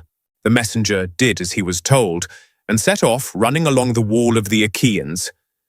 When he reached the Ajaxes, he said to them, "Sir, princes of the Argives, the son of noble Peteos, bids you come to him for a while and help him. You had better both come if you can, or it will be all over with him directly. The leaders of the Lycians are upon him, men who have ever fought desperately heretofore. If you have too much on your hands to let both come, at any rate, let Ajax, son of Telamon, do so, and let Teucer, the famous bowman, come with him." Great Ajax, son of Telamon, heeded the message, and at once spoke to the son of Oileus. "Ajax," said he, Do you too, yourself, and brave Lycomedes, stay here and keep the Danaans in heart to fight their hardest. I will go over yonder and bear my part in the fray, but I will come back here at once as soon as I have given them the help they need." With this, Ajax son of Telamon set off, and Teucer, his brother by the same father, went also with Pandion to carry Teucer's bow. They went along inside the wall, and when they came to the tower where Menestheus was, and hard-pressed indeed did they find him, the brave captains and leaders of the Lycians were storming the battlements, as it were a thick dark cloud, fighting in close quarters and raising the battle cry aloud. First, Ajax son of Telamon killed brave Epicles, a comrade of Sarpedon, hitting him with a jagged stone that lay by the battlements at the very top of the wall. As men now are, even one who is in the bloom of youth could hardly lift it with his 2 hands, but Ajax raised it high aloft and flung it down, smashing Epicles' 4-crested helmet so that the bones of his head were crushed to pieces, and he fell from the high wall as though he were diving, with no more life left in him. Then Teucer wounded Glaucus, the brave son of Hippolochus, as he was coming on to attack the wall. He saw his shoulder bare and aimed an arrow at it, which made Glaucus leave off fighting. Thereon he sprang covertly down for fear some of the Achaeans might see that he was wounded and taunt him. Sarpedon was stung with grief when he saw Glaucus leave him. Still he did not leave off fighting, but aimed his spear at Alcmaeon the son of Thestor, and hit him. He drew his spear back again, and Alcmaeon came down headlong after it, with his bronzed armor rattling round him. Then Sarpedon seized the battlement in his strong hands and tugged at it till it all gave way together, and a breach was made through which many might pass. Ajax and Teucer then both of them attacked him. Teucer hit him with an arrow on the band that bore the shield which covered his body, but Jove saved his son from destruction, that he might not fall by the ship's sterns. Meanwhile, Ajax sprang on him and pierced his shield, but the spear did not go clean through, though it hustled him back that he could come on no further. He therefore retired a little space from the battlement, yet without losing all his ground, for he still thought to cover himself with glory. Then he turned around and shouted to the brave Lycians, saying, "Lycians, why do you thus fail me? For all my prowess I cannot break through the wall and open a way to the ships single-handed. Come close on behind me, for the more there are of us the better." The Lycians, shamed by his rebuke, pressed closer round him who was their counsellor and their king. The Argives on their part got their men in fighting order within the wall, and there was a deadly struggle between them. The Lycians could not break through the wall and force their way to the ships, nor could the Danaans drive the Lycians from the wall now that they had once reached it. As 2 men, measuring rods in hand, quarrel about their boundaries in a field that they own in common, and stickle for their rights, though they be but in a mere strip, even so did the battlements now serve as a bone of contention, and they beat one another's round shields for their possession. Many a man's body was wounded with the pitiless bronze as he turned round and bared his back to the foe, and many were struck clean through their shields. The wall and battlements were everywhere deluged with the blood alike of Trojans and of Achaeans. But even so, the Trojans could not rout the Achaeans, who still held on, and as some honest, hard-working woman weighs wool in her balance and sees that the scales be true, for she would gain some pitiful earnings for her little ones, even so was the fight balanced evenly between them, till the time came when Jove gave the greater glory to Hector, son of Priam, who was first to spring towards the wall of the Achaeans. When he had done so, he cried aloud to the Trojans, "Up, Trojans! Break the wall of the Argives, and fling fire upon their ships." Thus did he hound them on, and in one body they rushed straight at the wall as he had bidden them, and scaled the battlements with sharp spears in their hands. Hector laid hold of a stone that lay just outside the gates and was thick at one end but pointed at the other. 2 of the best men in a town, as men now are, could hardly raise it from the ground and put it onto a wagon, but Hector lifted it quite easily by himself, for the son of scheming Saturn made it light for him. As a shepherd picks up a ram's fleece with one hand and finds it no burden, so easily did Hector lift the great stone and drive it right at the doors that closed the gates so strong and so firmly set. These doors were double and high, and were kept closed by 2 crossbars to which there was but one key. When he had got close up to them, Hector strode towards them that his blow might gain in force and struck them in the middle, leaning his whole weight against them. He broke both hinges, and the stone fell inside by reason of its great weight. The portals re-echoed with the sound, the bars held no longer, and the doors flew open, one way and the other, through the force of the blow. Then brave Hector leaped inside with a face as dark as that of flying night. The gleaming bronze flashed fiercely about his body, and he had 2 spears in his hand. None but a god could have withstood him as he flung himself into the gateway, and his eyes glared like fire. Then he turned round towards the Trojans and called on them to scale the wall, and they did as he bade them, some of them at once climbing over the wall, while others passed through the gates. The Danaans then fled panic-stricken towards their ships, and all was uproar and confusion. Thanks for watching.